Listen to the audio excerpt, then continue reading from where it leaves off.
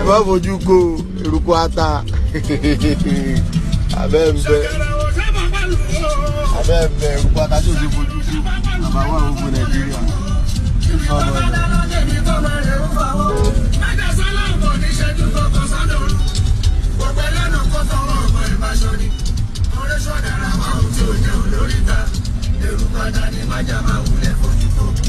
ẹ má fojú ko ata ẹ lójú.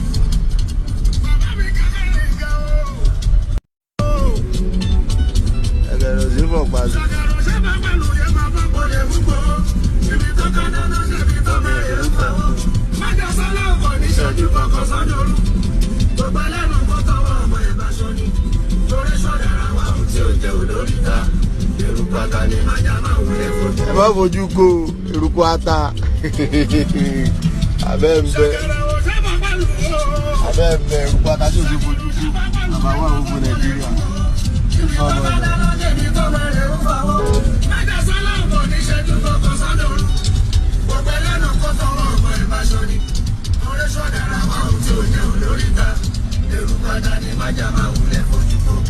ẹ má fojú ko ata ẹ lójú.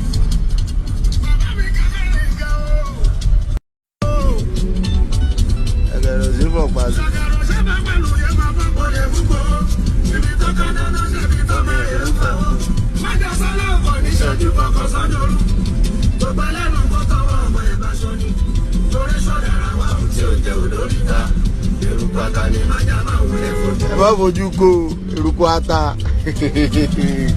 abẹ́ ń bẹ eruku ata tí o ti fojú ko bàbá wà gbogbo Nàìjíríà.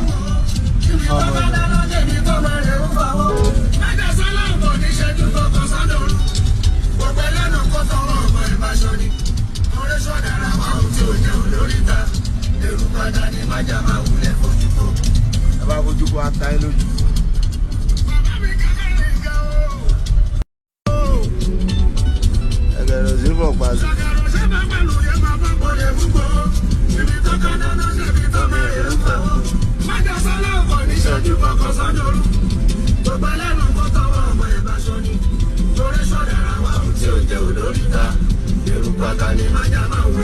ẹ má fojú ko eruku ata abẹ́.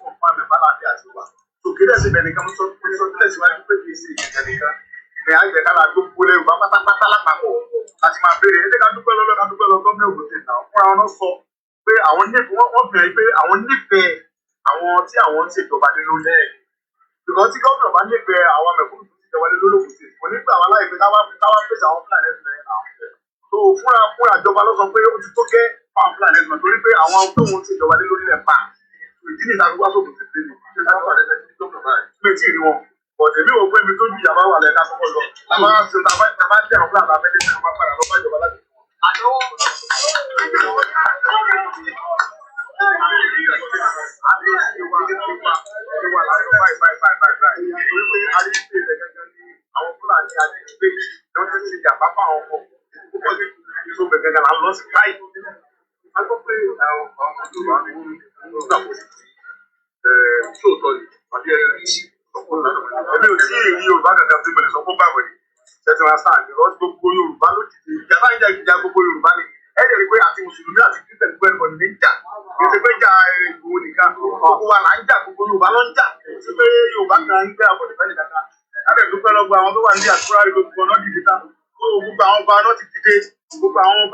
everybody dìde kò sí kó báyà Ààrẹ Ọ̀nà Kakanfò rẹ̀ dìde ó bínú tó gbogbo àlàǹfẹ̀ẹ́nù papọ̀ kì í ṣe pé Yorùbá kan ń sẹ́gbà bọ̀dẹ̀ sòjà máa ń jà ìjà gbogbo Yorùbá ni wọ́n rẹ̀ ti dópin ẹ̀ náà ṣe náà.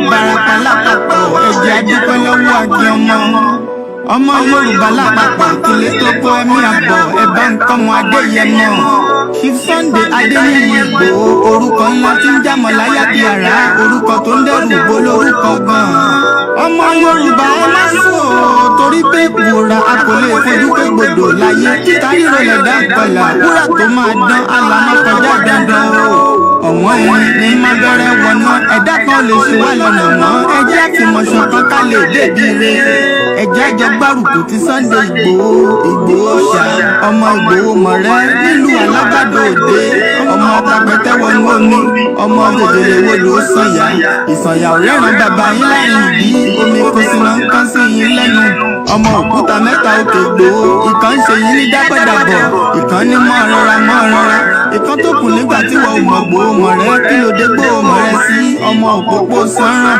ìgbàgede Ìgbòho sùn wọn láláìsí bẹ̀rẹ̀ wọn ní kó ní bẹ̀rẹ̀ ó máa kó bẹ̀rẹ̀ lọ ẹ̀sìn òní bímọ méjì ní Ìgbòho mọ̀rẹ́ bẹ́sìn bá bímọ méjì ní Ìgbòho áfíkan pọpọ sí ámúkan yòókù bọ sànyà àtúmúyà rẹ̀ tí ò lọ́rọ̀ gbọ́ áfiṣẹ́rú wálé wàràmùdé ọmọ onílé ọ̀la àwọn àjòjì tó ń ṣe ségesège tó láwọn ò ní bomi kó símú wọn láwọn ò ní bomi sànyà wẹsẹ̀ ìgbà tójú kò fi rí ńkọ́ gbogbo wọn náà sáré bomi kó símú wọn sì bomi sànyà wẹsẹ̀ ọmọ abẹ́rẹ́ mẹ́ta òde ayé ọ̀kan ṣẹ́ ọ̀kan tẹ̀ ọ̀kan tó kù ní gbogbo ayé fi ránṣọ kiri gbogbo ọmọ Yorùbá Sunday Ìgbòho onírèlẹ̀ láéláé torí àbá lásán nìkan ń dá òkúta òṣègbè fún wọn o ìmọ̀ràn lásán ni ti balùwẹ̀ kò pọ́sibú kó dòdò láyé ń bí ó kún díẹ̀ kí tọ́ domi láéláé ìtọ́ nílé domi Sunday Ìgbòho arógun mákìdí tó ń jà fẹ́tọ̀ Yorùbá ní tilé tó kó.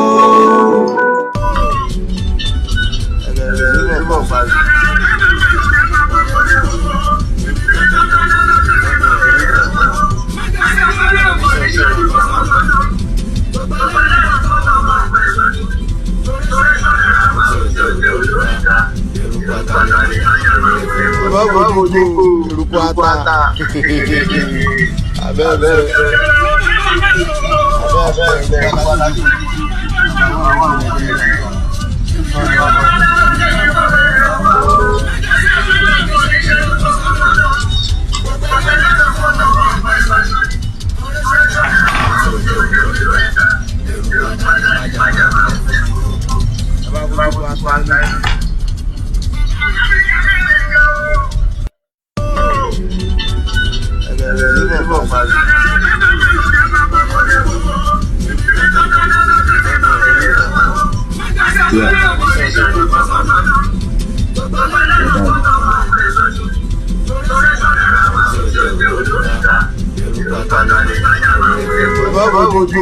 Eruku ata.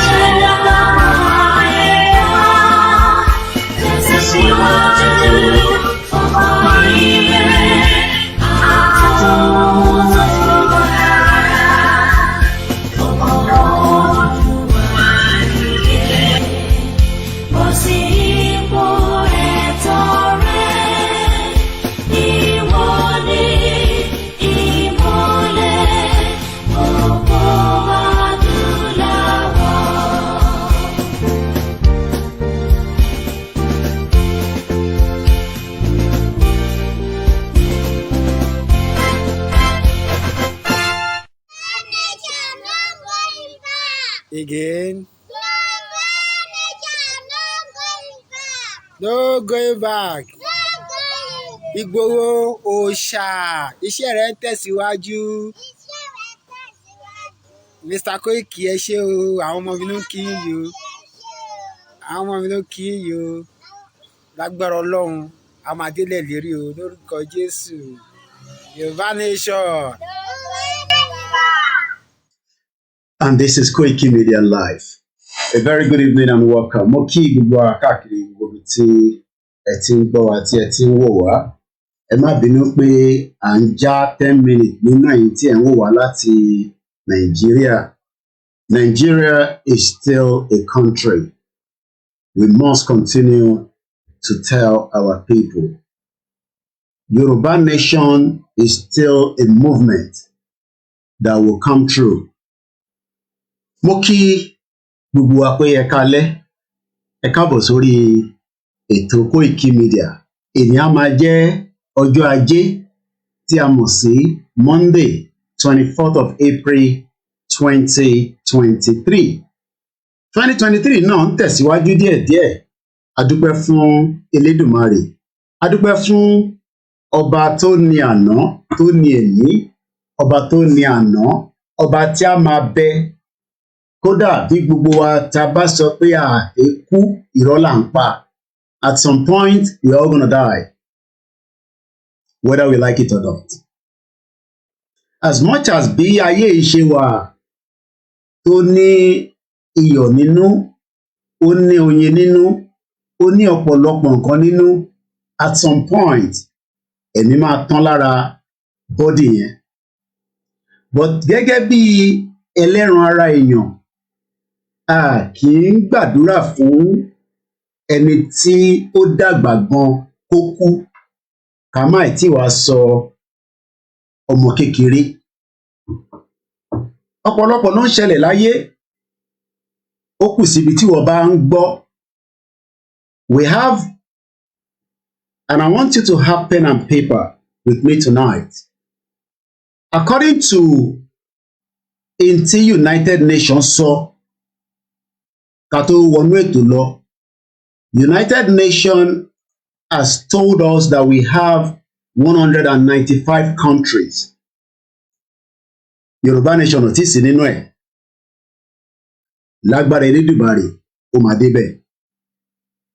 Ẹ wo àkọlé ètò tá a fi bára wa sọ̀rọ̀ lálẹ́ yìí, torí pé mo máa fún yín ní from the perspective of what is out there and in tí Dupe Onitiro, the virus in the Yoruba Nation, in tó sọ fáwọn ọmọ Yorùbá, àwọn gullible Yorùbá tí wọ́n buy into that nonsense pé we declare country, mo máa treat ẹ̀ lálẹ́ yìí. Àkọ́kọ́ rò pé 1914 amalgamation was the biggest fraud, because the 1914 amalgamation is the fraud. But Dupe Onitiro, the virus woman in the Yoruba Nation movement, òun tún wá gbé the biggest fraud in the 21st century. Ìbá pé àwọn òyìnbó ì tí capture etí Dupe sọ ni, wọ́n bá ti fi ṣe movie tó máa wà lórí Netflix pé ní 2022 àwọn kan ti declare ìlú náà. A máa sọ̀rọ̀ débẹ̀ lálẹ́ yìí. So ó ṣe kókó, ó ṣe pàtàkì pé kẹ́ farabalẹ̀, torí pé màá fún yín ní as much information. Ṣé Dupe Onitiro ló máa kọ́kọ́ jẹ́ ẹni tó máa kọ́kọ́ declare ìlú rí láyé? No. She will not be the last as well. Àwọn kan náà ti declare ìlú bẹ́ẹ̀ rí, but fake country ni. A sọ̀rọ̀ débẹ̀. A gbọ́dọ̀ bẹ̀rẹ̀ ètò ká má kí nǹkan pè ní nǹkan tí baba ńlá wa fún wa ká mọ̀ sí ìṣẹ̀ṣe, tí ó ti ń bẹ for thousands of years, tí wọ́n ti ń lò gẹ́gẹ́ bí bí ṣe ṣàlàyé fún yín lánàá pé kò sẹ́ni tó máa wọ ọwọ́ ẹ̀ tí wọ́n jágbẹ́rẹ́ sí. Ẹni tó bá jágbẹ́rẹ́ sí ẹ lọ́wọ́, á jẹ́ pé wọ́n fún ẹ ní vaccine ní kékeré nìyẹn. I gotta take this. Yeah, darling. ọmọ Ìbàràpá lápapọ̀ ẹ jẹ́ a dúpẹ́ lọ́wọ́ Akin ọmọ Yorùbá lápapọ̀ tilé tó kó ẹ̀mí àbọ̀ ẹ bá ń kọ́mọ Adéyẹmọ Chief Sunday Adéyẹmọ Ìgbòho orúkọ. ẹgẹrẹ sí fọ pàṣẹ.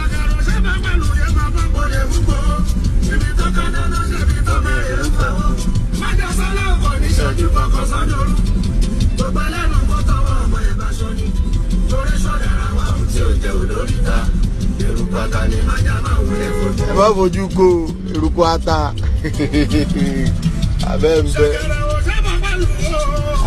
eruku ata tí o ti fojú ko bàbá wà gbogbo Nàìjíríà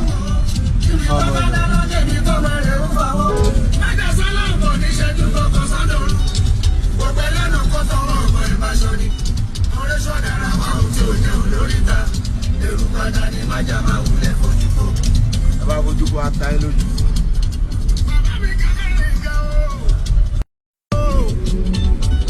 ẹgẹrẹ sí fọ pàṣẹ.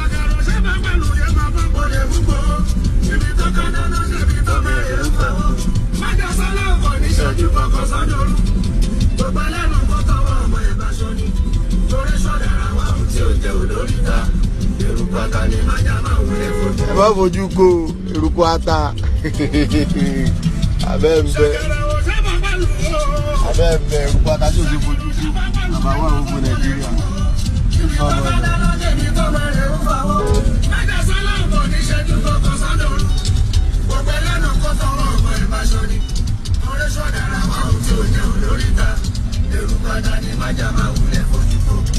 ẹ bá fojú ko ata ẹ lójú.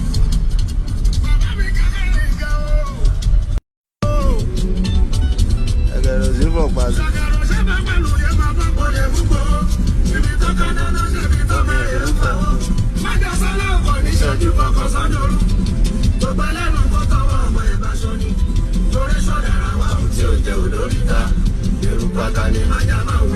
ẹ má fojú ko eruku ata abẹ́ ń bẹ. ẹ má bínú sí Koiki Media. I had to take a very urgent call, and I believe one of our team must have posted something on our timeline that is generating a conversation, and I think the conversation is it could be Musharini, and I believe that must be an error from one of the Koiki Media team. Nípa picture àdògán tó post sórí Koiki Media timeline. I'm just saying that I've been very busy all day. Like I said to everybody, I've been very, very busy. Mo ṣe wọlé kódà mo sáré jẹun láti wá bẹ̀rẹ̀ program. So I'm just saying that myself now. Pé you withstood 48 bullets, you stood firm to defend Igboho, you stood firm to defend Yoruba Nation. Sunday Igboho betrayed you and run away. I've asked a question on my page. Because I've not taken it down, but I'm going to do that now. But I'm just asking the question that who posted this rubbish on our page, and it's still on our page. I need answer ASAP, and this should have been proofread. So I don't know whoever must have posted that, but we will find out whoever posted that into our page. It was posted an hour ago. I'm not sure it could have been one of my team, but we are dealing with too many individuals. So we will investigate this. I can assure everybody, whoever must have posted that, we will investigate it, and we would. I'm just going to remove it now. I don't know who posted it. I'm sure some of you must have seen it as well. It must have been posted an hour ago. I've just taken it down live as I speak to us right now. I've been posting myself, but I believe I wasn't posting for about a few hours because I was in a meeting and so many other things. But I've actually taken that down. Not sure. Hello? Yeah. Okay. All right. Okay. I believe Walata, my cousin, posted that, but he didn't proofread it. All right, that's fine. All right, so we have been able to verify that Walata Luno posted, or could proofread it, could post it. It's one of those things. So definitely, I know my system cannot be hacked. Anytime I hack Koiki Media, try go. So that has been resolved. For me 1 minute, let me come back and then we will continue the program. Very, very important. Ẹ jókòó kẹ́ túbọ̀ lọ gbómi sára mo padà bọ̀.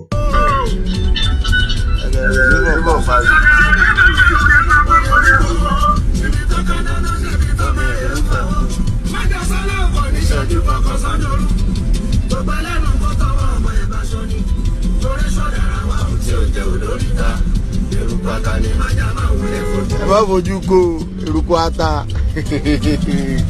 abẹ́ ń bẹ eruku ata tí o ti fojú ko àbáwọ̀ gbogbo Nàìjíríà.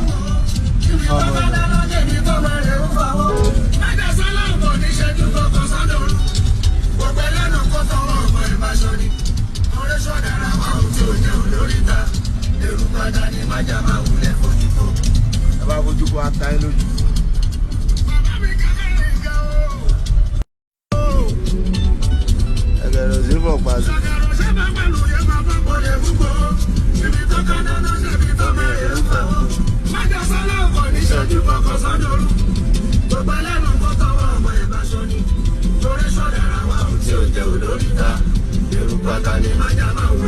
Ẹ má fojú ko eruku ata abẹ́ ń bẹ eruku ata tí o ti fojú ko àbáwọ̀ gbogbo Nàìjíríà.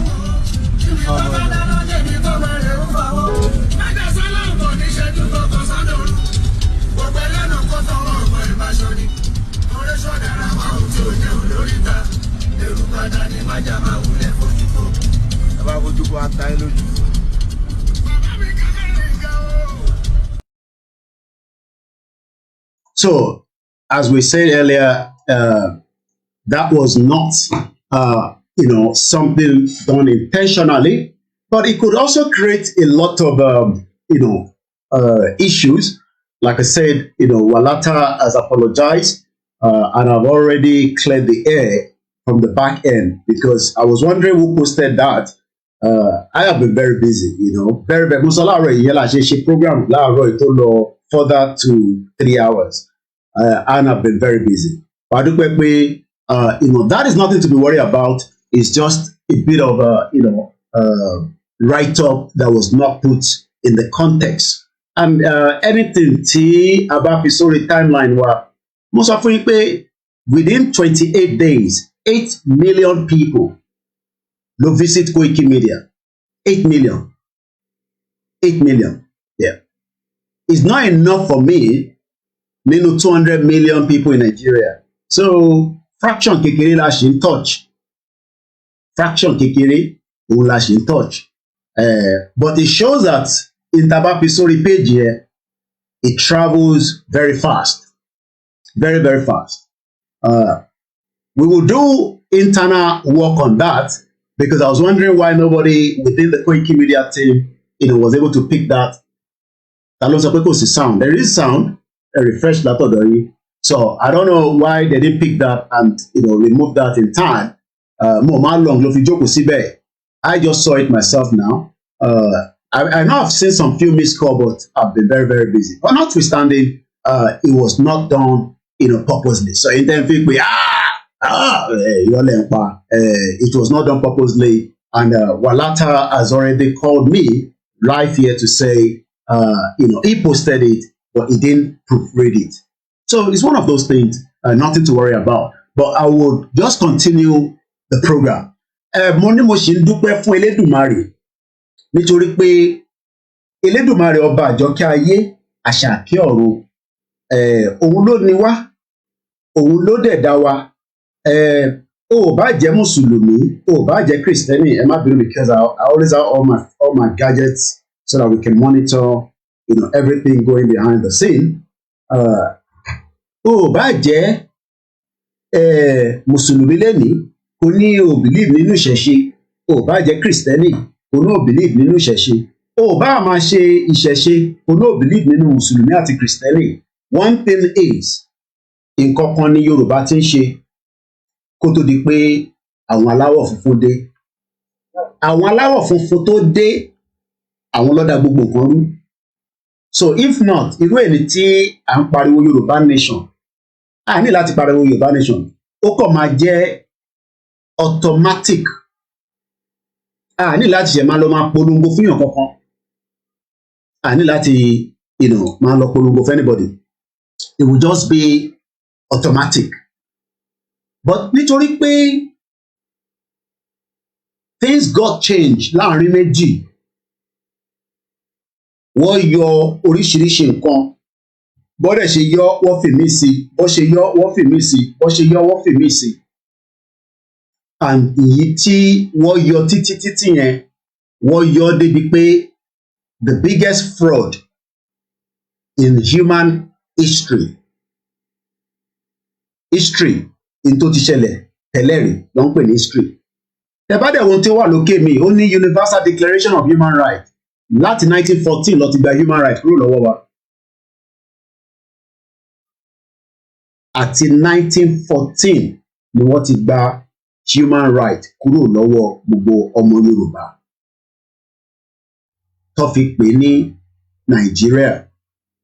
So a dúpẹ́ fún Ọlọ́run ọba Elédùmarè tó ń sì fún wa ṣe, torí pé tí kò bá ń ṣe òun, kò sí nǹkan tá a lè ṣe. Àní wá máa dúpẹ́ lọ́wọ́ Elédùmarè nìkan ká wá sọ pé a neglect àwọn Mùsùlùmí àbí àwọn Kristẹni. That means pé a ti ń sọ pé ìjà ìsìn la gbé dání.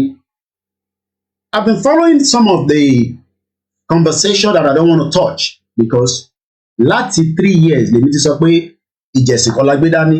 But anything that got to do, with religion, sometimes it could bring a lot of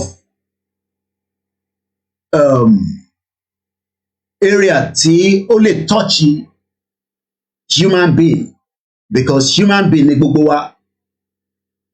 But ní gbèríko ní gbogbo àgbáyé tí Elédùmarè dá gbogbo wa sí, ó ti fún wa ní, ẹ má bínú pé my concentration is not there, because I want to be sure that we don't have the same message in the Koiki Media Oduduwa, and I just confirmed that it's not there. So ibi tó wà àti yọ kúrò, so there's nothing to worry about.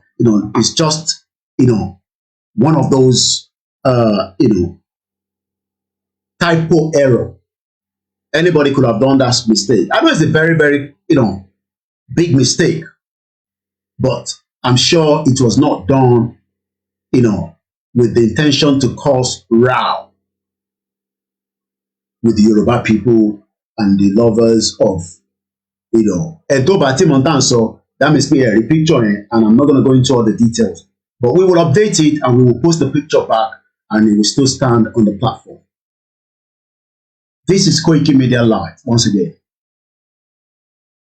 So Aki Mùsùlùmí, torí pé láàrin pé wọ́n gbé ẹ̀sìn yẹn wá, ohun Elédùmarè náà ló jẹ́ kó settle down sílẹ̀ Yorùbá. Tó bá àwọn kò ní work, and kò dẹ̀ sí nǹkan tó máa ṣe sí.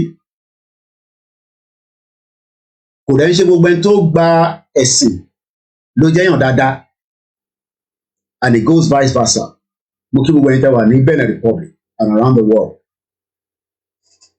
So it is important that we understand the fact that a fẹ́ kúrò nínú nǹkan kan bọ́ sínú nǹkan kan. Ó ní process yẹn ó máa yàtọ̀ síra wọn, because that has also been the argument pẹ̀lú àwọn kan tó ń sọ pé ṣèbẹ́yìn náà lẹ́ ń sọ pé ọ̀nà tó ṣí fún gbogbo èèyàn ni, olúkálukú lè gbé ọ̀nà yẹn, whether ẹ join kò matter. But one thing is, lákọ̀ọ́kọ́ Dupe Onitiro fake country ló declare, and I'm gonna clarify that again tonight. Mo lè ṣe lẹ́ẹ̀mẹ́ 20 kó bá yẹ ọ̀pọ̀lọpọ̀ náà ni. I don't have anything against that, but irọ́ tí òyìnbó pa fún wa ní 1914 tó fi yọ Yorùbá kingdom kúrò tó sọ ní Nàìjíríà. A rò pé that was the biggest fraud until ní last year tí Dupe Onitiro náà fáwọn tá à ń ṣe Yorùbá nation Nàìjíríà fúnra rẹ̀ tá a bá ní fraud ni ẹ mọ̀ pé we use that term Nigeria is a fraud. Ìdí tá a ṣe ń pe Nàìjíríà ní fraud ni the 1914 amalgamation yẹn ló fi fraud ẹ̀ jáde. So ìdí tá a ṣe ń pe declaration Dupe Onitiro òun ni pé ní November 20 òun náà gbé fraud kan wọlé. So a ti wá ní fraud méjì. Fraud kan ó cover gbogbo wa nínú Nàìjíríà. But fraud tóun gbé jáde ó relate mọ́ in tí àwa tí à ń sọ pé a fẹ́ kúrò nínú Nàìjíríà. Kò ń ṣe gbogbo ọmọ Yorùbá ló fẹ́ kúrò nínú Nàìjíríà o. Kò ń ṣe gbogbo ọmọ Yorùbá. Mo sọ fún yín pé I don't have anything against Tinubu. Àwọn kan ní ká má post picture Tinubu, mo tẹ̀sẹ̀ rí yẹn lórí Twitter ni pé ó ní kinní kan tó fi sí lápá ní bíbá. A ní right láti post ẹ̀. A dẹ̀ ní right láti kọ any right of lé lórí. Number one, Tinubu fẹ́yìn ọ̀bá mọ̀, is a public figure. Diane Abbott bá ṣe ń sọ̀rọ̀ léni nísìn ní UK, ó ti ń jẹ́ MP nílùú yìí láti 1987. Probability ni mo ṣe ń sọ, she might not be contested again because ó lu ọ̀rọ̀ kan tí kò ń ṣerú ọ̀rọ̀ tó yẹ kó lò nílùú yìí. Mo dẹ̀ ti sọ, èmi ò kúkú mọ̀ pé Tinubu máa dé padà sí Nàìjíríà lénìí because it's bad in Nigeria. But mo ní gbogbo ìgbà tí bá mention ẹ̀, mo ní ẹ máa tọrọ àlàáfíà fún. So that means mo ò ro ikú sí Tinubu. But in tí Tinubu gbé dání àti in tèmi gbé dání is two different things. Gbogbo tí Tinubu tó ń sáré fún is 8 years. In tèmi ń sáré fún tí mo wà in line pẹ̀lú Ìgbòho àti Bàbá Akíntóyè àtàwọn tájọ wà in line is for the near future and the near future kò ń sọ̀rọ̀ 8 years. Because bí Tinubu bá ṣe tán in the next 8 years bí Buhari ṣe tán tó dẹ̀ fi Nàìjíríà sílẹ̀ ṣé ó máa mú ìdùnnú wá bá ẹni? Kò lè mú ìdùnnú wá bá ẹ.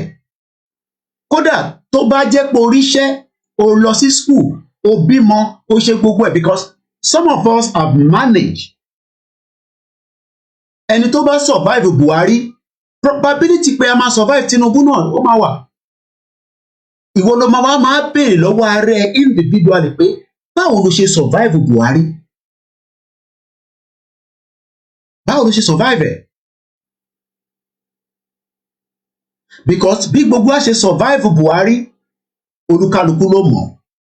January 2nd, I lost somebody at home in a car accident that, to be honest, tó bá jẹ́ UK ni ẹni yẹn máa survive. But nígbà tó máa fi gbé dé hospital, he died. Ọmọ ọ̀dọ́ ni kò tí pé 30 years old. I'm talking about January 2nd. Nínú ìjọba Buhari náà ni o. Ẹ gbọ́ mi dáadáa. January 2nd tí a celebrate New Year. New Year yẹn kẹ̀rẹ́ ó tún pé lóríṣiríṣi. Àwọn Chinese wọ́n celebrate New Year ní 1st of January because believe it 1st of January. They have their own calendar system on them. But nítorí pé àwa ń tẹ̀lé the fraudulent system tó gbé wá ní 1914 which is the same thing tí Dupe Onitiro the virus tó gbé jáde ní November tí àwọn kan sì ń tẹ̀lé wọ́n dẹ̀ ń tẹ̀lé religiously. Whether we talk about it, we don't talk about it. Already, Dupe Onitiro, the virus woman, ó ti inject the virus sí àárín Yorùbá nation movement. Kò mí pé ìtì bá sọ ó máa clear ẹ̀ pẹ̀lú àwọn tí Dupe Onitiro tó ti inject the virus sí lára.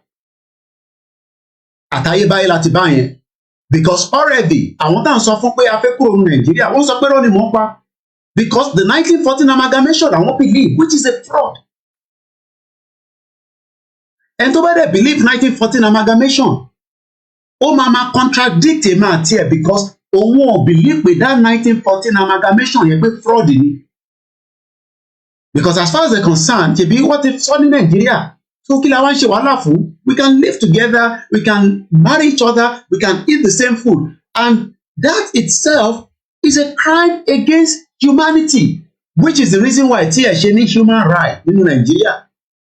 Ìyàtọ̀ kan ní pé ti Dupe Onitiro tó gbé jáde yẹn kò lè materialize ẹni tó bá ń fi pé declaration Dupe Onitiro the virus woman ó máa materialize, that means pé ìwọ fúnra rẹ you are living in a different world entirely, because declaration Dupe Onitiro ní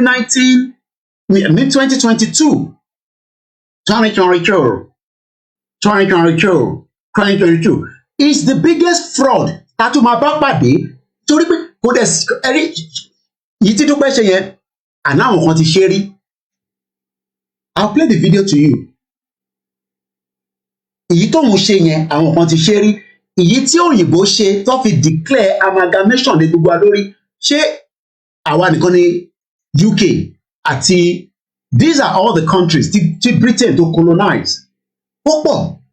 So pé àtúnírírú èyí tí Dúpẹ́ Onitiro ṣe is lie. Àtúmọ̀rẹ́ lomi tó tún máa jáde ó lè má jẹ́ nínú section cycle ti dọ̀dọ̀ tiwa táwa ń ṣe lọ́wọ́lọ́wọ́. It could be in another country. Mo ti wà on air. Má bínú ẹ kí n ti pè é kí n kó bẹ̀rẹ̀. Mo ti wà on air. I'll sorry later.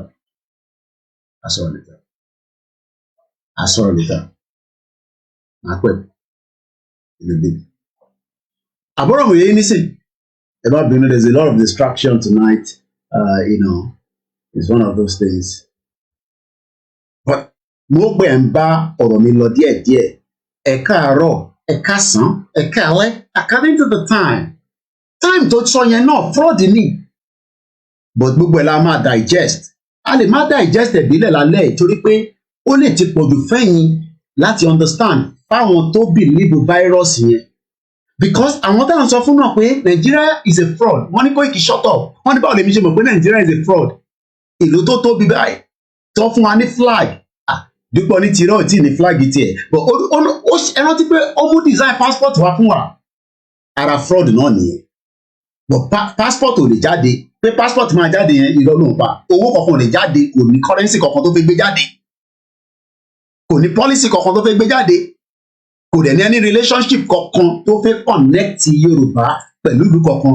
Gbogbo yẹn ara ṣẹ́rí èyí tóun sọ yẹn ó ń fún wa ní rìbáàsì jàǹbá tí ọkọ ẹ̀. It doesn't matter, mo sọ fún yín pé ẹ̀kún Abíọ́lá nìyẹn, ní tó bá wọn Abíọ́lá ló ti kọbọ̀. Problem tiẹ̀ nìyẹn, kò ń ṣe problem tèmi. Abíọ́lá himself is a criminal. Abíọ́lá ó kàn fi owó tó fi jí káàkiri, owó tó jí akọ mọ́ṣáláṣí síbí, fún àwọn kan lówó níbí, oní 20 million níbẹ̀ yẹn, àyìn tó bá pàdé ẹ̀ lẹ́pọ̀t á fún lówó. Ara ń tábíọ́lá náà ṣe nìyẹn títí tó fi di pé ó wá pè pé òun fẹ́ override àwọn tó ń jẹ lábẹ́ ẹ̀, because Abíọ́lá ń jẹ lábẹ́ support military tó dẹ̀ ń gbà láti ta, because Abíọ́lá was popular outside the country. So language tó ń lò pé òun ní connection MK Abíọ́lá yẹn, MK Abíọ́lá is a criminal. Fraudster gidi l'Abíọ́lá fúnra rẹ̀, bàbá fraudster. Tó bá ń wá fraudster, a máa kọ́kọ́ lé Abíọ́lá mú. So èyí tó gbé wá yẹn nítorí pé àwa kò tún gbé yẹ̀wò gẹ́gẹ́ bí ọwọ́ àwa wò pé ọmọlúàbí, àsìkò sọ ọmọlúàbí kankan lára ẹ̀. Torí tá a bá ń sọ pé ọmọlúàbí wà lára Dupe Onitiro yẹn, ṣé bàbá Dupe Onitiro tí ó bá ń bá sọ̀rọ̀ kò ní gbọ́ sí lẹ́nu ni? Ṣé tí bàbá ẹ̀ bá ń bá sọ̀rọ̀, torí I'm sure pé bàbá Dupe Onitiro bí àwọn máa bí ní 1935, which will be the same age pẹ̀lú Professor Banji Akintoye, but kò lè dáhùn nítorí pé the same gene. Ẹ mọ̀ pé nígbà tí Abíọ́lá ti bá sùn tó ti ṣe ṣukúṣukú, ìyẹn ọkàn wa, àwọn kan ní girlfriend ni ìyẹn ọkàn yìí, at least àwọn kan ní Koiki marriage certificate tó send sẹ́yìn ó lè jẹ́ Olúwọlé ló ti tẹ̀, ìyẹn ọ̀mátà.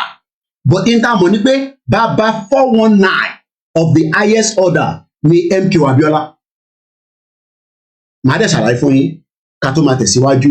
Just as bí Britain tá a mọ̀ pé criminal ni wọ́n, kò ń ṣàwọn British citizens ni mò ń sọ. We are talking about the tó máa ń pè ní establishment, because the British establishment is a crime against the Yoruba people tó destroy heritage wa, tó destroy culture wa, ó destroy language wa, ó pè wá ní Nàìjíríà. Ara fraud ti Britain ṣe nìyẹn. But èyí tí Dupe Onitiro virus ṣe, ara èyí tó jẹ lára MKO Abiola ni, òun ló tún wá gbé wá fún wa. And that is something that we have to talk about. You might not agree with me, you might not believe with me, but a mọ̀ pé evidence wà pé wọ́n dẹ̀ ní bí rọ́bà lọ lógún ọdún òtítọ́ máa bá. Ẹ bá mi béèrè pé lálẹ́ yìí gbogbo enterprise tí late MKO Abiola ní èwo ló ṣì ń function nínú ẹ̀. Ẹ fún mi lẹ́yọ kan.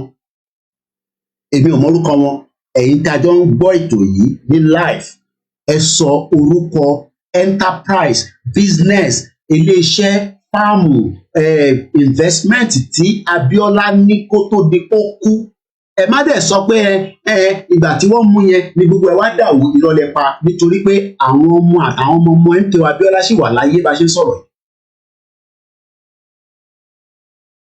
So lára tí MKO tó fi inject Dupe Onitiro, òun náà ló gbé wọlé, but we bought it. Ta ló nífẹ̀ẹ́ MKO Abiola? Ẹlòmíì ní síbi ṣe ń sọ̀rọ̀ MKO Abiola ní sọ wọ́n ní kí n shut up, because MKO Abiola ṣe dáadáa sí wọn. Not literally directly, bí a inú mọ́ṣáláṣí ẹ̀ ó donate owó sí ibi tó fi parí ṣọ́ọ̀ṣì àti mọ́ṣáláṣí wọn. So kò fẹ́ ká sọ̀rọ̀ ẹni tó dẹ̀ ti kú yàn gbọ́dọ̀ sọ̀rọ̀ ẹni tó ti kú bẹ́ẹ̀ yẹn. Ó kí Obama sọ̀rọ̀ bẹ́ẹ̀ yẹn. Lára sentiment, lára ìfẹ́, mo sọ kankan lánàá, mo ní tó bá fi dídá èmi nìkan, àwọn politician wa àti wọlé payín. Tó bá fi dídá èmi nìkan ni mo sọ. That is my own view. But ẹ rí pé látọdún mẹ́ta a wọlé payín, èyí lẹ kúkú para yín. Because a ṣì tún wo tọmọlúàbí tó wà lára wa. But the biggest fraud ní last year, fraud pọ̀, fraud APC ọ̀tọ̀, but fraud láàrin movement lèmi sọ yìí, òun ni declaration last year ti Dupe Onitiro, the virus woman, to inject. Fraud ti Nàìjíríà a ṣì ń bá yẹn lọ, ìyẹn connect ẹ mọ̀ pé eléyìí tí Dupe Onitiro ṣe nísìn Onitiro yẹn kò connect mọ́ Biafra, but ìdí tí Biafra ṣì ń connect mọ́ àwa àti àwa nítorí pé entity tó ń pè ní Nàìjíríà àjọ wà nínú ẹ̀.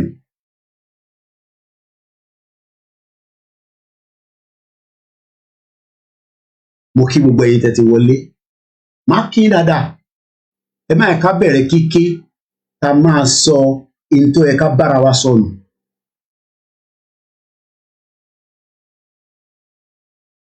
Àwọn tó dẹ̀ ń bá mi dáhùn, ìyàwó Sarah ni my brother, kò sí gbogbo ẹ̀ ó ti go down. That means pé ṣé gbogbo ohun tábíọ́lá ṣe, ṣé owó ẹ̀ gbọ̀ngàn ló fi ṣe àbí fraud money ló fi ṣe? Wọ́n ní kò function mọ́. And this is why the topic tonight says, we thought 1914 amalgamation is the biggest fraud until Dupe Onitiro fraudulently declared a fake country. Ẹ máa fún mi ní just about probably 4 minutes. Ẹ̀wọ̀n kó tó bá ti involve family, who are very, very important. So what I'm going to do, just to keep us going, èyí tó máa rún wá nú, tó máa bí wá nú, òun ni màá tún play. Ó ní fídíò kan tó yẹ pé tá a bá ti ń gbọ́ bá inú á máa bí wá gan pé àwọn people ṣe ń sọ̀rọ̀ báyìí. Ìyẹn ni máa play. And while I'm playing that, I'm going to come back. This is Koiki Media Live. Don't go anywhere. Wọ́n ní Abiola Babes FC had been disbanded. Gbogbo company tí Abiola bá ní ẹ lè bàbá dárúkọ ẹ̀. Bọ̀ bí ṣe ń sọ títí di wákàtí mo kí ẹ máa bí dáadáa. Gbogbo iná ni mo kí ẹ tẹ̀wá nílé ẹ̀yà wa. Máa kí dáadáa. But for now, let me go on that short break. I'll come back in just about a few minutes. There is no other section of the country that has contributed as much as northern Nigeria. None. You can bring any area and debate it. And you find that the North paid more than paid its dues. In political terms, this is what now the turbulence in the country politics.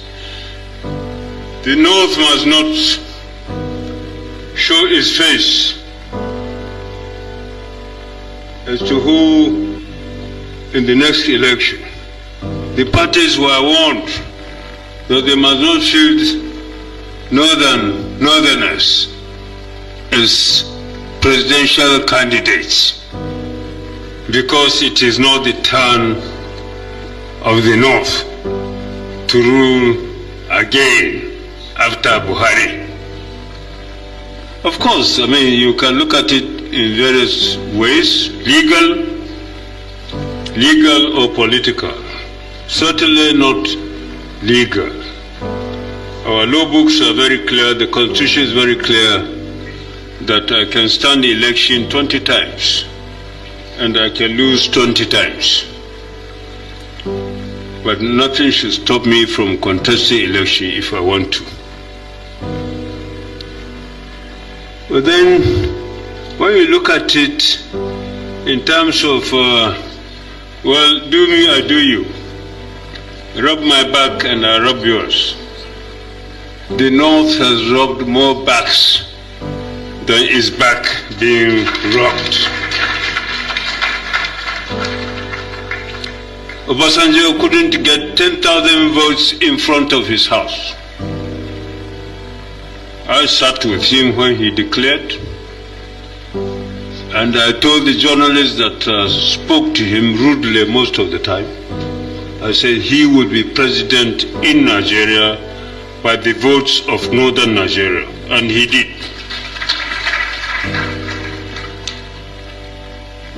Even there, well, we got paid back somehow.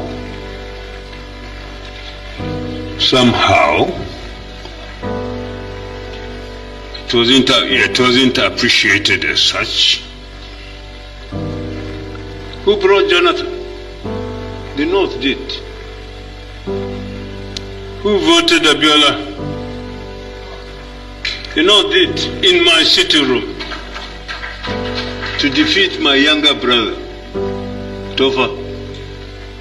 All these are sacrifices being made by Northerners. And even if you are talking about the years in power from 1999 to date, Obasanjo 8 years, Jonathan 6, 14, Umaru 2, and now Buhari 8, 10. So I've been old even in the number, pure number of years, 4 years. 4 years, even on those terms.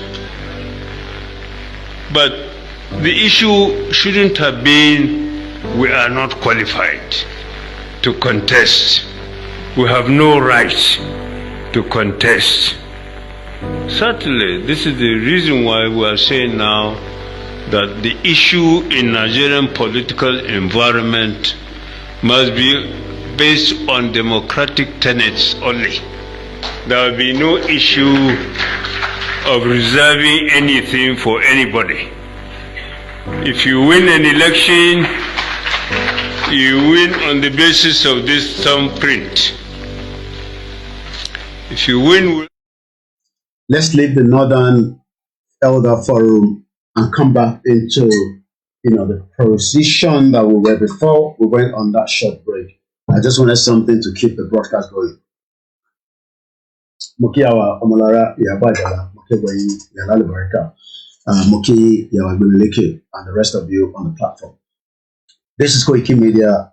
The topic I'm treating tonight says, we thought 1914 amalgamation is the biggest fraud until 2022, Dupe Onitiro fraudulently declare a fake nation.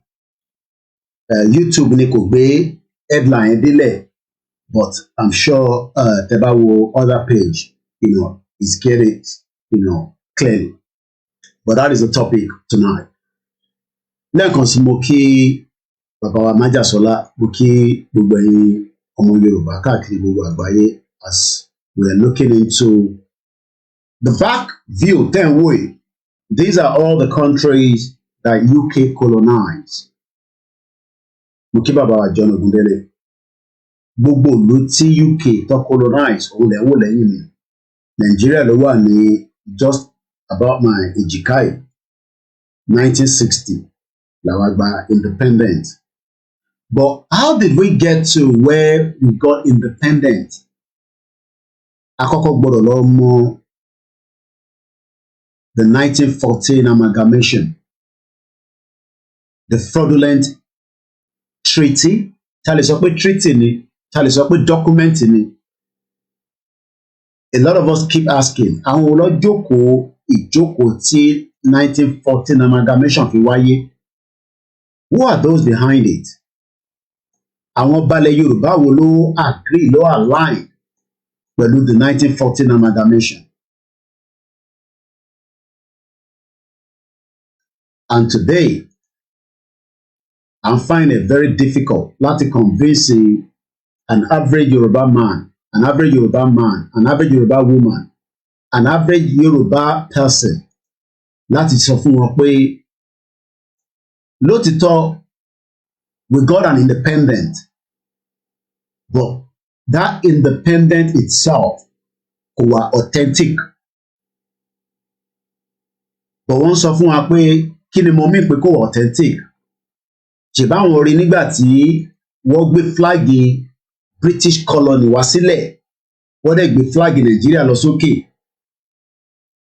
And láti 1960 ni àtiwà officially become a sovereign nation of our own, láti máa darí gbogbo tó wà nínú geographical location yẹn tá à ń pè ní Nàìjíríà. And that is why tonight, ẹ má bínú pé a ti ṣerú program báyìí rí, but it's just also a reminder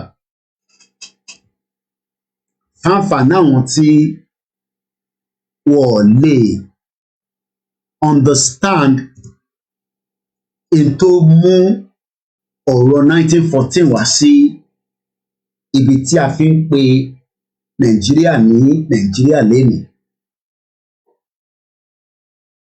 Tá bá calculate years yẹn, èyí tẹ́ mọ̀ mass, mo kí ẹ Val, my brother, can't love you less. Val Ojo is not a ghost like Onitiri or Virus. Lótìtọ́ ọ̀pọ̀lọpọ̀ yóò tí rí mi physically in the last 3 years. But màá ṣì lè sọ pé at least about 5,000 of you ẹ ti touch skin mi either through handshake or body hug or anything. Dupe Onitiro, the virus woman, till date, money till date, kò tí sọmọ Yorùbá kankan tó họ́gẹ̀ débi pé wọ́n fi filẹ̀, débi pé wọ́n fi tọ́ọ̀chẹ̀. Bóyá artificial body ló ní, bóyá real body ni, yàtọ̀ sí èyí tá à ń rí ní inú àwòrán Zoom. Kódà ó tún sùn di pé kò fẹ́ gbé àwòrán ẹ̀ jáde mọ́ kọ́mọ Yorùbá lè máa rí. Òun dẹ̀ ló fẹ́ sọ fún ọmọ Yorùbá pé ẹ̀mí mímọ́ sọ fóun pé kóun lọ declare. Màá fún yín ní audio version ìtọ́ declare yẹn, mo ti prepare ibi tí ọmọ kan ti sọ̀rọ̀, a máa play audio version ẹ̀.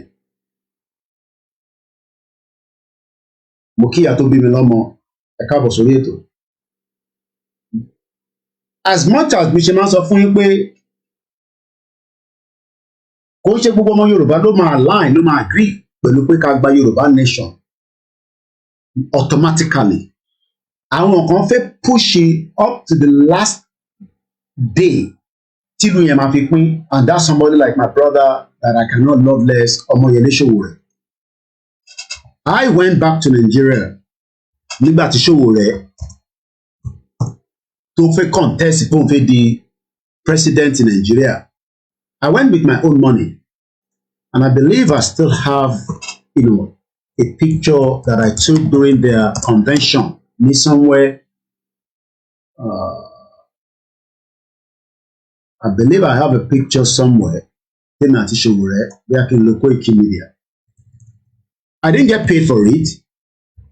So Showore believed not in Nigeria, but he believes in the revolution.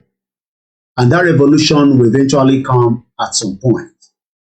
My one picture and daddy. I have a very good picture with him. Even while he was in Star Radio. What was Star Radio? No. We took pictures together.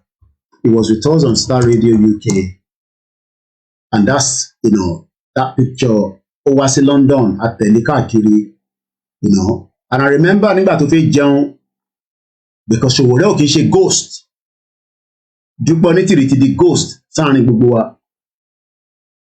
Even though a lè máa sọ pé Showore Nàìjíríà ló ṣe, section tó ń play láàrin ti Yorùbá tó wà nínú Nàìjíríà pẹ̀lú wọn, èmi ò lè play because tí bá ní kí n lọ play àwọn ọmọ mi mọ́lẹ̀. But Showore ń ṣe in a way débi pé ó ń takò wọn internally, even with his media and personally. But this virus woman, they out of the blues, and then gave us a false Balbao no sọ pé yes, Koiki isn't a ghost though. He has led many protests and rally here in High Commission. Thank you so much, my brother. Mo gbogbo sọ fáwọn èèyàn pé àwọn èèyàn mọ̀ pé tètè ń ṣe ghost náà, mo dẹ̀ ń ṣe búbú tó ń lo double agent. Mo sọ fún yín pé kọ́lọ̀ fún Tinubu lálàáfíà, ebi ò hate, but ẹ rí i pé nígbà tó dé nísìn picture kan tí ń circulate, I'll show picture yẹn later, to indicate pé Tinubu is still taking treatment, kọ́lọ̀ fún lálàáfíà. So ẹni tó bá lálàáfíà ló lè ṣe anything. À ń fi irú yẹn àfi yọ̀yàn. Bọ̀ pé Temke Abiola tá à ń sọ yẹn, o lè Temke Abiola, kò mátà. Gbogbo alamọ̀ ó lè ní. Ó jalè àwọn ọmọ Nàìjíríà, ká má bẹ̀ sọ pé ọmọ Yorùbá. Because ayé Temke wo jẹ́ tó wá rò pé òun fi wá san ọmọ àwọn Nigerians padà tí Babangida sọ pé ìwọ criminal yìí, àwa táwọn tó wà ń ta ọba mú ẹ, àwa mú ẹ. Àní jẹ́ kó débẹ̀, wọ́n dànù. So lára fraud Temke wo ṣe, ó ṣe díẹ̀ náà ni kò lè jẹ́ gbogbo ẹ̀ níyà yìí lò, but ìyá yìí náà ń lo díẹ̀ nínú ẹ̀ ni. Gbogbo gimmick pé òun ní network káàkiri àgbáyé, gbogbo yẹn ẹtú dànù, irọ́ ni. À ń padà bọ̀ lórí ọ̀rọ̀ ìyá yìí. Mo kọ́kọ́ fẹ́ ṣe another, maybe how many hours that is so far? We're just into the first hour. So let me do a bit of justice around the 1914 amalgamation again. Èyí tí mo ṣe tẹ́lẹ̀, ó lè tún yàtọ̀ síbi ṣe máa present ẹ̀ nísìn. Kí la mọ̀ gan tó ń pè ní 19? Àwọn èèyàn kàn máa ń gbọ́ 1914. Ìwọ tó ń gbọ́ mi lálẹ́ yìí, kí ló mọ̀ tó ń pè ní 1914? Tíyàn kan bá dẹ dúró nísìn pé ìwọ ọ̀dẹ̀ oní Nàìjíríà ọ̀dà, kí wọ́n wá sọ pé 1914 amalgamation. Kí ló máa sọ fún èèyàn? Kí ló máa sọ fún èèyàn tó bá dẹ dúró lálẹ́ ní ojú Ẹlẹ́gba, ní Òkòkò Michael, ní Ìjẹ̀bú Òde, ní Amúsàn, ní gbogbo local government lọ́ṣun, ní Ìbàràpá, ní Oǹdó, ní Àkúrẹ́? Bí èèyàn kan bá dẹ dúró lálẹ́ yìí tó bá sọ pé 1914 amalgamation, kí ló máa fi respond? Báwo ló ṣe máa ṣàlàyé fún wọn? Kí ló máa sọ fún wọn pé ìtàn pè ní 1914 amalgamation nílé? Mo fẹ́ kẹ́ kọ́kọ́ mú yẹn dání sọ́wọ́. Because tẹ́ ẹ̀ bá ti mọ bẹ ṣe fẹ́ tákù àwọn tó ń sọ pé tẹ́rẹ́tọ́ àwọn tó ní Tinubu máa ṣe, ẹ̀ má bá wọn argue. Ẹni kọ́lọ́hún kò fún ṣe. Ṣèbí Ọlọ́run fún Buhari ṣe ni Tinubu ṣe dé nísìn. Kọ́lọ́hún kò fún ṣe tó bá yẹ kó máa rí ṣe. Ojú ló pẹ́ sí. Tó bá máa fi bẹ̀rẹ̀ sí ní calm down, àwọn tó ní Tinubu ló máa ṣe yẹn tó jọmọ Yorùbá, àwọn náà máa jáde padà. But in táàfin ni wàá gbọ́ ni pé wọ́n ò fún láyè, ìyẹn a máa nullify ẹ̀ lẹ́sẹ̀kẹsẹ̀ irọ́ lẹ pa, because òun ló lè pàṣẹ. But bó ṣe fẹ́ pàṣẹ láàrin 1999 constitution, àwa ń wo lọ báyìí. But ìyẹn kọ́ mo bá wá lálẹ́ yìí, another topic nìyẹn. But tó bá bí ẹ lálẹ́ yìí pé kí ni 1914 amalgamation? How do you answer such a question? Because the 1914 amalgamation is the back root, is the reason why we are where we are today, known as one country, one sovereign nation called Federal Republic of Nigeria. I'm not talking about Koiki, àwọn Igbo ló bà constitution jẹ́, àwọn ló bà regional government, ìyẹn kọ́ là ń sọ. Èmi ò fẹ́ mú láti ibẹ̀ yẹn, èmi máa ń fẹ́ jẹ́ ká padà sí the root cause of it gangan. Because tá a bá ṣe ń sọ pé wọ́n ti fún wa ní independent, àwọn ọmọ Igbo yẹn ló wá ní Ojukwu ló ṣe kinní kan Zik ló ṣe kinní kan tá a bá ní ká máa sọ gbogbo yẹn, right? A máa lọ tọ́ọ̀chì àwọn bòmíì kan náà tí kò jẹ́ ká tọ̀, because as much as bí bàbá Awólọ́wọ̀ ò bá máa ṣe àwọn nǹkan míì bàbá yẹn ṣe gbogbo alamọ yẹn. So ẹ má jẹ́ ká blame àwọn tó lọ jàjà báwọn fẹ́ gba independent, báwọn ṣe rí wọn nígbà yẹn nìyẹn pé àní ká tẹ̀sí kọ́kọ́ bọ́ lọ́wọ́ àwọn òyìnbó yìí ná. Because before the 1914 amalgamation, tó o bá gbọ́ rí gbogbo pé wọ́n rán ní Nàìjíríà, wọ́n rán nílẹ̀ Yorùbá, wọ́n rán nílẹ̀ Igbo, wọ́n rán nílẹ̀ Haúsá láti UK lọ ti control. Ṣé o ń gbọ́ mi dáadáa? Mo kí Alájà Ara, ẹ káàbọ̀ sórí ètò Ìyá Lálùbáríkà. Ẹ gbọ́ mi dáadáa o. Sórí ìwọ tó o bá lè kọ́kọ́ understand 1914 amalgamation, kò sí bó ṣe fi ṣàlàyé fún ẹni tó sọ pé à ń ṣe Yorùbá nation, bàbá Akíntóyè là ń tẹ̀lé. Ó wà in line pẹ̀lú bàbá Akíntóyè ni, but ó ti understand 1914 amalgamation. Ó kọ́kọ́ gbọ́dọ̀ gbọ́ àgbọ́yé ẹ̀ dáadáa. Ó gbọ́dọ̀ gbọ́ kó máa dàbí ìgbà tí ọmọ pé ìgbà kan náà alazowe ṣe ó dún láti owó àwọn drug làwọn tó náwó fún Wàsíù ò dẹ̀ rọ àwọn tó máa náwó drug fún mọ́, ìyẹn ló ṣe é ṣe tàwọn olóṣèlú because ibẹ̀ náà another drug money wà.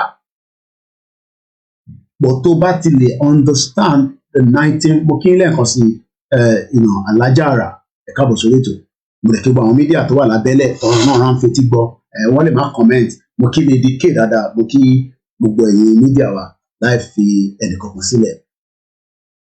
The 1914 amalgamation is the biggest threat to mankind, is the biggest threat to the indigenous people. Tá bá calculate 1914 títí di wákàtí, a rí pé a ti máa lọ bí tí bá wrong ẹ fún mi ní breakdown yẹn padà, about 108 years if I'm right. And Val, my brother, only the fraudulent marriage that was used to put immunity. Val Obama bá ń break ṣé àwọn òyìnbó tẹ́ máa ń lò èyí tẹ́ kàwé tẹ́ lóye ẹ̀rọ káwọ̀ ṣetán yunifásitì ẹ̀bẹ́ ẹ̀ bá mú ara òṣetán akadé àfòrè nígbà tá a rówó nígbà tó bá ní kó lọ san student international fee ìgbà yẹn ló máa mọ̀ pé àwọn kan lo mà dúpẹ́ fọ́nà pé mo mà kó sínú àwọn nǹkan bẹ́ẹ̀ yẹn bí ẹrú èmi báyìí àwọn kan bá kọ̀ jáde pé Kóìkì ìwọ léwó ìwọ tó gba owó benefit tó fi lọ sí yunifásitì nílùú yìí. Ọlọ́run ló ní kí n wá láti ìdílé tó dáa. Mo fẹ́ continue, wọ́n ní international fee ni máa san, mo ní kí ló ń jẹ́ bẹ́ẹ̀? Wọ́n ní mo ní ìwé, mo ní bẹ́ẹ̀ ni. Àwọn yunifásitì ìlú yìí dá wàláì. Wọ́n ló kí n ta máa ṣe ni pé bí a kí n put a stop for now, ìjọ́kíjọ́ tí ìwé mi bá ti jáde kí n padà wá ibi tí bá fẹ́ kà nígbà yẹn máa túká. Oh my Lord, ẹ má bínú.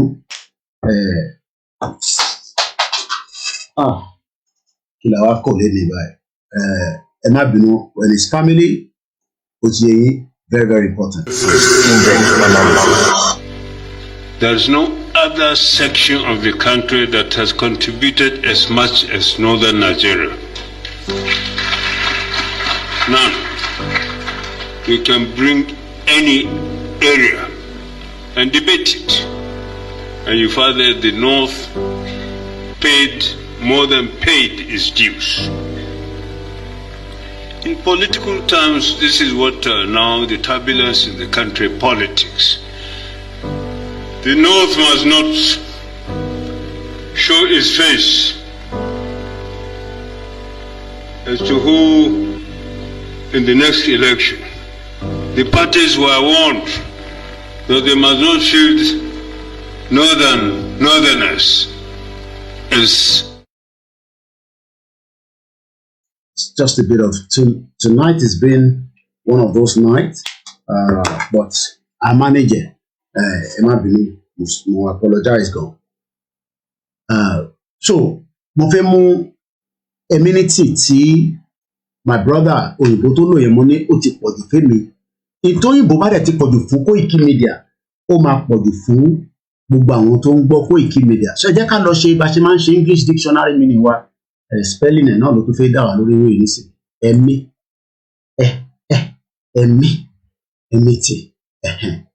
ká wá lọ. So mo ń sọ̀rọ̀ kan lọ, mo ní tó bá jẹ́ pé mo tẹ̀lé àwọn kàdínì kan tí wọ́n dọ́gbọ́n sí, wọ́n padà ṣe yunifásítì ní London Metropolitan ní other way, but ọ̀nà tó fi parí ẹ̀ èmi ò tẹ̀lé wọn o.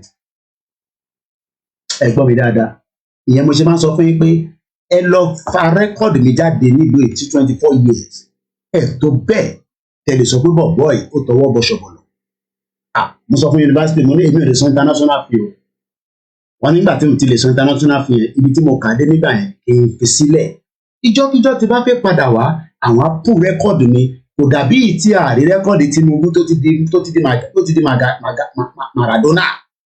So rẹ́kọ̀dì mi wà ní London Metropolitan pé mo ka yunifásitì débì kan pẹ̀lú wọn. Ìgbàkigbà tí bá fẹ́ padà lásìkò bá tó ìná padà lọ.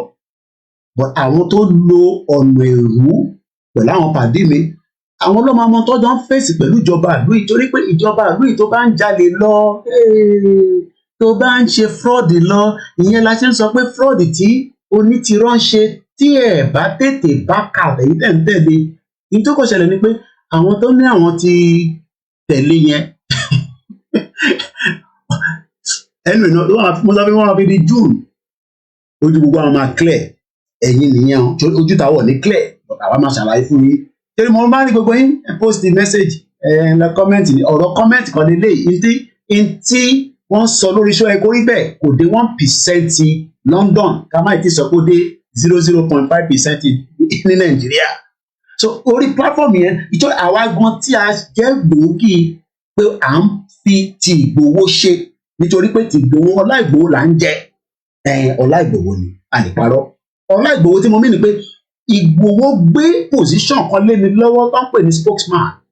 Tí bá dún páí lálẹ́ pé láti Ìgbòho ni wọ́n bí pépà Nàìjíríà dákú má gbé, tí bá ní statement látọ̀dọ̀ Ìgbòho ni ó ti di dandan pípọ́ gbé.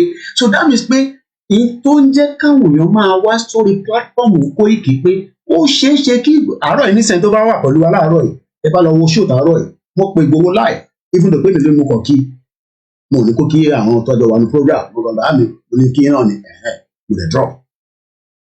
Ọlá ẹ̀ là ń jẹ, ọlá bàbá bí bàbá kí tó yẹ bá pẹ́ lálẹ́ ní sí pépà Nàìjíríà máa gbé. But tí ìyá Dagboru yìí gbogbo bó ṣe fẹ́ lẹ́yìn pé ó fẹ́ pẹ̀lú àwọn mídíà tá a gbé jáde, gbogbo tó ń fẹ́ kódà kò dé Òṣòdì. Tó bá lọ sí Òṣòdì, tó bá lọ sí pé ti declare Yorùbá nation, wàláì àwọn ọmọ bàbá aládùn tó wà níbẹ̀ gbogbo àwọn boys yẹn wọ́n á na ṣégbé, àwọn ọmọ ẹni sí olú ọmọ wọn á nà jáde. Tẹ́mi bá ṣe wàláì tí bá dé Òṣòdì lálẹ́, tí bá sọ fún wọn pé ọmọ Ìgbòho ni mí, Koiki dẹ̀ ni mò ń jẹ́, ìwọ ni Koiki tó máa ń pariwo ọ̀yà wèrè ni mo dúró tán kílẹ̀ máa ṣe fún mi. Máa pè Ìgbòho sí ilé sìn àyà wọn ajá, bọ̀bọ̀ ìwá sóṣòdì wá bá wa lóṣòdì, kí ló jẹ yó? Ìgbòho gbé ṣìgìdì iṣẹ́ lára mi nítorí pé ọlá Ìgbòho lèmi máa gbé débẹ̀. Tó bá bí ẹ da ìwọ tó ń sọ pé wọ́n ọmọ ìyá ní tìrì lọ sí Òṣòdì láàárọ̀ ọ̀la ó sọ pé ti declare Yorùbá nation, wọ́n á nà tiẹ̀ bàjẹ́. But tẹ́mi bá sì dé, tí bá dé Òṣòdì, and I'm not joking, number one àwọn kan máa wà tó fi pa ní ìyá máa nìyẹn. Koiki ìwọ ló ń bú Tinubu wèrè ọ lè fọ́ gold. But tí bá sọ pé Ìgbòho wà ní mọ́tò yẹn, Ìgbòho kẹ̀ tí ìdásẹ̀ pé Ìgbòho wà ní mọ́tò yẹn pé kíkọ́ tẹ̀ pé Ìgbòho wọ́n máa ń dẹ́rù bà mí lóṣòdì. Àtàníyàn bẹ́ẹ̀ ṣé Koko Zaria ni mọ Koiki spokesman mi tàjọ́ ṣe Yorùbá nation. Ìgbòho ò ní sọ pé a ti declare Yorùbá nation, a ní tàjọ́ ṣe Yorùbá nation. Ẹ̀yin oṣù ọmọ Yorùbá ni wà mẹ́lò. Kódà probability wà pé wàá tún ṣe guide mi kúrò níbẹ̀. But ìwọ tó bá lọ sọ pé o gba Yorùbá country láàrin Òṣòdì, wọ́n á nà tiẹ̀ sáré. à ń padà bọ̀ níbẹ̀. A sì ń sọ̀rọ̀ lórí ntí Balojo sọ. Ó ní nǹkan kan ni ó ṣẹlẹ̀, nǹkan pè ní fraudulent marriage. Ó wá sọ òyìnbó kan, ó ń pè ní kíni? Enmity. Again? Enmity. Bá mi sọ lẹ́ẹ̀kan sí i. Enmity. Kí ló ń pè bẹ́ẹ̀? Kí ló ń pè ní? Enmity. Wọ́n pè ní a state of feeling of active position or hostility. Báwo bá ti ṣàlàyé báyìí sórí gbogbo ẹni ó ti máa pọ̀jù tẹ́ bá lò báyìí. In tó ń dá wàhálà láàrin àtàwọn Haúsá àti Igbo àti àwọn Ṣẹ̀kírì àti gbogbo 500 language tí Britain kó papọ̀, in tó ń dálẹ̀ ni enmity. And it is now important as a finish it between the North and the South. So the British government and the foot soldier Nigerian politician can continue to exploit us. 1914 amalgamation. Ẹja dúpẹ́ fún Val, my brother, tó fún wa ní breakdown yẹn ní ti enmity. Again. Enmity. Ẹ̀yin tẹ́ wà lórí Mixlr, mo rí feelings yín, mo kí ẹ káàbọ̀ sórí ètò lẹ́ẹ̀kan sí. Koiki Media Live, à ń sọ̀rọ̀ nípa the 1914 amalgamation. Because a rò pé 1914 amalgamation was the biggest fraud until tí Dupe Onitiro, the virus woman, tóun náà tó wá sọ pé no, àṣẹ̀ṣẹ̀ mẹ́ẹ̀bọ̀ lápò ní 2023, 2022. Òmìnira 2022. According to the time. Ẹ̀mí mímọ́, mo ṣẹ̀bẹ̀ Elédùmarè sọ̀rọ̀. Ẹ má dá wọn lóhùn, wọ́n kó fíà sí. Ṣé MKO Abiola the 419 kò kó fíà sí wa lára nígbà tó ń jẹ́ owó Nàìjíríà? Táwa la wá di pé à ń kó fíà sáwọn èèyàn. Mò ń bọ̀ lọ́dọ̀ ẹlẹ́ẹ̀kan ṣiṣẹ́ ìwọ virus woman yìí. Èmi ni máa lo antidote ni máa fi yọ gbogbo àwọn tó ti kó virus lára. Mo sọ fún ẹ pé àwọn tó ń fohùn sílẹ̀ wọ́n kéré sí nọ́mbà mi. Ìwọ gbọ̀ngbọ̀n lèmi fẹ́ bá sọ̀rọ̀, mo dẹ̀ sì ń dúró kó fún mi lésì sí tó kàn mí pé láwọn tó yẹ fún kẹfìrì gbẹgbẹgbẹ àwọn yẹn mọ gbọgbẹ ọkẹrẹ sí nọ́mbà ẹkùn ibi gbogbo kìnìún kan ọtún nìkan wọn nìkan jagbajagba àkàjálẹ àbí kí ló pè yẹn àkàlájà àbí àkàlà bí nìkan mi pé gbogbo àwọn yẹn wọ́n tẹ̀ níyẹn fẹ́ da àwọn tó ń ṣe ìyọ́pẹ̀sẹ̀ túbọ̀ information yẹn wọ́n níyẹn fẹ́ da group àwọn prophet ológun olúwa ìtí fáírọ́ọ̀sì ti dá sílẹ̀ àwọn kan máa ní ká má máa sọ̀rọ̀ Dúpẹ́ Onítìrọ ẹ bá mọ tó ti dá sílẹ̀ ojú tí Nàìjíríà dá sí wa lọ́rùn lọ lọ́wọ́lọ́wọ́ yìí wàláì. Ìtí Dúpẹ́ Onítìrọ the virus woman tó ti dá sílẹ̀ wọ́n ní iṣẹ́ gúrùpù kan wọ́n pè ní àwọn gúrùpù tó ti wà tipẹ́tipẹ́ kí fáírọ́ọ̀sì tó dé tí gbogbo wọn ti jọ ń ṣe papọ̀. Àwọn gúrùpù tó máa ń fi kìnjí owó sílẹ̀ wọ́n tọ́jú àwọn tó bá fẹ́ ṣe anything wọ́n pè wọ́n ní àwọn the rally group lamẹ́ríkà prophet ológun olúwa àwọn lórí ẹ̀dẹ̀ mo ti gbé wọn wá sórí ètò wọn náà ti pín sí méjì wọn nígbà tí Dúpẹ́ ní fáírọ́ọ̀sì ti dé gbogbo ẹ̀ ti pín sí nígbà tí scamanja ti dé according to the time ó fi táìmù yẹn táìmù tàbíọ́lá fi bá ti bàbá wó lọ́wọ́ jẹ́ 419 òun wá fi wá lo táìmù yẹn láti fẹ́ fi tún ti Yorùbá ṣe kẹ́rí pé kò wọ́ àwọn mẹ́gà rally bẹ́ẹ̀ ni èmi ò gbọ́ yẹn wàláì ẹ mọ̀ kó mo sọ fún mi pé orí dẹ́sìkì oríṣiríṣi ló máa ń dé bá mi nígbà tó pè mí láti Amẹ́ríkà pé ìtọ́ ti dá sínú mẹ́gà rally Amẹ́ríkà òun ló lọ lọ́nkàn yẹn wọ́n ní woman kan wà yẹn jẹ́ akẹ̀jálẹ̀ àbí alákàjálẹ̀ àbí àwọn yẹn kéré sí nọ́mbà àní fáírọ́ọ̀sì lè ní pé tèmi bá ti lè ṣe mọ̀ pé nínú láptọ̀pù mi báyìí nísìnyí tí fáírọ́ọ̀sì bá wọnú ẹ̀ tí ìbá tètè lo antivirus wàláì ó máa destroy gbogbo system yẹn òun ni virus tó ń ṣe lọ́wọ́lọ́wọ́ nísìnyí. That is the virus according to the time tó ń ṣe. Àwọn kan wá ní à ń pè ní scammer ọ̀rọ̀ scammer lélẹ̀ tó I knew she is the biggest fraud that can happen in 2022. The biggest fraud. Bẹ́ẹ̀ ni must be. Onítìrọ is another ITT. So gbogbo pé ẹ má sọ̀rọ̀ MKO bẹ́ẹ̀ àníṣe owó Samuel Doe ó wà lọ́wọ́ àwọn MKO Abiola family. MKO tó gbọ́n ó gbé fún Simbi náà ó gbé fún Kọ́lá ọmọ àlè Kọ́lá bastard. Òun sọ fún wa pé òun máa ti Ìgbòho mọ́nulé àti Nnamdi Kanu tó bá di president. They are all criminals. Bó jáde yẹn kò ṣẹ̀yìn Tinubu ló máa fún lówó pé ìwọ náà ṣàjáde kọ́mọkọ́mọ Yorùbá kò jáde ká da gbogbo ẹ̀rú ẹ rántí pé Fáyẹmí náà jáde kó náà fún àwọn criminal Fáyẹmí náà ra 400 million tàbí tó ra fọ́ọ̀mù láàrin gbogbo àwọn Yorùbá yẹn they are all born bastard. ayé kò tọ́ tẹlifíṣọ̀n mo kí i dáadáa ṣé kàn ṣe pé ilẹ̀ lọ gbé Ìyá Onítìrí wá nígbà kan tẹ lo fídíò tó dà pẹ́ yìí ni o ayé kò tọ́ ó dà pẹ́ ilẹ̀ lọ gbé Ìyá Onítìrí wá tó ọ̀dọ̀ yín lọ ti kọ́kọ́ lọ sọ ẹ̀rọ tó ṣe fídíò Abdulsalam criminal Abdulsalam ọ̀pọ̀ ẹ̀gàn criminal ó ní Abdulsalam criminal òun ló kọ 1999 constitution kò sọ èyí tí late MK Abiola ṣe tó fi bà bàbá Awólọ́wọ̀ jẹ́ òun ló ń lọ lọ́nkàn yẹn à ń padà bọ̀ lọ́dọ̀ ẹ̀ àníṣe 1914 amalgamation tó o bá ti lè understand ẹ̀ o lè understand anything mo kí family mi lẹ́ẹ̀kan sí mo kí gbogbo ẹ̀yin tí ẹ wà lórí ètò Koiki Media Live òun là ń ṣe lọ́wọ́lọ́wọ́ mo kí ọmọdé mo kí àgbàlagbà mo kí gbogbo ibi tó ń pè nílẹ̀ Yorùbá mo sì ní bẹ́ẹ̀ mi títí wọn àní má máa bọ́ àwọn ọba mọ́ ìyẹn láti di last year nìyẹn o nídẹ̀ kí ló ń bá wọn bá fún àwọn alálẹ̀ wá ṣe ìdájọ́ fún gbogbo wa mo wá tún sọ lálẹ́ yìí tó bá jẹ́mi Ọláyọmí Kóìkì ọmọ Ìjẹ̀bú Òde confam tó bá jẹ́mi ní ọ̀dàlẹ̀ ilẹ̀ Yorùbá gbogbo ohun tí ojú ọ̀dàlẹ̀ bá rí pátá òun ni kò rí àmọ́ tó bá jẹ́ ìyá 419 yìí ìyá fáírọ́ọ̀sì yìí ó ti wọnú láptọ̀pù gbogbo yín báyìí òun ló lọ lọ́nkàn yẹn born bastard every one of them and ní 1914 amalgamation ẹ jẹ́ ká serious padà mo kí gbogbo alẹ́ nǹkan sí ó dẹ̀ ti bẹ̀mí títí láàárọ̀ yìí àwọn tó ti gbàgbé ẹ má wọrí just mo kí gbogbo alẹ́ nǹkan sí on January 1st ẹlòmíràn ṣonípẹ̀l déètì ìbá ń kọ́lẹ̀ January 1st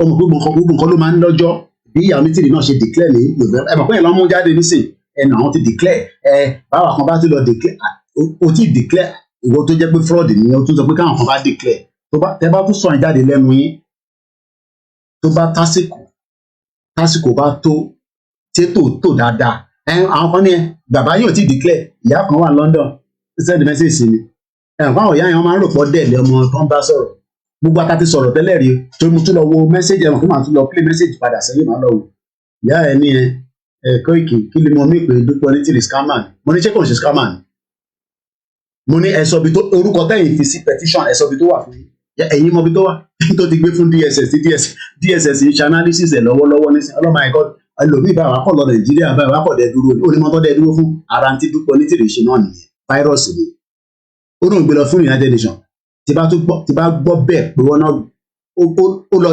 United àbí kí ni mo United Nations kọ́ United anẹ́jà àparapọ̀ lọ́dọ̀ rẹ̀ on January 1st 1914 nǹkan kan ṣẹlẹ̀ ó ṣẹlẹ̀ in tó ṣẹlẹ̀ yẹn òun ló sì ń ṣe àkóbá ẹ̀kọ́ ní ó fún àwọn máláì lówó àkóbá àdábá ọlọ́run máa járí àkóbá àdábá tó wọ Yorùbá Kingdom was January 1st 1914 and now we are now being serious.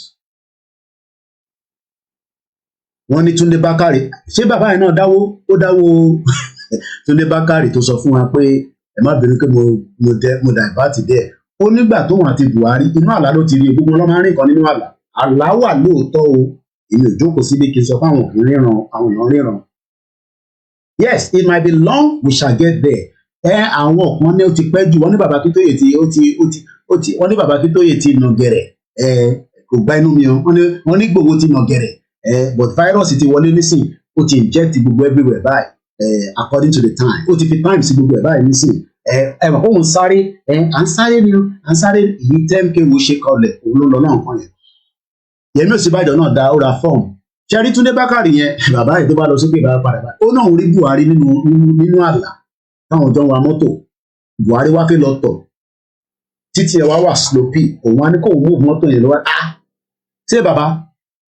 ṣé bàbá mọ́tò tó ń wá ìkò ní gearbox tó bá jẹ́ rọ́ọ̀nì mọ́ ń pa ẹ̀lẹ́ confirming Túndé Bákàrè ló sọ̀rọ̀ yẹn pásítọ̀ Túndé Bákàrè ó náà wá rí ara pé mọ́tò tí Buhari wà yìí ó ti yọ steering ó ti yọ gear ó ti yọ clutch ó ti yọ gbogbo free ni today after 8 years the bomb bastard Fulani man ìyẹn Buhari ó ní kẹ́ forgive him ó wá ní tẹ́wọ̀n bá lọ Daura tẹ bá jẹ́ kí òun má lè gbé ní Daura òun á padà lọ sí Niger ìyẹn ni ọbẹ̀ on 1st of January àkóbá àdábá wọlé ibi tá à ń pè ní Yorùbá Kingdom ṣẹ́rí kó tó 1914 ni wọ́n ti ń pètò bó ṣe máa convert Yorùbá kingdom, the northern kingdom, the eastern kingdom tó máa merge gbogbo ẹ̀ papọ̀. Kò ń ṣe 1914 yẹn gangan ló bẹ̀rẹ̀ iṣẹ́ yẹn, but 1914 ló parí ẹ̀. Kò ń ṣe Lugard gangan ló bẹ̀rẹ̀ iṣẹ́ yẹn. Citizen Network ti ṣe analysis program tí wọ́n ṣe in details. There have been Nigeria is a kò ń ṣe Nigeria nígbà yẹn. Wọ́n pe nǹkan kan ní the Royal Niger Company. Ẹ ti máa gbọ́ Royal Niger Company. How many people ló gbọ́ rí? Mo fẹ́ jẹ́ kó tẹ́tí lálẹ́ kó lè mọ bó ṣe máa defend Yorùbá nation délẹ̀. This used to be what it is before. There was nothing called Nigeria. Wọ́n pe bàbá kan ní George Goldie. George Goldie, as far back as 1879, òun ni bàbá Nigeria, the father of Nigeria, laid the basis of the British claim.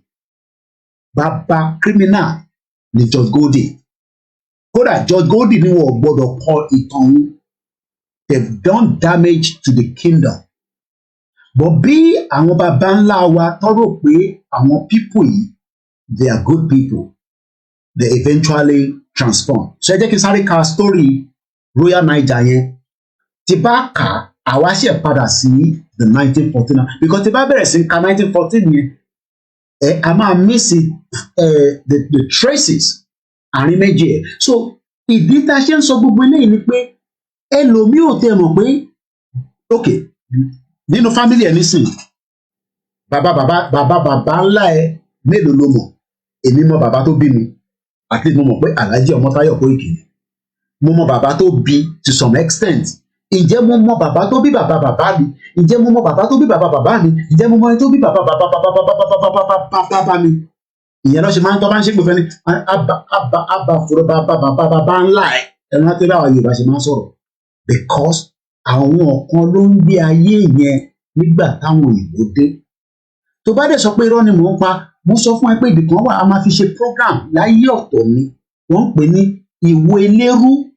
Ìwé elérú tó ń wò yìí 13,000 years Ondo State ni wọ́n ti rí. Wọ́n ò rí ní mọ́ṣáláṣí Mogadishu, wọ́n ò rí ní Sudan, wọ́n ò rí ní Ethiopia. Wọ́n sọ pé wọ́n ò rí nǹkan tó jọ bẹ́ẹ̀ o. Bọ̀ ní gbogbo West Africa lálẹ́ yìí wọ́n ò tí ì rí mi. Ìwé elérú níbi tí wọ́n ti rí is in Ondo State. Ondo State abáwo níbo ló wà? Sílẹ̀ Haúsá ni, sílẹ̀ Ìgbò ni. That means pé ibì kan ní àwọn bàbá ńlá wa ti ń ṣe ẹ̀sìn, wọ́n ti ń ṣe ìjọ, wọ́n ti ń ṣe bó ṣe rọra ń ṣe nǹkan wọn kó tó di pé ọ̀rọ̀ àwọn òyìnbó dé. Nígbà táwọn òyìnbó dé, àwọn explorer ẹ rántí pé bàbá Akíntóyè sàn kankan, ẹ jẹ́ kí n sáré play. Ẹ máa ní bàbá yẹn ò dá kankan mọ̀. Òmùgọ̀ ló máa sọ pé bàbá yẹn ò dá kankan mọ̀. Ẹ̀gbọ́n tí bàbá yẹn sọ fún mi, this was March last year nígbà tí mo lọ Nàìjíríà. Nàìjíríà tá a ṣì ń lò yẹn kò mí pé àfẹ́ máa lò ó. A gbọ́dọ̀ máa sọ pé Nàìjíríà because it's still a country, but àwa fẹ́ gba country tiwa. Ọ̀nà tá a fẹ́ fi gbà á, àwọn kan nìyẹn ó ti pẹ́ jù, ó ti wà delay, ìrọ́lẹ̀ ń pa fún wa, gbogbo ẹ̀yin world media, Alhaji Ara ìrọ́lẹ̀ ń pa, gbogbo ìrọ́lẹ̀ ń pa. It's because gbọ́ràn. Tẹ bá ń gbọ́ràn, á sọ fún yín pé ó máa bọ́ sí, wọ́n ní ó máa bọ́ sí. Then this narrative, ẹ má bínú, tí ẹni tó play narrative tó pọ̀ jù, òun ni Ìyá Dublin. Àwọn ni wọ́n máa ń release àwọn audio sọnù burúkú kọ̀ọ̀kan. And I'm not sorry to say that. Àwọn ló kọ́kọ́ inject, wọ́n gbé yín lọ bá àwọn olóṣèlú, tẹ bá lọ play àwọn audio yẹn padà sẹ́yìn. Ìyá Dublin. Ìyá Dublin yẹn kẹ̀rẹ́ àbúrò wọn bí ẹ̀gbọ́n wọn ni Ìyá Fúnkẹ́ Bello. Ìyẹn ni àwọn tí ìyá virus máa ń sọ pé àwọn àǹtí òun níbo ló ti mọ́ra tẹ́lẹ̀, because gbogbo bàtà bẹ̀rẹ̀ movement Ìyá Onítìrí was not in the picture. Ìyá Dublin náà ever sọ fún mi pé àwọn ọmọ Dúpẹ́ Onítìrí rí.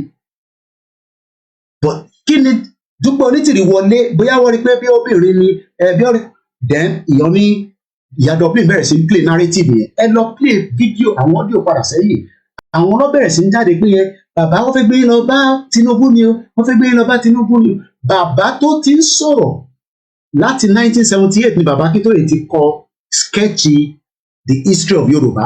Àwọn ọlọ́ṣẹ̀ máa ń sọ pé àwọn fẹ́ lọ join Tinubu. Ṣẹ́ni pọ̀rọ̀ yẹn kò make sense. and the moment tí ọ̀rọ̀ yẹn tó fẹ́ sínú atẹ́gùn mind àwọn ọmọ Yorùbá sí ń jẹ́ bàbá Akíntóyè kẹ̀ ẹ mọ̀ pé bàmí bàbá máa ń sọ pé Tinubu ọmọ wa ní kiri ṣe sọ fẹ́ mi pé mò ń support Tinubu èmi ò ṣe support Tinubu mo dẹ̀ ni mo fẹ́ kókó ẹ̀yin lè wish that èmi ò lè wish mo dẹ̀ máa ń sọ ní gbogbo gbà mo ní mo bọ́ ọmọ APC jà mo bọ́ ọmọ PDP jà because Yorùbá nation tá à ń sọ yìí káǹfààní gbogbo wa ní so gbogbo pé àwọn àǹtí yẹn tí ń bá wa ṣe nínú Yorùbá nation kó tó di pé fáírọ́ọ̀sì dé tọmọlúkà lọ mú wá tọmọlúkà dẹ̀ ti di ká má blame òun but ẹ jẹ́ sáré gbọ́ ní tí bàbá Akíntóyè sọ. This was 16th of March 2021 ká lè máa tẹ̀síwájú. In 1533 15 mo pẹ́ o 1533 one Portuguese explorer trader kan ó wá sí ó ní Èkó ló ń wá ìlú àwọn tráfì ní orúkọ wa nínú ọ̀sẹ̀kọ̀ ọ̀sẹ̀ àwọn máa fẹ́ fẹ́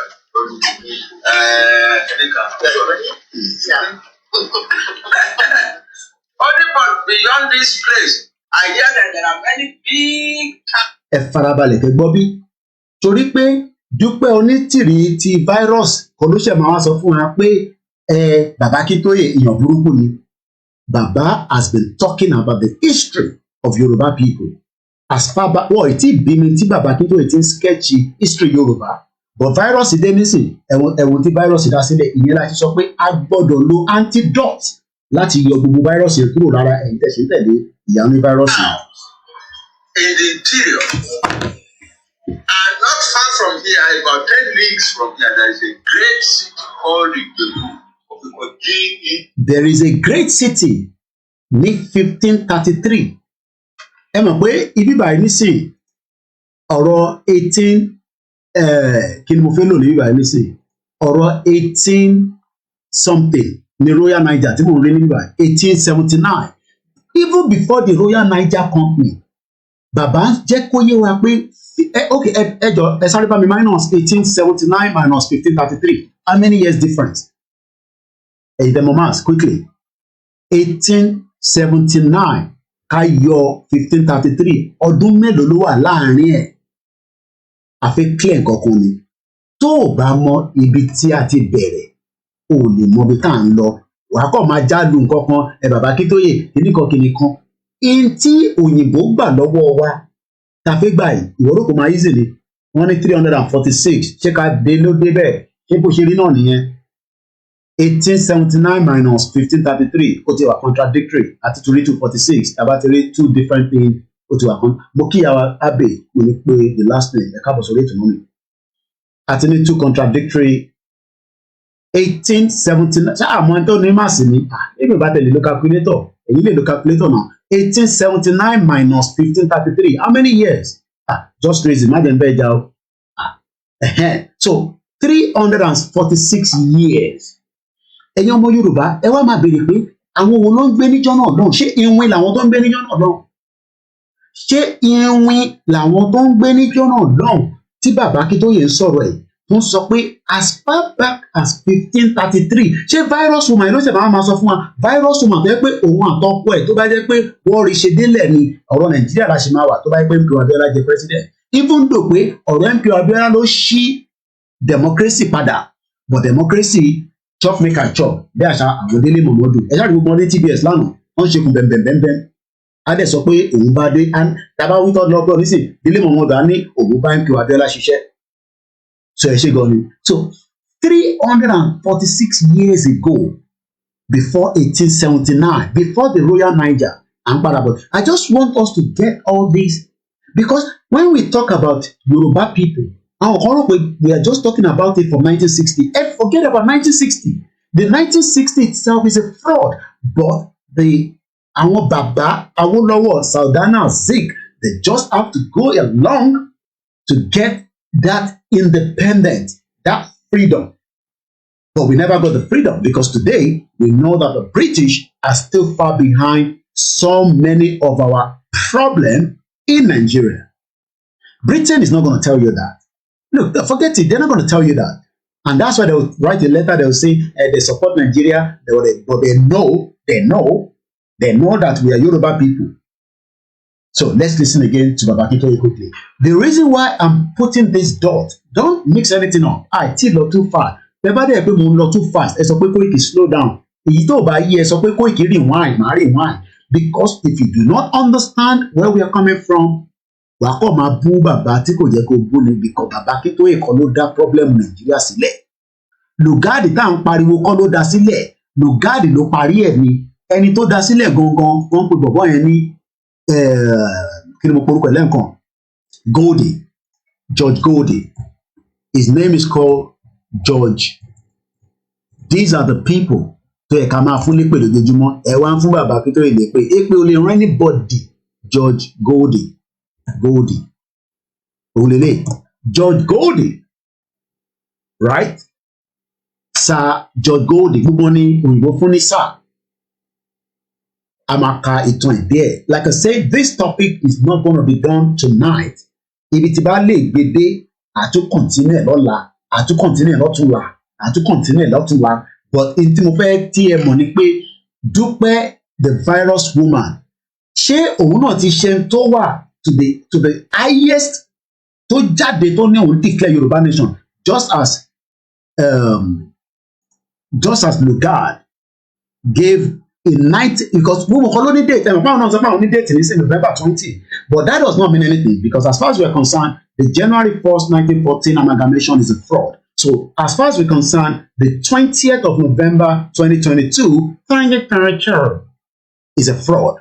And we must continue to tell the world it's a fraud because as much as Tabanika ma sọ̀rọ̀ lé lórí, maybe we might become a cartoon. Ẹ jẹ́ ká play video.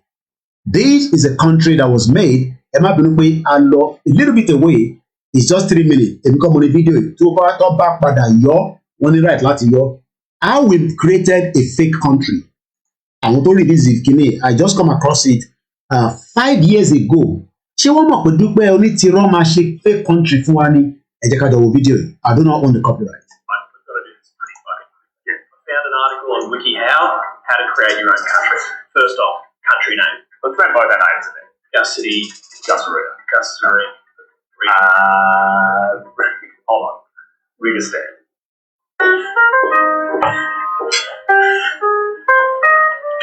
Next step, make fake flag. You all know about flags. It needs to have colour. That. I'm with it. Animal. Something hardy, something that's a battle. Ibis. Done. National anthem. Something original from scratch. Yeah. 100%. Fantastic. Can't wait to hear it. Good.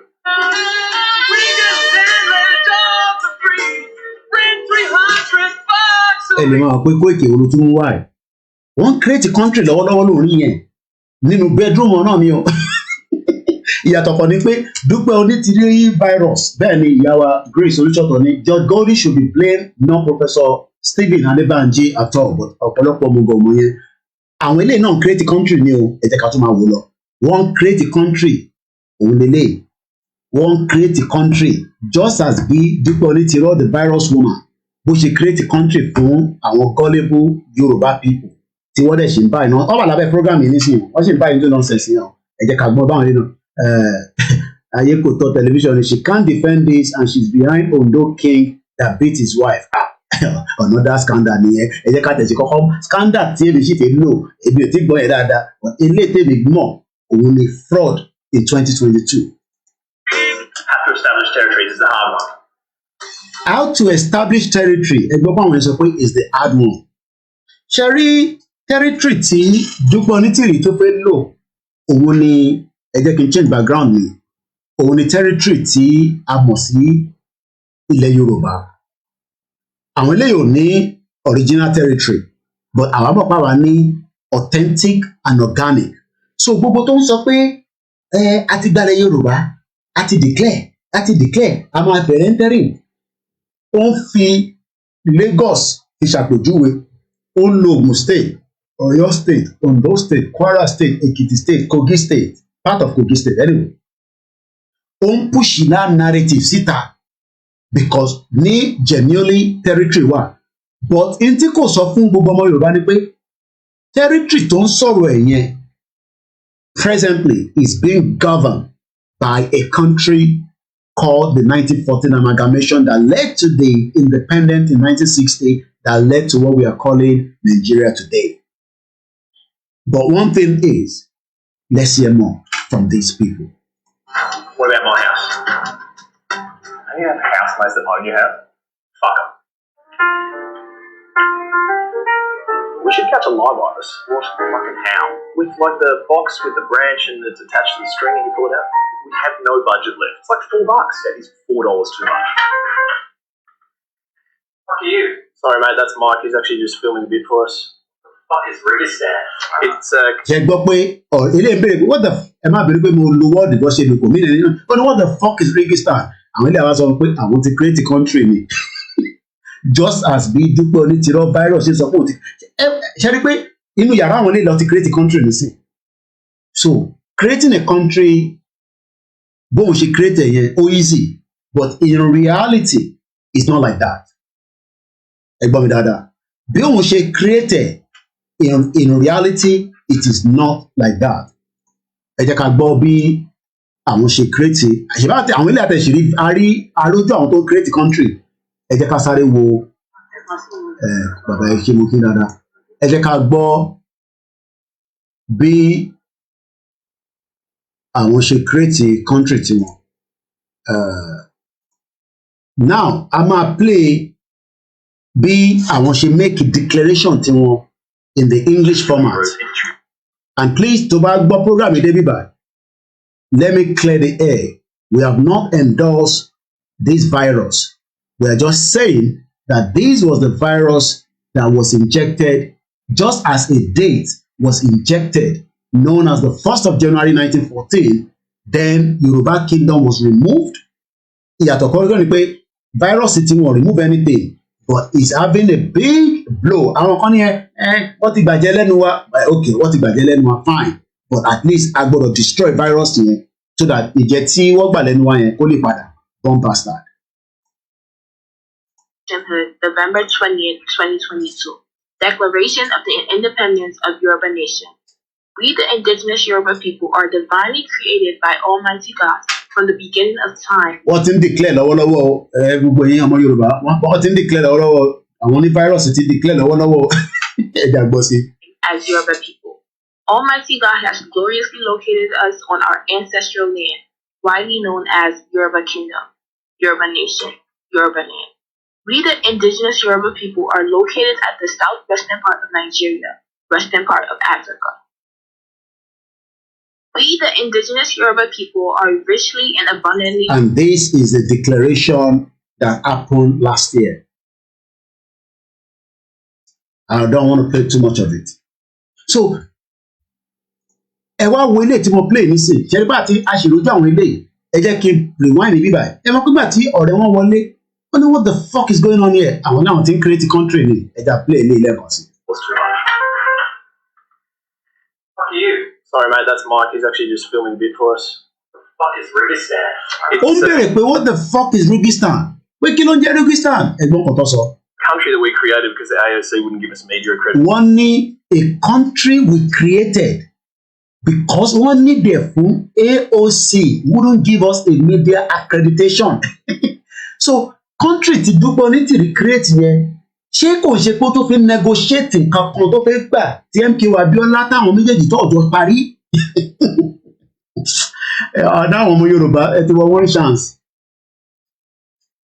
Ẹ gbọ́ mi dáadáa. Ẹ gbọ́ nǹkan táwọn ilé sọ. Bí a kì í tó òyìnbó ẹ̀yẹ ń ṣá ẹ̀jẹ̀ tó rewind lẹ́ẹ̀kan sí. Ẹ̀jẹ̀ rewind lẹ́ẹ̀kan sí. Ṣé mọ̀ pé nísìn tóun náà sọ pé òun ti create. Mo sọ fún yín pé kó má jẹ́ pé ó ti ń lọ negotiate kankan sílẹ̀ tẹ́yìn ò mọ̀. Mo wá sọ pé the biggest fraud of 2022 òun ni Dupe Onitiro. Ẹ mọ̀ pé gbogbo àwọn tó ṣì ń sọ̀rọ̀ wọn ò gbé lọ sí direction tẹ́lẹ̀ gbé lọ.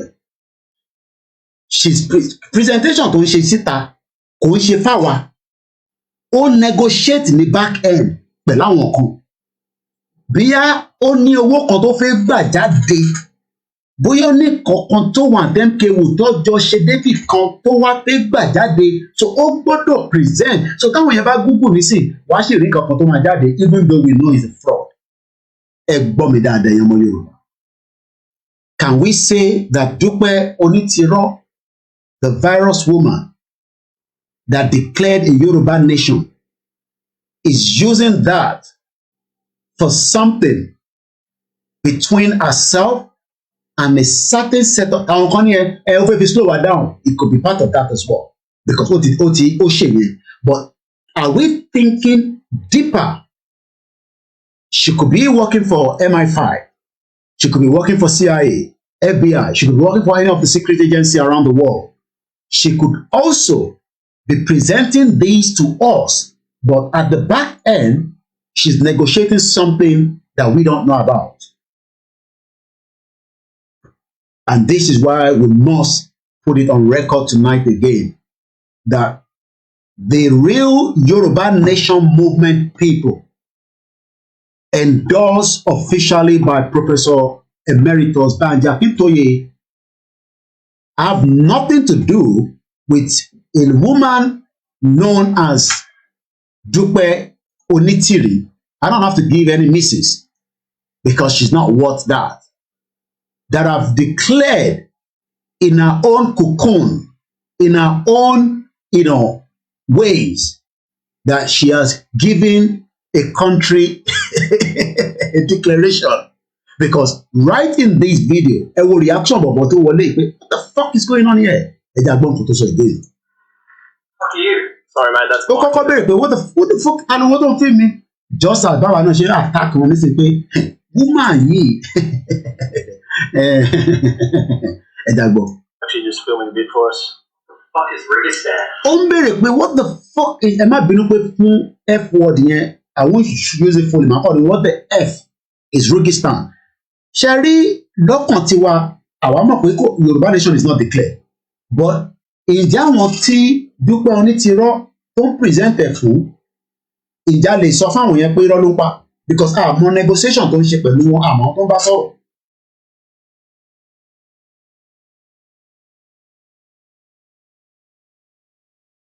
She might not destroy it for free. Òun náà la ṣe ń sọ ẹ̀. Tí ìbò fídíò ìdílé dáadáa fi ṣe ń ṣàlàyé fún yín.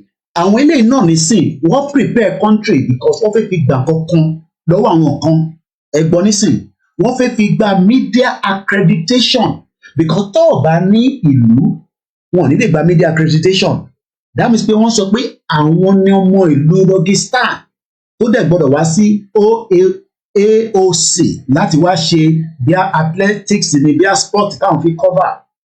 So she could be using the Yoruba nation as a gauge, gauge to negotiate something. Àwọn tó jẹ́ followers ẹ̀ àti Ṣọ́ Ẹ̀kọ́ríbẹ̀ àti Wálé Àlè àti Dark Lion àti Ìjìnlẹ̀, they might not even know this. And I'm not joking now. They might not even know our real intention. Àwọn yẹn lè máa rò pé in tó ń gbé wọn pa wọn confirm ni, even though it's lie. But they might not know the extent of where she has pushed the narrative. And when one gba on a fixer, fixer, there are some people that call fixer. Most of them call Al Jazeera. About something called fixer. Fixer. Again. Fixer. One more time. Fixer. A person who makes arrangements, like saying she has a Yoruba nation, for other people, especially of an illicit or dubious kind, a substance used for fixing a photographic image. So Toba sọ pé fixer. Ṣé Dupe Onitiro the virus is a fixer? Ta ló ń ṣe kí ni? Àwọn ọlọ́jọ́. Fixer. And this is where we must be very, very careful, especially those of you that are following now. I know it might mean nothing to some of you because, virus ti wà lára yín. So gbogbo tí mo sọ yìí ó lè má Ṣé Ẹ̀kọ́ríbẹ̀ doesn't understand up to this standard. She's an illiterate, and I'm not sorry to say that. She doesn't understand this, but she might be doing it genuinely in the hope that Dupe Onitiro ti fún wọn ní nation. But Ṣé Ẹ̀kọ́ríbẹ̀ ò lè travel láti UK kó lọ sí Nàìjíríà kó wá sọ pé àwọn ti gba nation. Ó easy fún láti jókòó nínú kàkúnẹ̀ níbi tó jókòó sí nínú Zoom conference tó jọ ń ṣe níbẹ̀. Kọjọ máa ṣe in tí wọ́n mọ in tèmi sọ yìí. Because as far as they're concerned, like I said, even èmi tí mò ń fi orúkọ Ìgbòho sọ̀rọ̀, mo sọ fún yín pé 8 million ni àwọn tó check wa ní orí Facebook. Ẹni picture ẹ kó rí bẹ́ẹ̀ kó fún wa ní data àwọn tó check ẹ̀ tó ń ṣe check up lórí even pẹ̀lú pé wọ́n ti declare country. And this is why ṣé Dupe Onitiro the virus ṣé àwọn wo ló ń ṣe àwọn wo ló ń ṣe fún? Because we know that this is real. There are fixers around the world. And let's look at it. And I'm just looking at it now with everybody. Let's take it. Okay, there was one that comes out 6 hours ago. A Stormy House from Fixer Up Season 1 is on the market for, okay?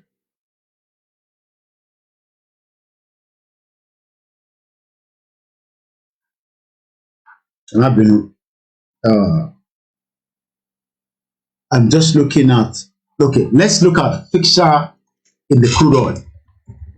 Crude oil. Gas and oil wells,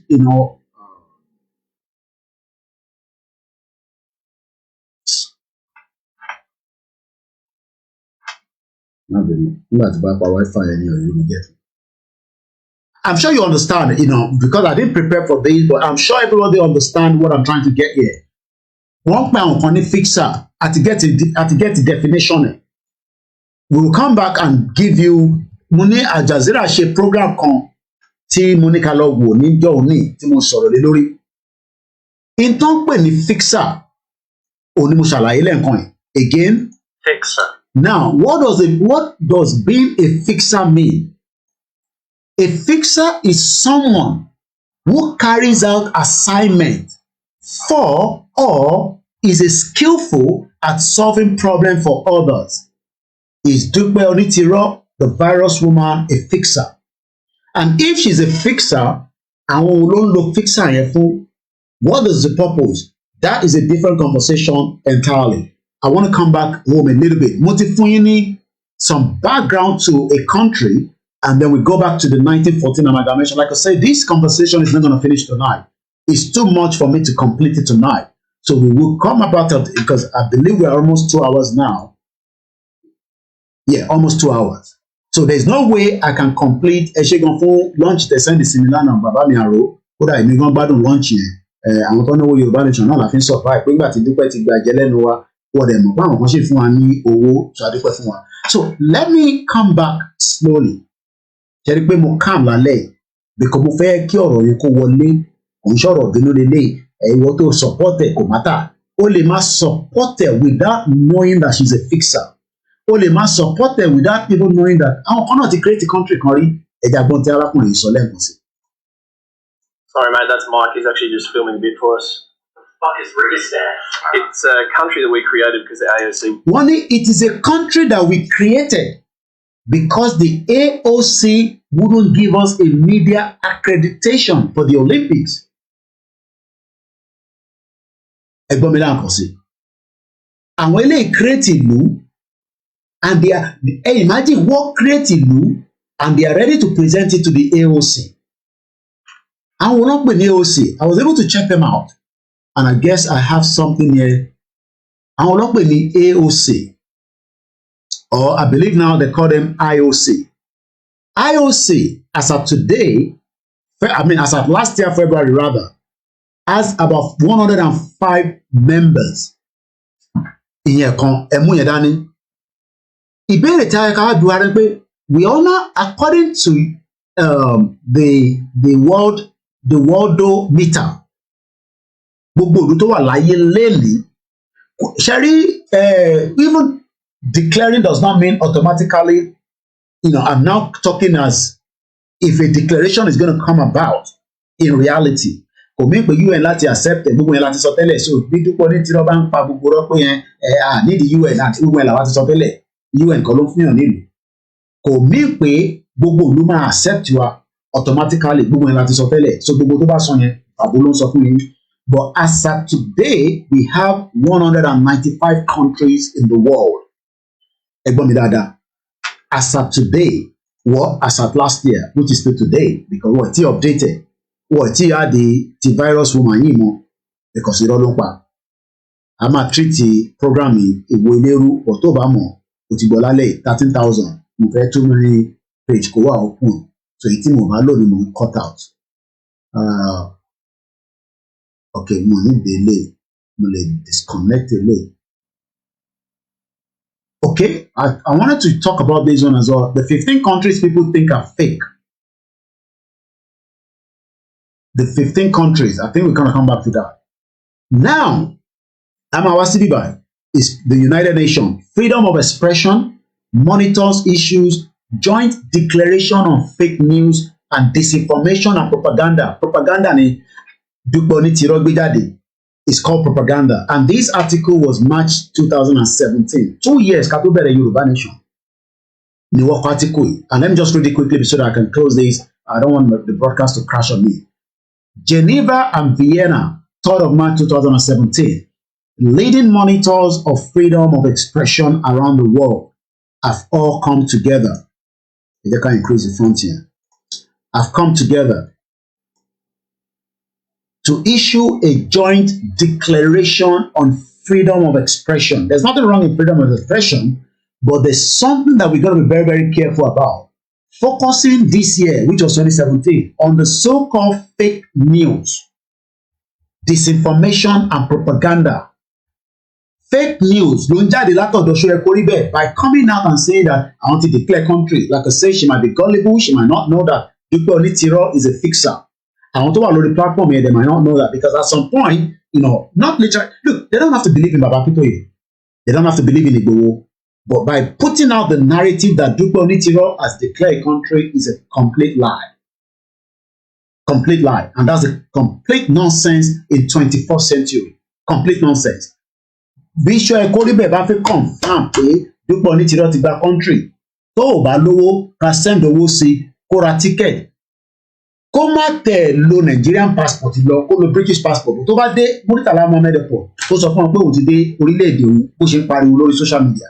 Èmi ò lè sọ yẹn nísìn because I ti declare country but èmi sọ pé ká shut airport yẹn down gangan kán má rí lò kó ní economic impact so that Nigerian government bó jẹ́ Tinubu ló fẹ́ wà níbẹ̀ ni bó jẹ́ Buhari náà ni because Buhari has about 35 days.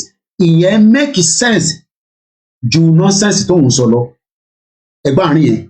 So propaganda àti fake news tó ń gbé jáde lórí platform ẹ̀ tí kò tẹ̀ kọjá 0.5 but ó ti wà important pé a gbọ́dọ̀ jẹ́ káwọn tó wà nílé understand pé ẹni tó ń bá yín sọ̀rọ̀ òun gan fúnra rẹ̀ ò lè wá sí Nàìjíríà kó wá sọ fún yín pé airport tó máa gbà wọlé o airport yẹn òun ti wà lórílẹ̀-èdè òun láti 2022 because if she cannot come out to travel to Nigeria at least wọ́n ti gba country ta ló máa mú lọ́nà náà ìyẹn kọ́kọ́ ò ní láti mú and that goes to Ìjìnlẹ̀ that goes to you know every one of their media àti Wálé Àlè that talks nonsense ó dà pọ́n ní UK nìyẹn wà because he talks nonsense. I've listened to him a few times and he's just talking nonsense.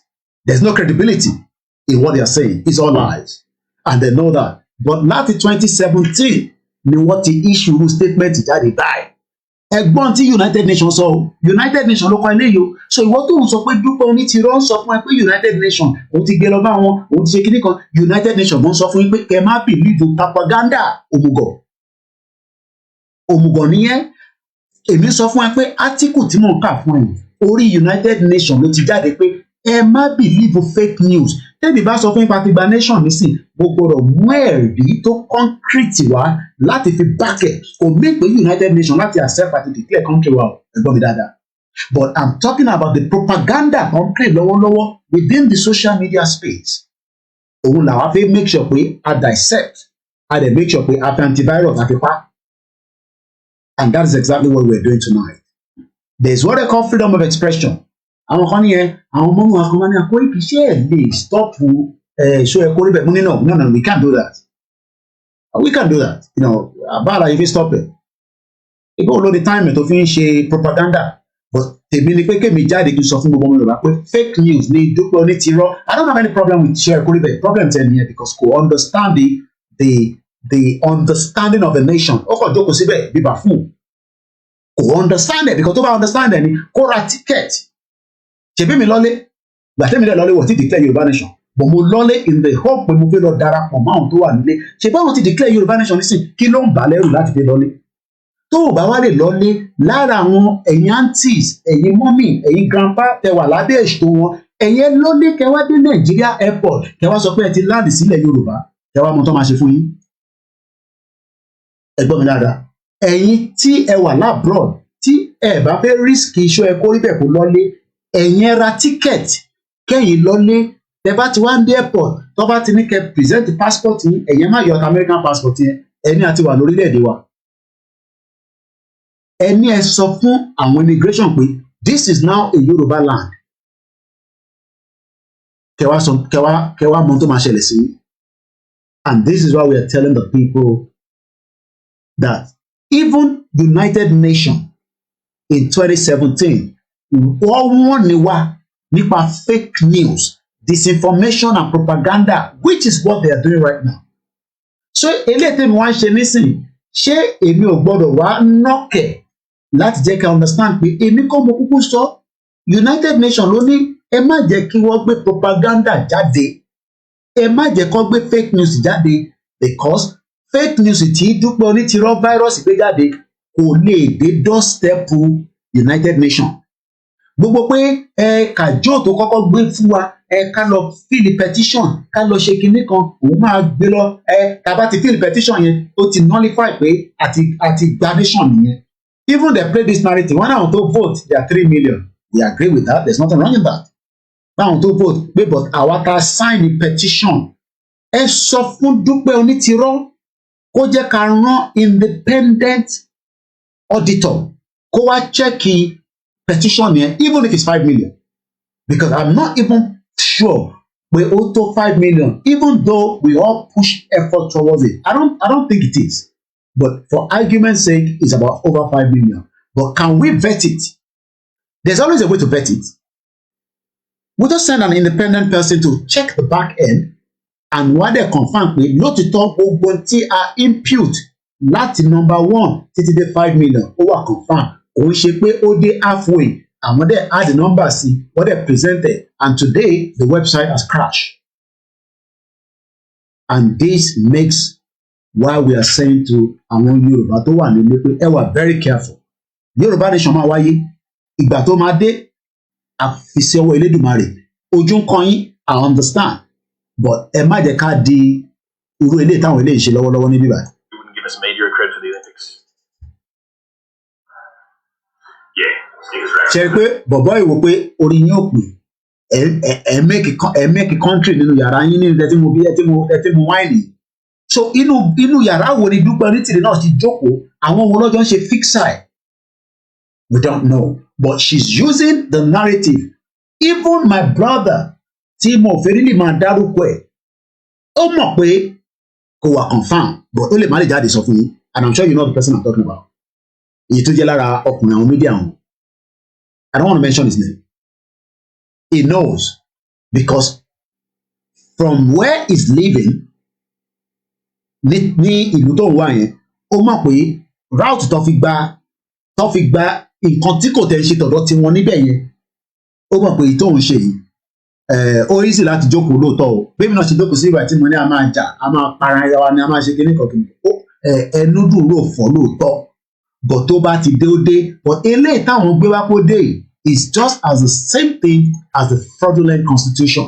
the fraudulent 1914 amalgamation so I'm going to quickly go back one step backwards again ọlọ́run jẹ́ ká padà one step but we want to talk about the Royal Niger like I said this is not a program that we can complete in one day I will continue to come and talk about it until I'm satisfied it's a topic that I will back to back one thing is nobody hates anybody nobody is trying to bring anybody down pull anybody down which is sometimes some of you are saying one thing is we are talking about fact ilé ìṣe fiction fact là ń sọ okay à ń sọ̀rọ̀ 1837 nísìn àmú evidence jáde bàbá Akíntóyè sọ̀rọ̀ nípa 1533 mo dẹ̀ mú evidence jáde because this is an evidence that indicates what bàbá Akíntóyè said because the first Portuguese expedition to Nigeria was around according to the from the great part of the 1400 Tabade ní 1400, that was about almost another, ẹ bá mi sáré calculate 1400 to 1500. What is the interval? Ṣé 10 years ní 100 years ní? Ẹ̀gbọ́n mi ṣẹ́gun ọ̀nà quickly ẹ tẹ́ wà nínú platform. Kí ni distance between, I'm talking about the years, the numbers, because in tó bá mú àwọn Portuguese wà ní 1400 tí bàbá Akíntóyè sọ fún wa pé as at 1500 nígbà tó wọ́n yẹn náà kò ń ṣe pé 100 years ẹ ṣe gan ni ìyàwó Pastor Mo. So that means pé in tí bàbá Akíntóyè sọ fún wa nínú audio tí mò ń play lọ́dọ̀ nǹkan yẹn ó wà confam. Ẹ wá ní bàbá yẹn parọ́ because evidence tí bàbá sọ òun lè ní gbé jáde. So gbogbo tí Dupe Onitiro virus sọ pé òun ò fẹ́ gbé sample jáde, òun ò fẹ́ gbé template jáde, is all bullshit, is all lies. A lè bá gbogbo nonsense yẹn ní 2023. Lies ni. Thank you so much, Eunice, my sister. You might not be satisfied with what I'm saying. Thank you so much, on Instagram as well. You might not be happy with it. It might not sit down well with you. O lè fọ glass inú mọ́tò ẹ, o lè bà nǹkan jẹ́ nínú ilé ẹ, o lè là nǹkan mọ́lẹ̀ pé Koiki Dúpẹ́ ló wá ń pè bẹ́yẹn, and then so bloody what? Who the hell is she? MK Abiola himself was a criminal. Criminal MK Abiola. Ṣebí gbogbo yín náà lè máa sọ pé MK Abiola ẹ̀gbọ́n ní Ferrari international 50. Ṣèkí ló wá yàtọ̀ sí Dupe Onitiro tá à ń pariwo ẹ̀ nísìn. So what am I trying to say is that from the expedition that the Portuguese came, Baba Akíntóyè was able to confirm it, and I'm showing you the evidence. Òun náà declare. Àwọn ti declare. Àwọn ti say, it's all lies. Àtàmọ́. Òun ló kàn lò. But she will get tired. But kò ní get tired quickly because ó ti rí pé game yẹn ti fẹ́ yá wọn, ó ti fẹ́ yí wọn lọ́wọ́. And àwọn tó jọ jẹ́ fixer. And when I say fixer náà kò bí Yorùbá politician. Ó lè máa ṣe kódà Dupe Onitiro lè máa ṣiṣẹ́ fún North just as MK Abiola ṣe ṣiṣẹ́ fún àwọn Hausa, because a mọ̀ pé MK Abiola ṣiṣẹ́ fún North láti wà against Baba Awólọ́wọ̀. So it's not new. Ó lè ṣiṣẹ́ fún àwọn Hausa, ó lè ṣiṣẹ́ fún Yorùbá, ó lè ṣiṣẹ́ fún Igbo concept. Because she's a fixer. Ó dẹ̀ lè ṣiṣẹ́ fún the Western world. Ó lè ṣiṣẹ́ fún another African country.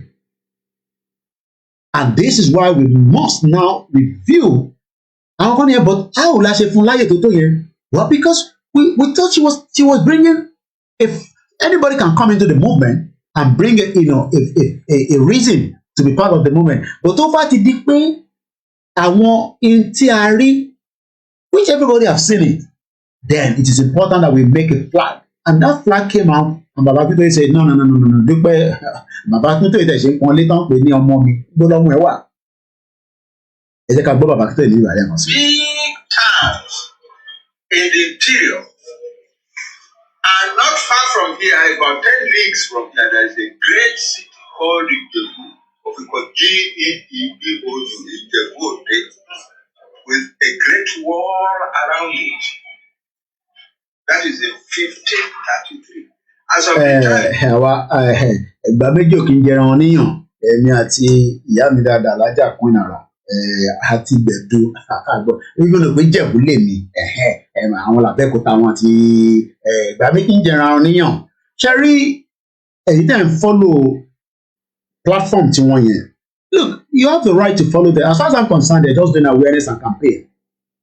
But we are talking about facts and figure. Baba Akíntóyè sọ̀rọ̀ mo Google ó jáde. Fact. Òun declare. Ó tọ́jú ẹ̀sìn yàrá ẹ̀ ni. Tó tọ́jú in tí ó gbà lọ́wọ́ àwọn òbí tó sọ pé òun connect pẹ̀lú. So let's be honest with ourselves. Nobody, let's just, let's even play the devil advocate. Nobody hates her. But what we can say is the same crime tí George Goldie a máa nílé lọ further mọ́ lálẹ́ lórí àwọn the next moment tí mo sọ̀rọ̀ dé àdẹ̀ní sọ̀rọ̀ kan. So I'm going to come back and we do more because mo fẹ́ open phone line kẹ́yìn náà lè bá wa dá sí èèyàn lọ́gbọ́n. Ẹ̀yin tẹ́ bá dé agree pẹ̀lú Dupe Onitiro, I always say you can phone in as long as tẹ́ bá ti bú Ìgbòho ẹ̀ẹ́dẹ̀ ní láti bú mi. Ẹ sọ̀rọ̀ yín Koiki mo disagree pẹ̀lú gbogbo tó ti ń sọ báyìí ni. You can phone in, the phone line is open.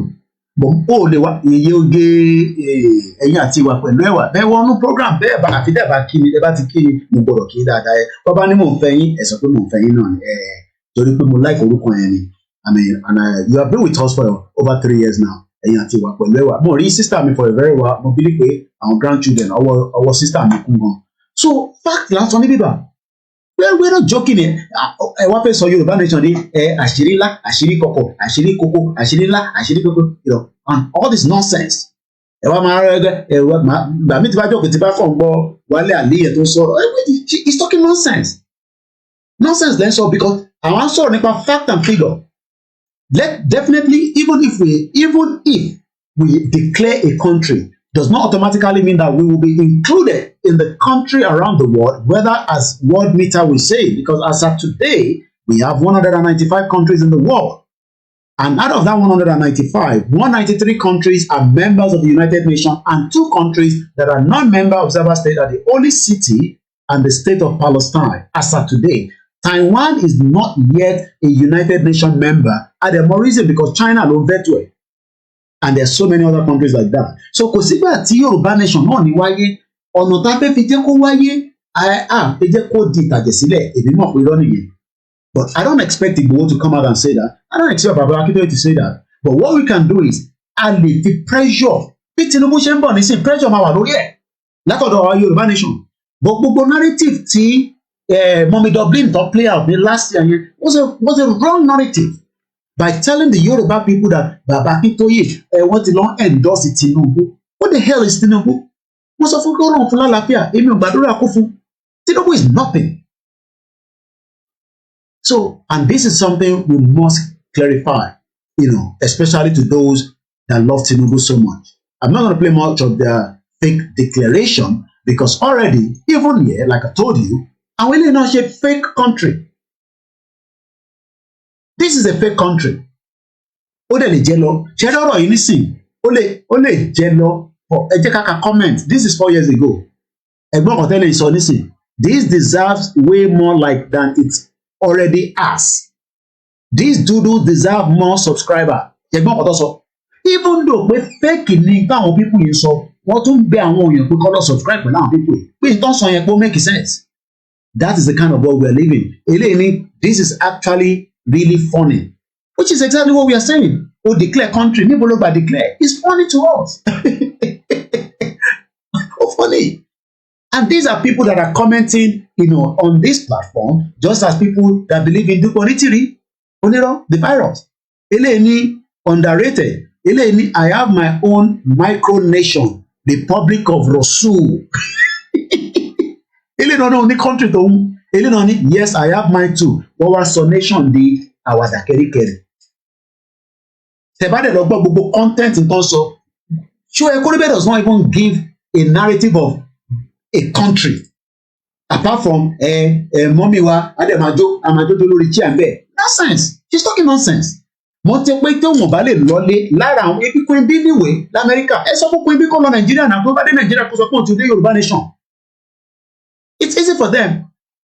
Ẹ sọ fún Black Lion kó lọlé àwọn tó bá ń support wọn ní UK ẹ̀yin ra ticket ẹ lọlé ìbẹ́yìn níwèé ẹni tó níwèé nìkan ni kò lè lọlé o kí ni mo sọ ẹni tó níwèé náà lè lọlé ebi lọ sí country ẹni eléyìí ní liars it is not a fake country it is real for all of us eléyìí tún sọ pé rọlọ́ ń pa pé tòótọ́ ni can you imagine pé it is liars it is not a fake country pé really ni nínú nǹkan tó táwọn sọ nísìnyí pé fake ni ní 3 years ago èèyàn kan sọ pé really ni and this is the kind of mindset tó wà lórí as many people because tẹ́ bá ní ẹgbàá country àbí you don't have the fact o wá fẹ́ gbé fact lé orí ẹ̀sìn mo mú ló pe àwọn tí ẹ̀ ń dé pẹ̀lú ni o fẹ́ Dupe Onitiro virus o fẹ́ gbé fact àbí náà ó fẹ́ change narrative mọ́ àwa lọ́wọ́ in 2023 and a lot of people will continue to believe that because lọ́dọ̀ tí wọ́n ti cook so many lies tó ti jáde àwọn kan ní nítorí pé ẹ fi ṣe accountability owó tẹ gbà ní ẹ fi ṣe this ni ẹ ti kówó jẹ ẹ ti ṣe this okay agree àti kówó jẹ àti gba gbogbo owó lọ́wọ́ everybody but ṣé Dupe Onitiro ṣé ó ti fún yín ní country and this is why I am saying tonight again that Dupe Onitiro is the biggest fraud after the 1914 amalgamation. My name is Olami Koiki. This is Koiki Media. And let me now allow those of you that want to join the conversation. I'm going to remove our face because I know our face is not, you man knock it off the lele. So face here paramotive avec lui. So let me just come back here and now let's talk about those of you. We are going to program into 3 hours long. So I only have 48 minutes. At exactly 1 o'clock, I have to go to the electrician. I'm already disturbing the house as usual. But I'm going to kò sí nǹkan tá a lè ṣe bàbá wọn ti gbà ká mú pé Yorùbá nation náà ni so mo kò lẹ́yìn kankan ọ̀rọ̀ mi ń ta lọ bá wọn lókè níbi tí mo ti ń sọ ọ̀rọ̀ tèmi níbí báyìí but I try to be very quiet so ẹni tó bá fẹ́ pé tẹ́wàá rẹ̀ fẹ́ pé I will just be running the program as it is even without showing you the back end so we can still be showing the back end but I will remove our face officially now we don't need our face anymore it has show. While we wait for the call, if the calls comes through, but about in the 10 minutes to any call that comes in, I won't take the call there because we have ample of time now. So, well, definitely, people wants to call. Like I said, even if you agree with Dupe Onitiro, you have the right to call into the program. Maka wa shepe ni biba. Ẹ jẹ́ ká sọ̀rọ̀ gẹ́gẹ́ bí àwọn tó ní làákàyè. Tó bá dẹ̀ pé ò ní làákàyè, èmi náà treat ẹ. Let's go to Ghana, our first caller. Briefly so that we get as many other calls. Mo kí o wọlé nǹkan sí ẹ káàbọ̀ sórí ètò. Wọ́n bá àwọn Yorùbá ní ọgbọ́n àdúgbò. Àní òye kankan kò sí òye kankan fún yín. Àtàwọn tó wà nínú wọ́n ṣàyè ìdáhùn bóyá èyí tẹ jábàtẹ tó yẹ wọ́n ní bọ́ọ̀bù tí bá ń dé nígbó. Àtàwọn tó ń wọ́n sí i. Kí n pààyàn ó dáì. Kí wọ́n dúdú ọ̀rọ̀. Plus, onídàgbà ta wà nínú níbi ìṣòro yìí láìpẹ́. Láàbí sọmọdé mọ̀ gbogbo alákàwé. Alọ́pọ̀lọ́ àjòkó. Bí ẹ bá gbé kan fún mi, ẹ máa ń wò dáadáa ni.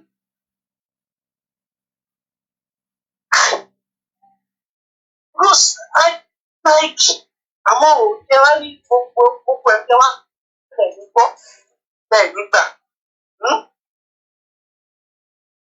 Báyìí ti ń jẹ́ ayé ní òkú ti Ọlọ́run á délẹ̀.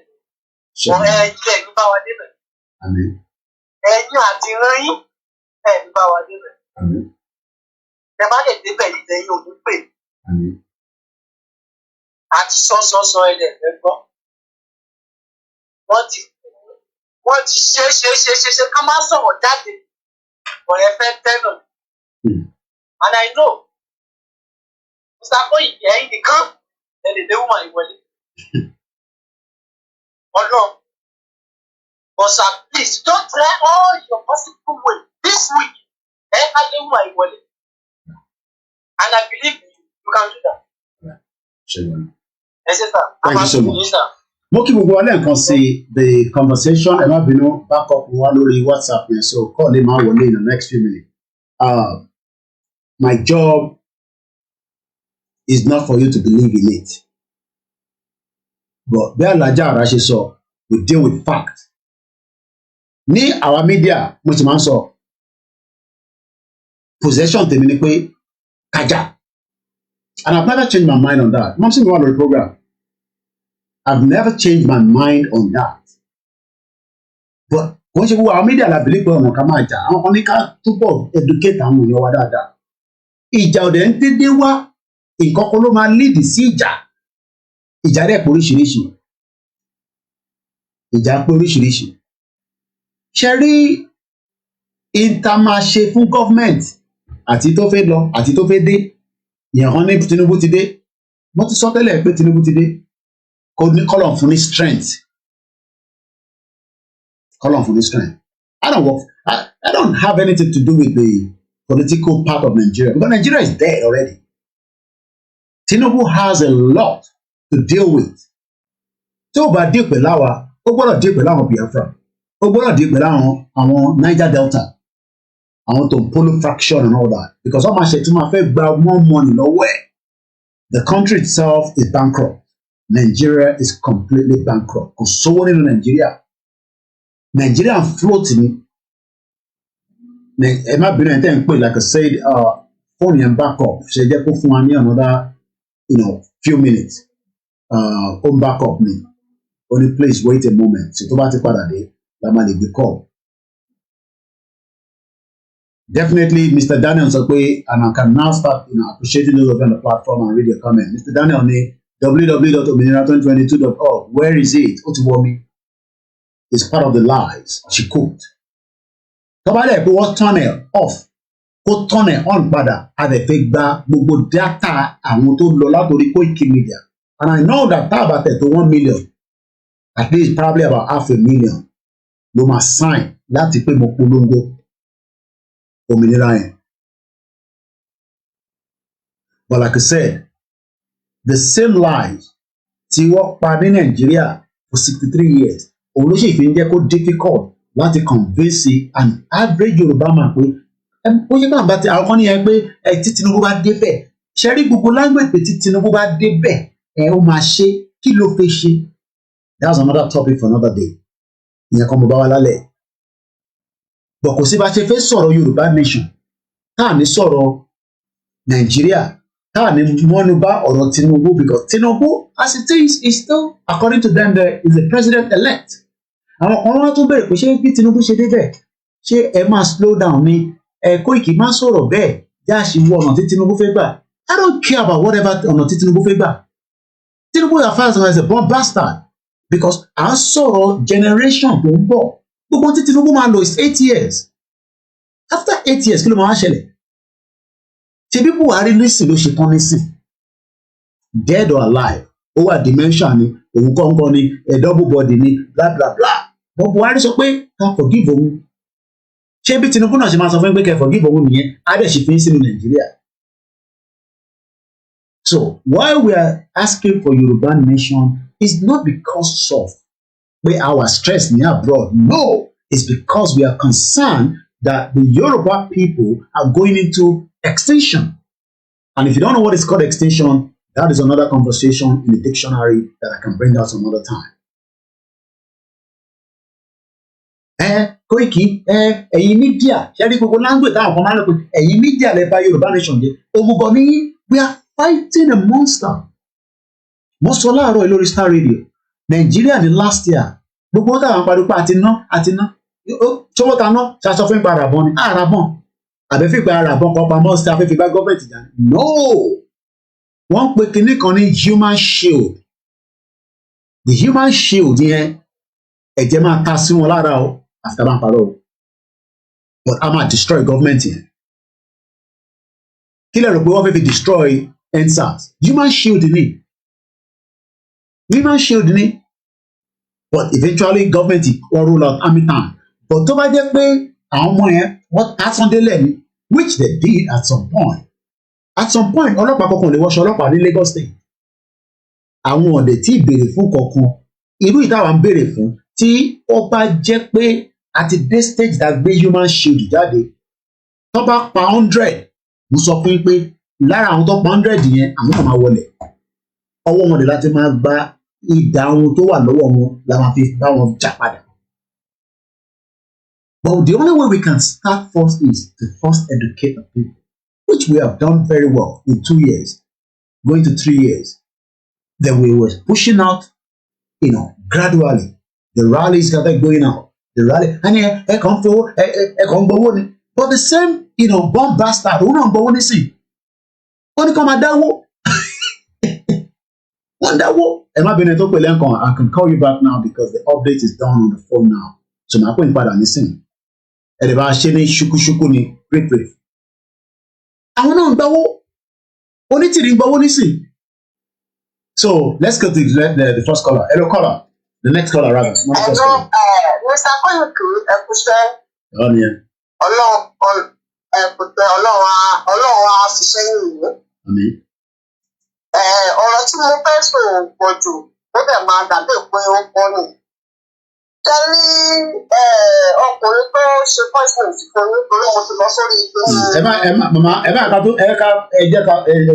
ká fi ẹlẹ̀ èyí tó máa bàjá ni mo ti fi sí èmi mo gbé gbogbo details ẹ̀ síta ìyẹn ló máa bàjá so èyí tó máa bàjá nìyẹn ẹ jẹ́ ká fèsì Dúpẹ́ Onítìrí the virus àti 1914 amalgamation. Mo fẹ́ kí n sọ bẹ́ẹ̀ ni pé látọ̀mù ní lórí morning start morning tó ní tẹ máa ṣe ìwọ́n àti ìpẹ̀tẹ̀tẹ̀ onítìrí àdàbí mo máa fi wọ́n léèrè. Bẹ́ẹ̀ni. Mo ti mo fẹ́ tọ̀ náà nìyẹn mo ti rí sọ ti bẹ́ẹ̀ náà àdàbí máa bí wọ́n tó tọ́. Wọ́n ní àdàbí ó máa bí wọ́n léèrè ó dẹ̀ gbọ́dọ̀ bí wọ́n léèrè. So let me clear the hair again. À ń náà fẹ́ gba Yorùbá nation ó ń ṣara wa la fẹ́ gbà fún. Gbogbo tó ń jẹ́ ọmọ Yorùbá àtẹnitọ́ bí àtẹnitọ́ ti fẹ́ Yorùbá automatically become a Yoruba citizen. But our politicians were, because endorsement of Tinubu nísìn, àwọn politicians, ṣé tí Tinubu bá ṣe tán nísìn, bí ṣe sọ, àjẹ́ kó padà sí north. Fashola máa ti wá di 72 years. I think I wrote it down. I think Fashola will be 72 years old.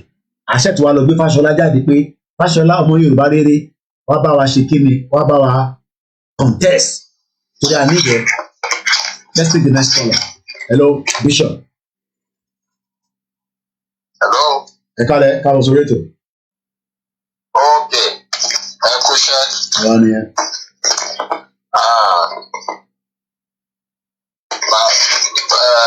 Nǹkan tí mo kàn máa sọ ni pé Ọlọ́run á túbọ̀ máa ràn yín lọ́wọ́. Then you keep going stronger and stronger. That you not be discouraged. Ọlọ́run ní ṣìnà agbára Elédùmarè. Gbogbo àwọn tí wọ́n sọ̀sọ̀kúsọ irú bàbá èmi lẹ́sìn mo mọ̀ pé illiterate ni bàbá yẹn. Kò mọ̀ túmọ̀ nǹkan péyàn ní scammer. Ó ṣàǹtẹnu mọ́ ó sọ̀rọ̀ bí ó ń gbégbé ṣé àwọn ṣáwọn tó fẹ́ ṣe ìlú ni ṣérú àwọn tó ń wá láti so people will know that àwọn tó ń tẹ̀lé wọn they are these ones are even far from àwọn olórí wọn gan semi-illiterate àwọn gan completely illiterate it doesn't matter if they are living abroad or homeland. Ṣé wọ́n pèèyàn ló tó bá mọ̀ pé ò kì í ṣe scammer just come out peacefully and defend yourself and say something good about yourself. Èwo ni kán wá máa ṣe pé kán máa gbà á lálẹ́ kán máa fi gbogbo ẹ̀ ṣé nǹkan tá a rí wọn sí nìyẹn nǹkan tá a rá àwọn ọmọ Yorùbá sí nìyẹn alálẹ̀ ṣé ìmọ̀ alálẹ̀ rí lẹ́yìn bá mọ alálẹ̀ ẹ̀rù abẹ́ ìyẹn tó lórí òótọ́ lẹ́yìn bá rí alálẹ̀ ní wọn ara yá dìde. You will forever you will be dead for the rest of your life. Only kindly are you anything. You will not care about money. Tẹ́yìn bá mọ alálẹ̀ tẹ́ bá rí alálẹ̀ tẹ́ mọ ọkọ tó ń pè lálálẹ̀. Ẹ fẹ́ alálẹ̀ ṣe pé fáwọn èèyàn tí ó ṣẹ̀yìn. Because you have just simple disagreement. Ìṣàlàyé alálẹ̀ wá jẹ́ mọ̀ wọ́n àbí ìṣọ́ gbọ́ràn sí gbogbo ìṣítẹ̀ ìsọ̀lẹ̀. A lè fa alálẹ̀ báwọn Fúlàní jà. Ẹ lè jáde kẹ ṣe fídíò kẹ ṣe pé báwọn Fúlàní tó ń pa ìran Yorùbá ara àtàwọn ti réyàn kan tó jẹ́ Yorùbá wọn máa ran ogun mọ́ àwọn olóṣì dédé abeg I don't want to say God will help you jare and strengthen you. Màá bá ń sọ̀rọ̀ lọ́la agbára Elédùmarè ẹ ṣé gan ni Bishop ẹ ṣé gan ni bàbá mi náà pẹ́ máa wà pẹ̀lú Aláàjì èmi àti wọn ti wà 3 years down the line, on this movement, and I love her. I love her. I love his Cherry. We are dealing with the elite. The fight of Yoruba nation is between the elite and those that want a way out. I'm not talking about àwọn political members, àwọn APC, PDP, Labour Party, the Yoruba elite gangan, if every one of them come out and say no, Nigeria will go down as quickly as possible. And let me quickly read the comment. Thank you so much, those of you that are in Moki, our Grace Olushoto, Yeyoge Mokele and Konsi. I want over 1 million people who must sign petition. That's all the Koiki Media alone. It means 500,000. So that 500,000, I want it back. And we want it back where we can vet it, that each numbers at the details of the signal at Yokuro. And we can do that gradually. It might take time because it don't impute that only your all I need to do is just sign. I need to form any details in one father. I didn't make sure we your details were kuro because the details were because she's a liar. So let us see Maka comment Baba Alaji. One Koiki, we Yoruba people. Every minute, 1 minute. Every 1 minute, sir. We Yoruba people never want a war. Yoruba. But it's only a few people that will not organize to defend themselves, which was part of what we were doing gradually once we were exposed it now. But part of that was also destroyed because Onitiri penetrated into that system and she was able to destroy it. That's another conversation for another day. Hello, caller. It's okay.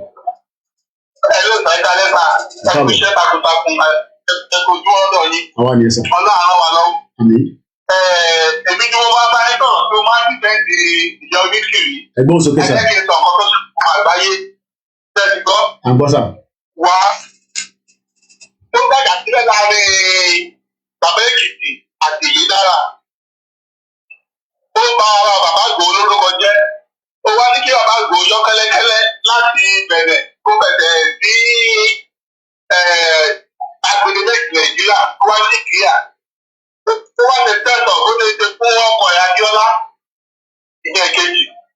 Ìkẹta, ìṣe eré ìtọ́kùn tó ṣe lọ́wọ́lọ́wọ́.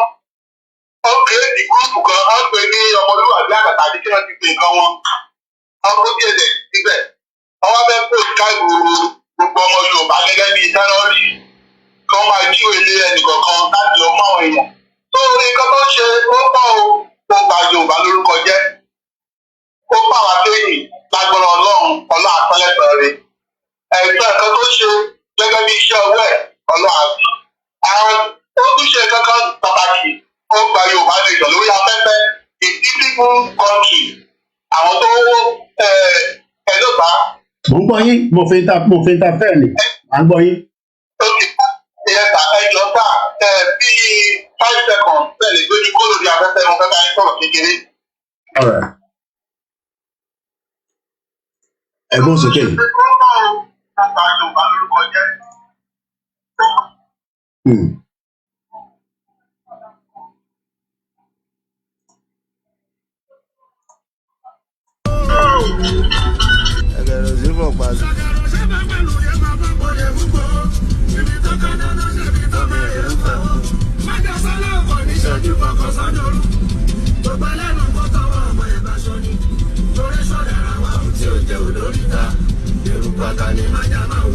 Ẹ má fojú kó eruku ata abẹ́ ń bẹ eruku ata tí o ti fojú kó bàbá wà gbogbo Nàìjíríà.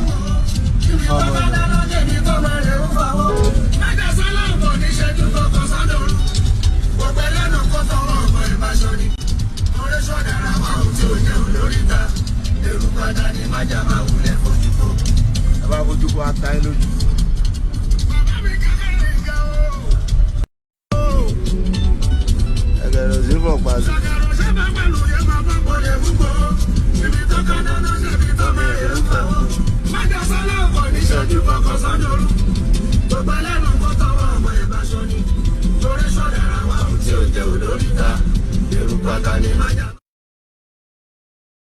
Ẹ má bínú, a ní láti bẹ́ni ẹ sọ̀rọ̀ briefly ni. Look, she's not slowing the things down, but bí Alhaji ṣe sọ lórí defend because tábà náà fi gba country táwa náà sábà fi gba country And the line is still open. We still have about 32 minutes. We need 3 hours now, so that we need everybody who are too tired. Is not moi. We don't have the kind of money like Nigerian government, but we can put things together, and we have to be very, very grateful. When níwọ̀nba kékèké tó wọlé tó jáde, they were able to do things, and I'm sure gbogbo yóò expect ká máa sọ gbogbo ẹ lórí live show. But kékeré yẹn ó lè fa sùúrùtù fún government, and that was destroyed last year. Hello, caller. Hello. Ẹ kálẹ́ sir. Ẹ kálẹ́. Ẹ jọ̀ọ́. Mi ò sọ̀rọ̀ live. Ẹ jọ̀ọ́. Ẹ gbé mi kúrò. Tàbá ní ká máa gbé wa kúrò yẹn, ó slow program yẹn down a little bit. Ó yé mi. All right. Sọ fún ìwà important. All right, we're gonna do that. And for only 10 seconds.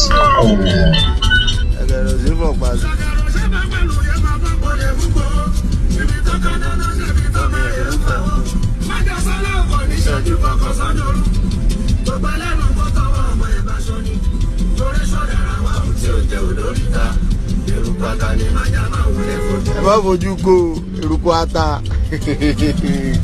Abẹ́ ń bẹ eruku ata tí o ti fojú kó. Bàbá wà gbogbo Nàìjíríà.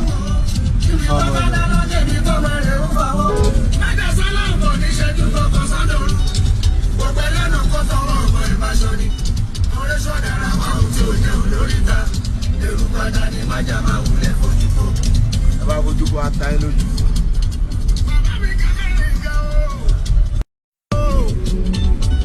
Ẹgẹrẹ sí fọ pàṣẹ.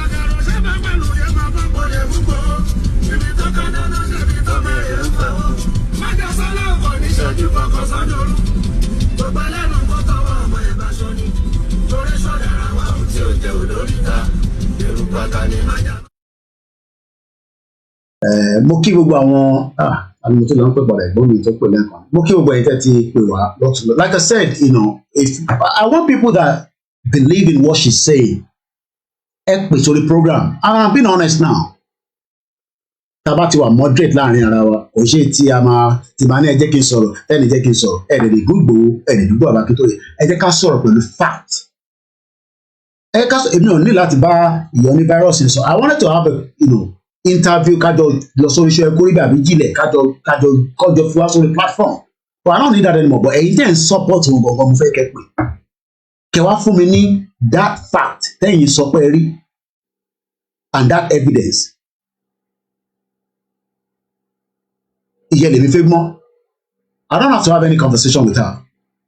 But tó bá ṣe program lèmi lórí, màá ṣe padà màá ṣe mọ́ program lé lórí. Mo dẹ̀ ṣe bẹ̀rẹ̀ ni. Hello caller, ẹ gbóhùn sókè.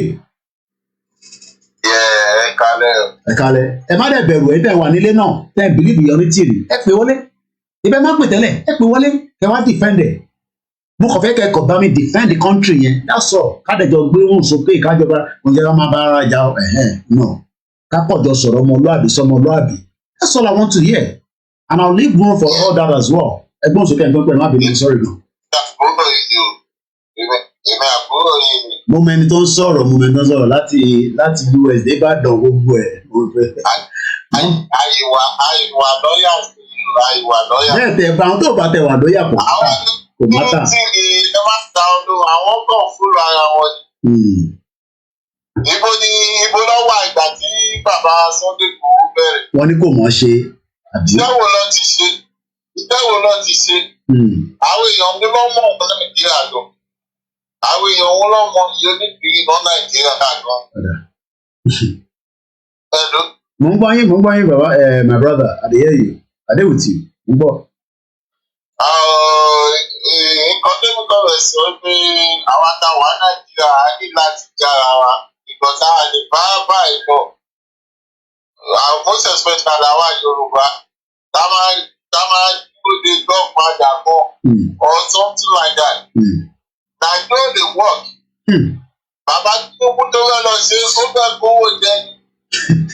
Ó tẹ̀ kówó jẹ ọkọ̀ fẹ́ ní ó fẹ́ ní stamp yẹn ni ó dẹ̀ ti ní wọ́n ṣàti fún ní certificate àti kọ́lẹ̀ rẹ̀ báyìí kọ́lọ̀ ṣọ níbẹ̀ títí di May 29. tábà sọ gbogbo àwọn ọkọ ìyàwó yìí pọ̀ máa fi pé ọmọ wa rè ní pé bóyá kí náà sọ wọ́n tó pè ní pé ayé ti bàbá Tinubu kò ṣe pé wọ́n yé ti bàbá Tinubu. mo ṣe fẹ́ kí mo fẹ́ tẹ̀ fún ṣé mi ni mo da tí mo fẹ́ tẹ̀ mí. Buhari ti pa àkọsẹ́. ṣé bàbá Ṣòwòrẹ́ kẹ́ ọ̀ tí dìbò Ṣòwòrẹ́ kọ́ àwọn tẹ̀lé òdìbò Ṣòwòrẹ́ yóò bá àtẹ apariwo Ṣòwòrẹ́ afúnni publicity for free. Buhari ti pa àkọsẹ́. ṣé bàbá nìyẹn. àjẹ ni máa bá báyìí lọ. Èkó tó fi brand èmi mo jẹ délé. àwọn ìdántì mi kan wà lé àwọn ọmọ Ìgbò kan ti gba gbogbo businesses wa according to àwọn ọmọ Yorùbá but àwọn ọmọ Yorùbá ti nàgẹ̀rẹ̀ sọ́gbọ̀n nìyẹn. ó lè kó lè kò ní. ṣé sínú ó lè kò. Ọ̀gá. Mo wò ó pé kí n òjò bọ̀ àgọ̀ lásán omi ti ṣe kíní. ṣé kò wọnú mọ́tò yìí ṣá. Àgbẹ̀fẹ̀ ọ̀sàjò. Ibo là ń bá ṣé ń ka ẹ máa bá bá ìlọ nìyẹn. Ṣé kọ̀tà fẹ́ fi lélẹ̀ fún ọmọ wa ní? Àwọn ọmọ wa ní. Ẹ̀yin náà ẹ jẹ́ ara wa o. Òótọ́ lẹ́bíbọ́dì sọ o. Ọmọ listen. I think it's just ọmọ listen. Èèyàn mélòó gan lẹ́nu sí olú ọmọ fẹ́ fún lówó èèyàn mélòó ló fẹ́ connect together. That is not a society. Society kan nìyẹn. Ẹ máa wo mo lọ gbogbo ìṣòdì yẹn àwọn ọmọ kan wà lóṣòdì yẹn lásán. Wọ́n wọ pé pẹ̀lú owó táwọn bí dípò yìí gbà èyí tó tẹ̀tẹ̀ wá kọ́ technical school fún ọ. That's it. Ẹ wá kọ́ technical school táwọn ọmọdé máa lọ school. Kọ́ ẹ máa ní ẹgbẹ́yàn lọ́mẹ́ta ẹ̀yìn tí àwọn èèyàn kan ti lówó rẹ̀ afún wọn ní tíkẹ́ẹ̀tì Jerusalem àti Mecca. Àwọn ọdẹ wà lóṣòdì yẹn ẹ bá rí wọn yá jẹ wọn ni gbogbo òṣòdì yẹn láti dé ní mo dé ní ìlà gbogbo ẹ láti dé. Àtọ́bìnrin àtọkùnrin ni wọ́n gbà sí fáwọn ọmọ kéékèèké ẹni àwọn 14 wọ́n bá wọn sùn burúkú lábẹ́ bíríjì ẹ̀ wọ́n gbà sí gidi fún wọn. Àwọn ọmọdé gbé àwọn ọmọdé gan wọ́n bá ṣe technical school fún wọn àwọn ọmọdé máa ti kọ́ tọ́kọ̀ ara iṣẹ́ fún wọn. The country is in total mess, complete total mess. It's very sad. Complete total mess. Mo kàn máa pa mí lẹ́kùn ni. Àjọ tí mo kàn ẹni tí kò pa mí lẹ́kùn pé ṣé báyìí láì máa bímọ ni ṣé báyìí láì máa bímọ ni àwọn ọmọ wa ló máa. Ẹni máa ń pèlè fún mi. Pé bàbá sọ pé bàbá níta ṣe kọ́ báyìí bàbá níta ṣe kọ́ báyìí. Jagaban.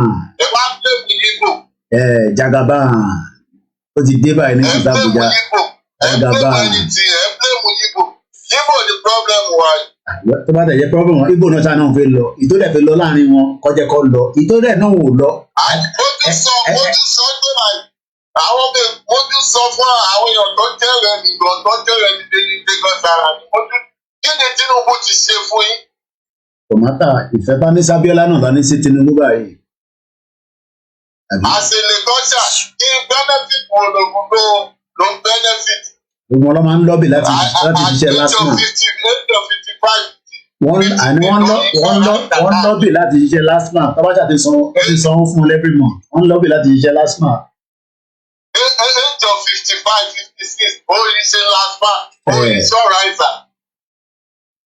Very painful. It's a very painful society. Ó máa kàn páyọ̀ lẹ́kọ̀ọ́ ni, ó máa páyọ̀, ó máa tọrọ ọ̀rọ̀ Nàìjíríà máa sọ̀rọ̀.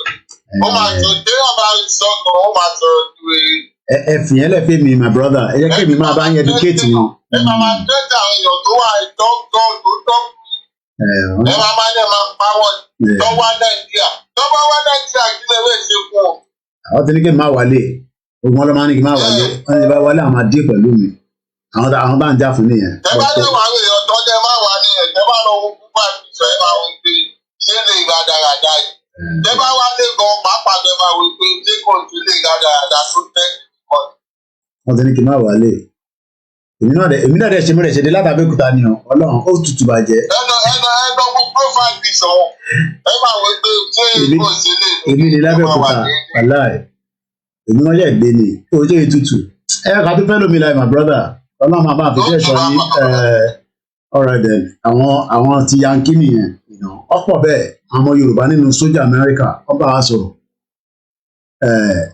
lẹ́ẹ̀kan sí platform tiwa àwa bias ẹ lè ní mo wà bias pé lọ́nà ló pa ẹni tí ó pè wá ẹ má bínú pé mo jẹ́ kẹ́ sọ̀rọ̀ nílẹ̀ ẹ lè ní mo wà bias lókè but mo sì ní pé ẹ pè ẹ wá defend the country orí tìrì fáwọn ní 2023 that's all I'm asking for ẹ má ẹ̀ka jọ fi sentiment sí ẹ ló kọ́là ẹ gbọ́n sókè sà. ẹ lọ rọdà mi ṣe wà pa. àlàáfíà. kó ètò. ètò nìyẹn. nǹkan tí mi fẹ́ sọ ni pé kátẹ̀ sọ pé irú ó yẹ kó rí bẹ́ẹ̀ kátẹ̀ sọ pé stark illiterate ni pé kò tẹ̀ kàwé ṣọ́ọ̀bù yìí. iye tó tẹ̀wá gbà mí lẹ́nu fún òun ni ìjìnlẹ̀ Marcus. ẹ̀gbọ́n mi dáadáa ni my brother I don't want to be mentioning his name but because if I hear the program by he's a brother. He's a brother. A man who were a little bit educated. Ó mọ nǹkan tó ń lọ. Ó mọ what is good and what is not good. Ó dẹ̀ ń follow you blindly. Ṣé ìlú tó ń wà yẹn tí ìjìnlẹ̀ wà yẹn?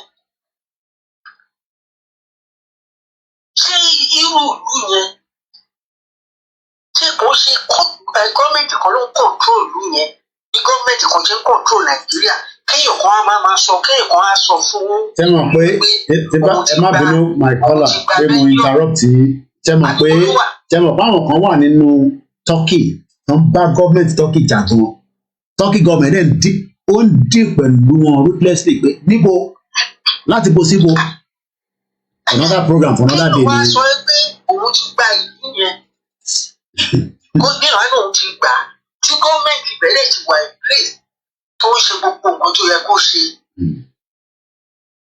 kéèyàn dẹ̀ wà ní ìlú yẹn kó wà ní western world kó dẹ̀ máa bìlíìfù irú nǹkan tí onítìrí because èmi ò àìsí lórí ìsìnká sílẹ̀ láti máa fi ìyá onítìrí sí kí lọ́jọ́ orí òun náà. àwa yìí náà 50 plus ni wá kí lọ́jọ́ orí ẹ̀.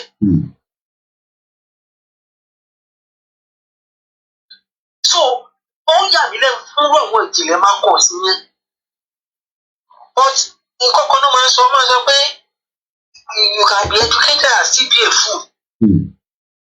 sọ̀rọ̀ mi yé wọ́n ní àgbà àwọn Yorùbá máa ń sọ wọ́n ní àgbà ọ̀pọ̀pọ̀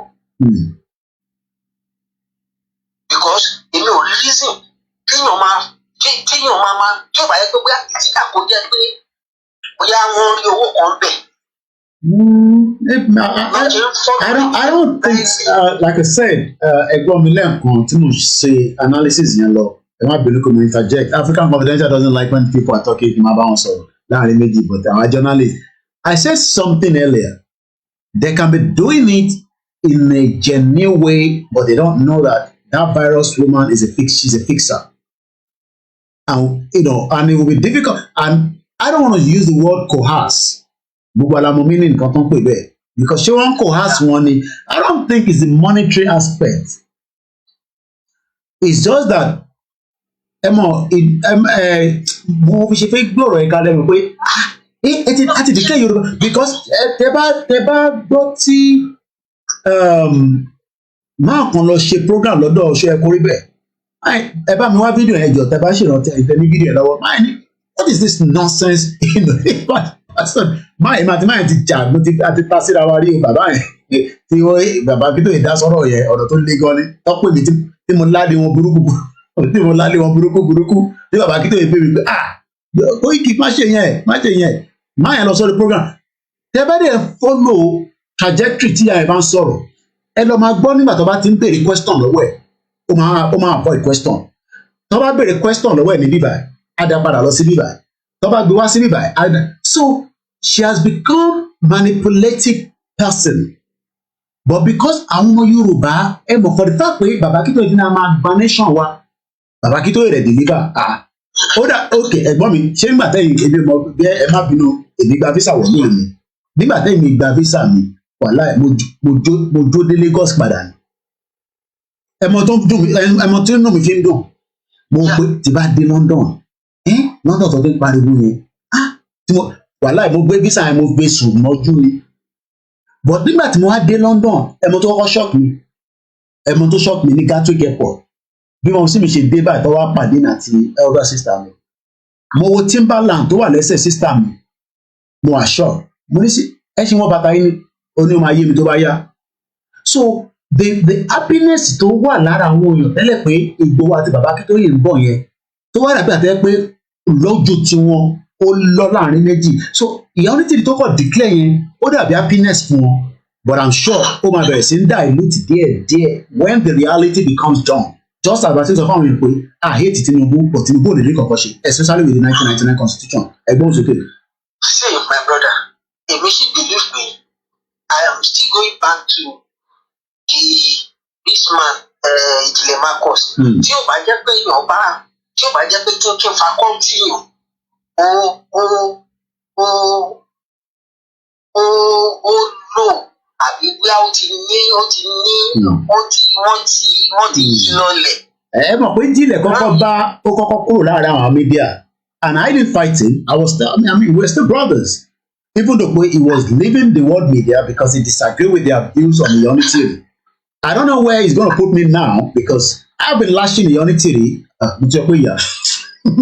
Virus woman jare ara virus to go you know so I don't know where Ìjìnlẹ̀ is going to now put me but I don't care because at the end of the day àwọn tó ju ti Ìjìnlẹ̀ gan lọ mo ti bá wọn sẹ́gbẹ̀ẹ́ lórí ọ̀rọ̀ woman yìí because at the end of the day a lè máa parọ́ fáwọn èèyàn pé kéèmù wá jáde mo á endorse ìkọ́ ti gba country kódà àwọn èèyàn máa lagi mọ́ mi lórí ni pé kó àbò mo gbá náà yóò ni àròkù ọ̀gán lọ́pọlọ lórí mi àṣẹ gbogbo ọ̀rọ̀ tó ń sọ pé journalist nìyẹn òkútu bẹ́ẹ̀tẹ̀ nìyẹn o and that is what mo ṣe sọ pé virus woman yẹn gbà kankan lọ́wọ́ mi ẹ̀yàn kí mo ti sọ èmi fẹ́ kó fẹnu ara ẹ̀ sọ pé lótìtọ́ Kóìkì fún òun ní kankan òun gbà kan lọ́wọ́ Kóìkì nǹkan báyìí lòun fi ṣe tó bá ti sọ èmi àwa ṣe ìwà ṣe program lórí but tó bá ti sọ mo ṣe ń fún ní time ni so n tí kò yá àwọn èèyàn she needed somebody like me láti endorse that declaration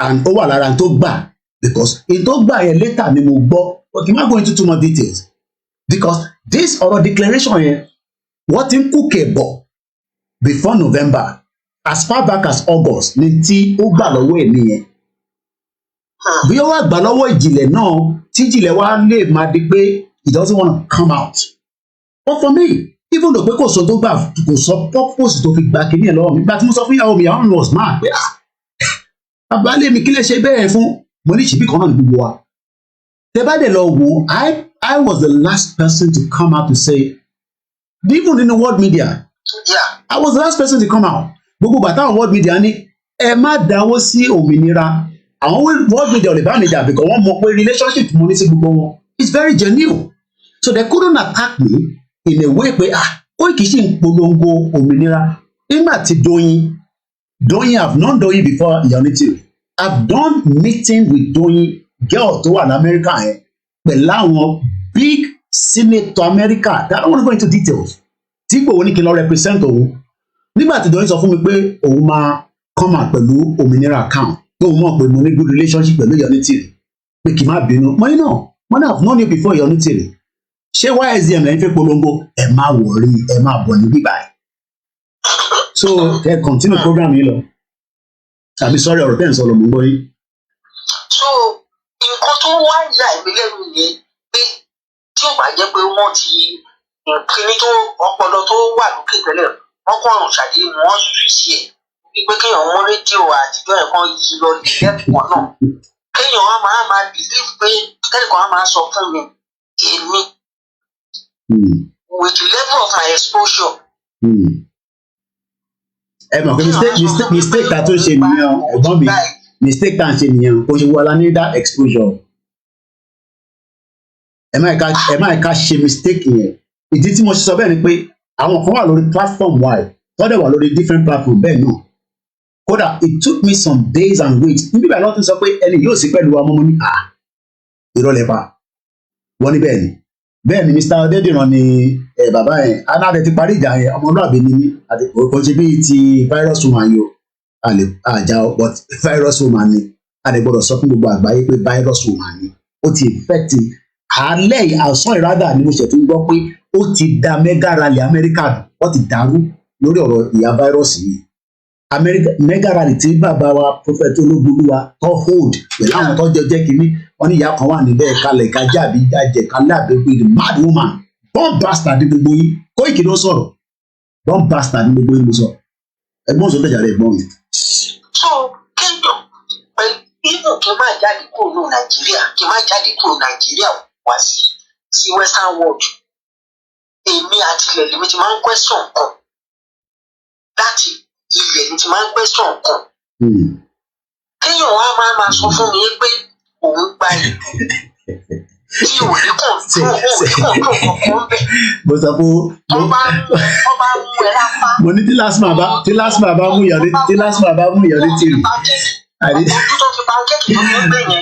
bá mú ìyọrí tìrì tó bá mú mọ́tò ìyọrí tìrì wà láì ọba gbede oṣù òdìdí náà máa gbowó lọ́wọ́ ẹ̀ lásìmọ̀ lásán nìyẹn.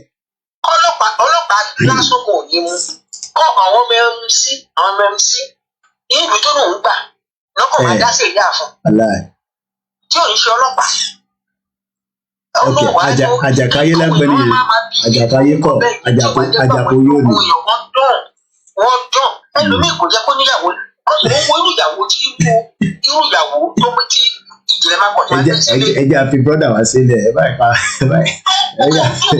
ẹjẹ́ àfi sílẹ̀ brọ́dà wá ní ẹjẹ́ àfi sílẹ̀ ẹ̀rọ pé tèmi àti ní kẹjá ká fìyàn sílẹ̀ ẹ̀bù fẹ́ jẹ́ ká túbọ̀ ìyàwó mi dẹ̀ ti gbẹ̀mí gan pé lórí ti ìjìnlẹ̀ pé kì í sọdún yìí. àjẹkáyé ẹjẹ́ àfẹ́lẹ̀ ní ìdáyé ẹ̀gbọ́n mi ẹ ṣe gọ̀dì mo gbádùn interaction even though mo kàn kó sí láàrin méjì ẹ má bínú. ẹ ṣe gan. African Confidential doesn't like when people are talking kì í máa jẹ́ kó tó sọ̀rọ̀ I love you everyone ẹ má bínú tí a sì ní bí àwọn èèyàn bíi mẹ́ta gbogbo náà lè máa ráyè wọlé ẹ̀yin lẹ́ni program ẹ̀gbọ́n yà ní ẹ̀nà ni máa fi ń sọ̀rọ̀ mo sọ pé mo wà lábẹ́òkúta believe me picture Abẹ́òkúta ló wà lẹ́yìn mi Ọlọ́run lọ́nà mo sáré lọ lé mo lọ ra kókóró ẹ rí mi láàárọ̀ ẹ̀yin ọwọ́ jákẹ́ẹ̀tì nígbà tí mo dé Kútọ̀ ìwọ jákẹ́ẹ̀tì mi ò bá wọ jákẹ́ẹ̀tì àdàbí ìyọrí kiri ni wọn lè ti ya pánikó kìkì ya wèrè ọlọ́ba ẹ̀ka ya wèrè ẹgbẹ́ òsèké. bàbá ṣe rí mo fẹ́ kọ́kọ́ béèrè question tọ́lọ́ yín. àgbọ̀yé. ní 2015 náà ti ṣe election yẹn election tó dìbò ẹ wá sí Nàìjíríà gbàyà. no 2019 ni mo wálé mo wá 2015 yẹn à ń pariwo ní ìgbà ìyàwó mi sì máa fún mi yẹ aníṣègbè ní sí bàbá mo nígbà tí bá dé sí bàbá kan sí bàbá ọ̀dẹ̀ ti ṣẹ́ mọ́ yàmọ̀ pé àkọ́bí mi ẹni sọ̀rọ̀ jẹ́ kí dáhùn yẹn lẹ́rìn làkọ́bí mi ló bá lọ ń sọ̀pọ̀tì yẹ́ ẹ̀ níṣà mẹ́rin dáadé sí bàbá mo ní níbo orí mo ní sí bàbá mo ní má jẹ bẹ́ẹ̀ jà wọ́n bọ́ sí bàbá nínú ilé mi ebi odidi bàbá Yorùbá nation mo ní má copy mọ́mí ẹ̀ o mo ní don't copy your mom leave your mom alone tí mọ́mí ẹ̀ bá ti fẹ́ tó bá ti fẹ́ sí mi jẹ́ ló máa ní sí Buhari sí bàbá ẹgbẹ́ òsèké. so ìtọ́jú ìbéèrè pẹ́sẹ̀ ẹ lọ yín ní wípé torí ìgbà tẹ wálé tí mo rí pé àwọn ẹwà lẹ́kùn bàtàn dìbò yẹn. 2019 yẹ I came up here. 2019 ẹsìn tàbí báwọn tó fẹ́ di gómìnà gbà yẹn gbogbo àwọn tó pọ̀ tẹ̀sí gbà yẹn. wọ́n á bìrì pé báyà 2015 náà ẹ wálé níwà pé bóyá ọyẹ bí a mọ̀ pàdé yọrí tìrì yọrí tìrì kẹ́ àtẹ̀rí lórí pósítà gbọ́sẹ̀. èmi máa ń sọ pé àwọn ọ̀dàmọ̀ àti ẹ̀gbẹ́ni tí ń jẹ́ bẹ́ẹ̀ lẹ́kọ̀ọ́ bá gbọ́. látìgbà tí mi ti wà lẹ́kọ̀ọ́ yìí mi ti wà lẹ́kọ̀ọ́ láti 2000 mo ti wà lẹ́kọ̀ọ́ yìí mi ò gbẹ́ni tí ń jẹ́ yàrá tí rí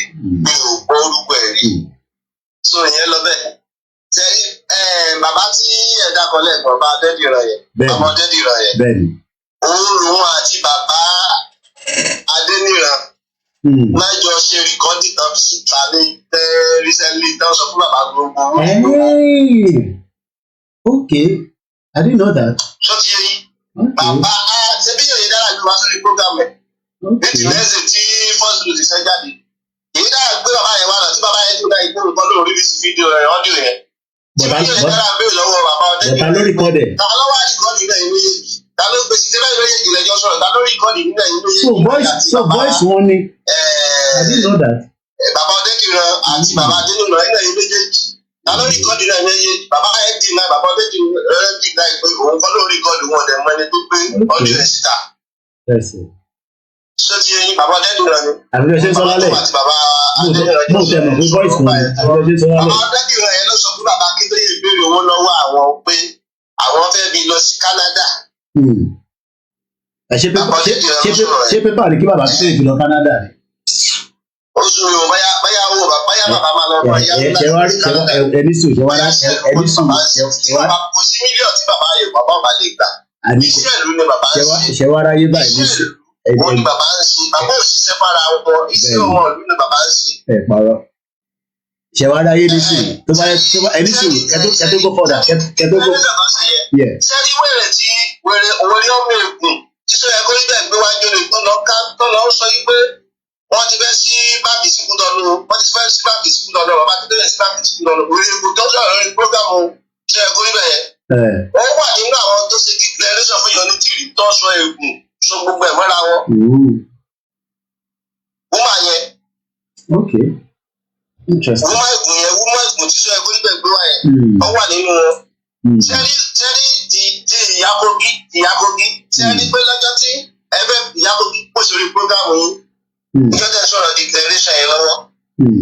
Ìyá Kogi sẹ́mọ̀ pé ẹ̀ ń pè ìyá Kogi padà lọ́jọ́ yẹn mo wà ní prógámù yìí.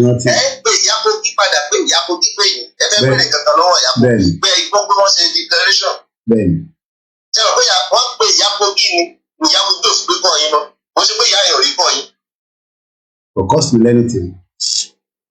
Àkọ́kọ́ sí ẹni sìn. So gbogbo fake declaration tó wá sí yẹn tí kò yẹ kó ti yé àwọn ọmọ Yorùbá gbé ìyá yìí náà kó yín lọ sí omi odò òkun láti lọ pa yín dànù ni. Now that we are doing Terry, we can't blame them that much. Now that a ti ń ṣe analysis yàtọ̀ sí pé ẹ̀rí pé analysis ni mo ṣe lálẹ́ nísìn. Abẹ́ máa continue and then later on people ní tí mo fẹ́ kọ́ máa béèrè ní question. Alájà ara sọ ní bíbá nísìn fact figures ó là ń sọ̀rọ̀ lórí èèyàn kan tó pè lẹ́ǹkan even though pé my brother there I don't want us to be really bringing him into the conversation but there's no way we can do it because ó ṣì ń promote it but and as fact ìlú tó wà yẹn ṣé bí bó ṣe operate náà nìyẹn I mean he lives at least a lè sọ pé ìlú tó wà is up to the standard of Europe. I have been there before mo ti dé Turkey. It's a very beautiful place. Ó yàtọ̀ sí completely village táwa wà táwọn pè ní village wọn ní Turkey ó dájú Lagos lọ and I'm not joking I'm talking about their village but ṣé bọ́ ṣe operate ní bẹ́ẹ̀ ní bóun ṣe ń bá yín operate yẹn and it's easy to just sit down there like I say just like myself kakọ̀ máa dish nonsense jáde yes sometimes it could be nonsense la ń sọ but fact wà nínú nǹkan tá à ń sọ so bó ṣe jẹ́ nìyẹn. Ṣé ọbẹ̀ bẹ̀rẹ̀ question kan láwọn tó ń tẹ̀lé yà ẹ̀ ẹ̀rí election tó ṣe kọjá sí ẹ̀yin tẹ́lẹ̀ ẹ̀bẹ̀ àwọn tó fẹ́ lọ sí ìtẹ́rìn mọ̀ bẹ́ẹ̀ bá sọ̀rọ̀ yìí o àwọn tó láwọn fẹ́ lọ sí ìtẹ́rìn tẹ́lẹ̀ bẹ́ẹ̀ lọ lé ọ̀gá ọ̀gbọ̀n kó lórí ní ọ́fíìsì wọn. wọ́n dé bọ́ọ̀lù. ẹ̀rọ ti pé ìbò election tó ṣe lọ yìí ní gbogbo state ẹja bíi tilẹ̀ Yorùbá ṣe sábùgbé ìtẹ́tù náà ẹ̀rọ ti pé àwọn tọ́jọ contest ẹni pé wọ́n jọ kú ìbọn para wọn wọ́n para wọn káàkiri pé àwọn aláwọ̀ sí ti ẹ̀kẹ́ àwọn akọ́ ṣé àwọn ìyẹn lẹ́wọ́ abẹ́ lọ àwọn tó ṣe wàhálà kan tó mọ ọkọ ṣe àlọ́ sí ti ọgbà ọ̀nà wọlé sáwọn ìyẹn lẹ́wọ́ abẹ́ sọ wípé ẹbẹ́ lọ bá tẹ́tẹ́ gbogbo yẹn wọ́n lè ní relationship pẹ̀lú ṣé olóṣèlú wọlé lọ́rùn Ọ̀ṣun state bàbá uncle David rabi ẹbí ọmọlé yẹn kúrò àwa gan tá a náà fẹ́ Yorùbá nation a ṣe sọ pé àwọn èèyàn wọ́n wà they are part of our interest part of our problem ẹ̀yin wọ́n sọ pé àwọn èèyàn ṣe problem yìí ẹ̀kọ́ lọ síbẹ̀ gbogbo yẹn má ẹ̀ka tún máa fàágùn ẹ̀ka tó fẹ́ lóbi láàyè it's just a complete total nonsense ẹ ṣe gan ni àfi bí ẹ ṣe ẹrí mi ní ṣàpọ̀n ẹ̀rẹ̀ pè mí bí a ti bá tún máa wá màá jẹ́ kẹ́ mọ̀ pé mò ń bọ̀ torí nígbà tẹ́ rí mi nígbà. ẹ bá ti dé wá ẹ sọ fún mi lódò yìí mọ̀ sọ fún Lagos garage níjẹ̀bú. mo fẹ́ Lagos garage mo ti wà nínú ṣàpọ̀n gangan mo dẹ̀ ń ra wàrà fún mọ́mì wa kan ní Canada ẹ̀ẹ́dẹ̀ rí mi nínú jacket nínú ìyìnrín ẹ̀ẹ́dẹ̀ pè mí.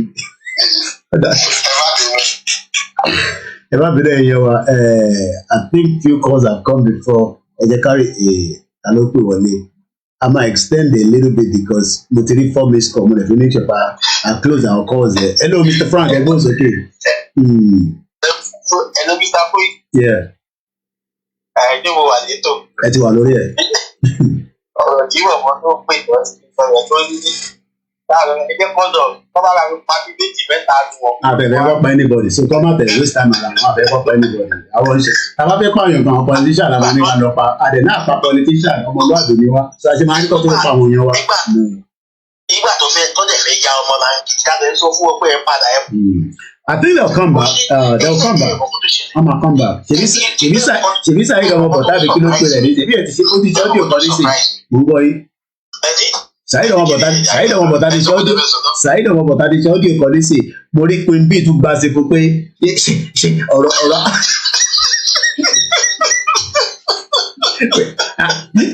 ayọ̀ pé Queen B yẹn bí yẹ láìkí yẹn tó. Àwọn accent America náà you stupid idiot you stupid. Ẹ wá wọ̀ ẹ wò àwọn ìbá bára wọn ìjà tí wọ́n bá kọjá ta tó ní ojú òṣùwà. Grandma ẹ máa ṣáájú wa lẹ́nu ẹ̀ grandma ẹ̀yin kọ́ máa remind mi ìyàwó comfort náà wọ́n kí mi. Ọlọ́run ṣáájú wa ẹ wò kọ́ni kọ̀ọ̀fẹ́ sọ ṣe rí ọ̀rọ̀ wọn ó dàbí ìyẹn sọ pé tí ó kàwé torí ọ̀tọ̀ ní kéèyàn kàwé ọ̀tọ̀ ní kéèyàn lọ gbọ́n orí ẹ jọ̀ọ́ ṣé ní ayé ta wà yìí nísìnyí ṣé ó yẹ kéèyàn kan sọ fún yín pé ókè kó bá tiẹ̀ sọ fún yín before election kó o ti declare Yorùbá nation lẹ́yìn ìgbà tó wá tó wò pé election máa ṣẹlẹ̀ kò bá sí nǹkan kan ọlọ́pàá máa mú ẹ̀rọ títì kò sí nǹkan kan wọ́n ń ṣe gbogbo ilé kò sí ọ̀hún wọ́n ṣe sọ pé fẹ́ sún ẹ̀ Tinubu yìí ẹ̀yin wá sọ pé ẹ ti gba Yorùbá nation. Ẹ má bínú Mr. Frank bó ṣe wá sórí mi ni kí má lọ gbàgbé ṣe rántí pé Black Lion àbí kí ló pe rẹ̀ nígbà tó fẹ́ lọ ṣe verification ní òmìnira àkáǹtì kan ẹ mọ̀ kó wọnú báǹkì lọ tó ṣe rìkọ́dì. Kí wọ́n reject àbí tí wọ́n ṣe kankan nígbà yẹn. Ẹ jẹ́ kí a ṣe analysis ìlú ẹ̀ dáadáa kó lè yé wa. Ẹ rántí pé Black Lion lọ sí inú báǹkì kan l'Amẹ́ríkà tó lọ verify ó lọ ṣe nǹkan pè ní verification pé ṣé àkáǹtì yìí tó ṣiṣẹ́ ní Amẹ́ríkà. Bẹ́ẹ̀ni tí wọ́n sọ wípé fake account pẹ̀lú exist or something. So right there and there ìwọ tó ń tẹ̀lé wọn the question tó máa bẹ̀rẹ̀ ni pé ní kí Black Devil àbí Black Lion kó fún ẹ ní verification torí bóòtù ẹ̀mọ́ tán pè ní verification wọ́n ṣe máa ń sẹ́ndì OTP sí ẹ báńkì ẹ wọ́n sẹ́ndì sí ẹ pé confam pé wọ́n ló fẹ́ withdraw owó yìí ìwọ́n tó fẹ́ jalè ní Nàìjíríà ní UK nísìn tó bá fẹ́ nọ́ọ̀kì ni o máa need authorization láti inú app so ẹ̀yin ẹ̀gbọ́n wa tẹ̀ ń nọ́ọ̀kì ẹ̀ lè nọ́ọ̀kì mọ́ ẹ̀ lọ ṣiṣẹ́ ẹ̀ lọ ṣe waiter job.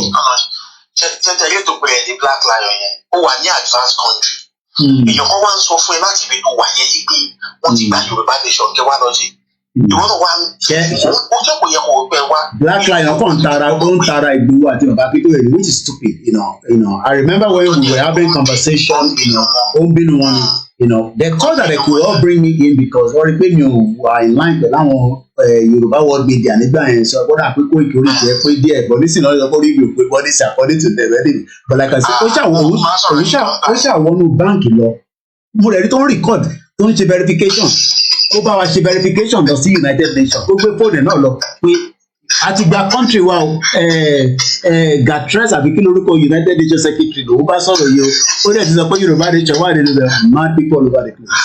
Mad people ní ọ̀rẹ́ gbọ́ mi ọ̀kan tuntun ó wá ṣe tó yàgbé lẹ́nu rí nǹkan tí mo jọ́ láti sọ ni pé ó wà nílùú yẹn ó mọ̀ pé mental health issue ó wà láwọn western world yìí èèyàn kan wá ń sọ fún ẹ yí pé òun ti declare Yorùbá nìkan tí kò yẹ kó wò ó pé àbí wúmà yìí ó ní mental health problem.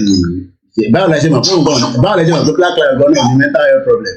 bóyá ẹ̀gbọ́n tó ń sọ fún àwọn gan ní wọ́n wá sọ fún àwọn èèyàn pé wọ́n tó bá fẹ́ lọ gba akíndínlógún state kò mú nǹkan tó àdúgbò àdúgbìyà.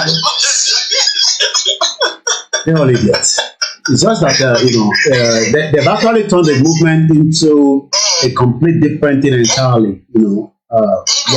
2.3 billion was spent by the bastard government, the military last year. Ẹ̀gbọ́n kò tí kò sọ ní mo pè kan lórí program ẹ̀ ló bá ṣàlàyé lọ advice ló ní ẹ ìyá oníṣègùn kọ̀ ní kíkó owó wá sí bọ́dà mẹ́nu ọ̀nà bọ́dà Nàìjíríà àti kìíní kan bẹ̀ yẹn mo ní Ọlọ́run ṣàánú ẹ bí kò ṣe máa ń ronú bí a ṣe é. Àwa bọ́ǹbù inú ilé yẹn tó bá wọlé nù àwa bọ́ǹbù ẹ̀ mọ́ gbá bọ́ǹbù ló wọ́n bẹ̀ àbí. Epo ọ̀rọ̀ yẹn nu ṣé ó yẹ kí wọ́n yọ àwọn tó dẹ̀ sọ̀rọ̀ yìí kò ṣe Nàìjíríà lọ́wọ́ àwọn ó wà ní advanced country tí wọ́n rí gbogbo ọdún tó gbogbo wọn bó ṣe lọ ẹ̀wọ̀ Irish ló ń jẹ́ àwọn ọ̀wọ́ mo sọ fún ìwọ́n ní wèrè máa fi pọ́ọ̀tì ìjà ẹgbẹ́ ìjà ò ní ṣẹlẹ̀ ọ̀dọ́ ẹ̀gbà ẹja tó fáwọn ẹlòmíràn láyé ẹjẹ gbọ́dọ̀ lọ pa mo kí dídí ìrókò ẹ wá bínú ẹ̀yin tẹ́tí wa á ń yí ẹja sáré bá àti ìdọ́bìnrin kan wọn tó pè so ìyá wa comfort ológun jà ló ń pè lọ́wọ́ mo kí ìdí ìrókò mo kí ìyá wa ìyá mi tèmi mọ̀ pé wà behind the scene hello grandma mọ́mì.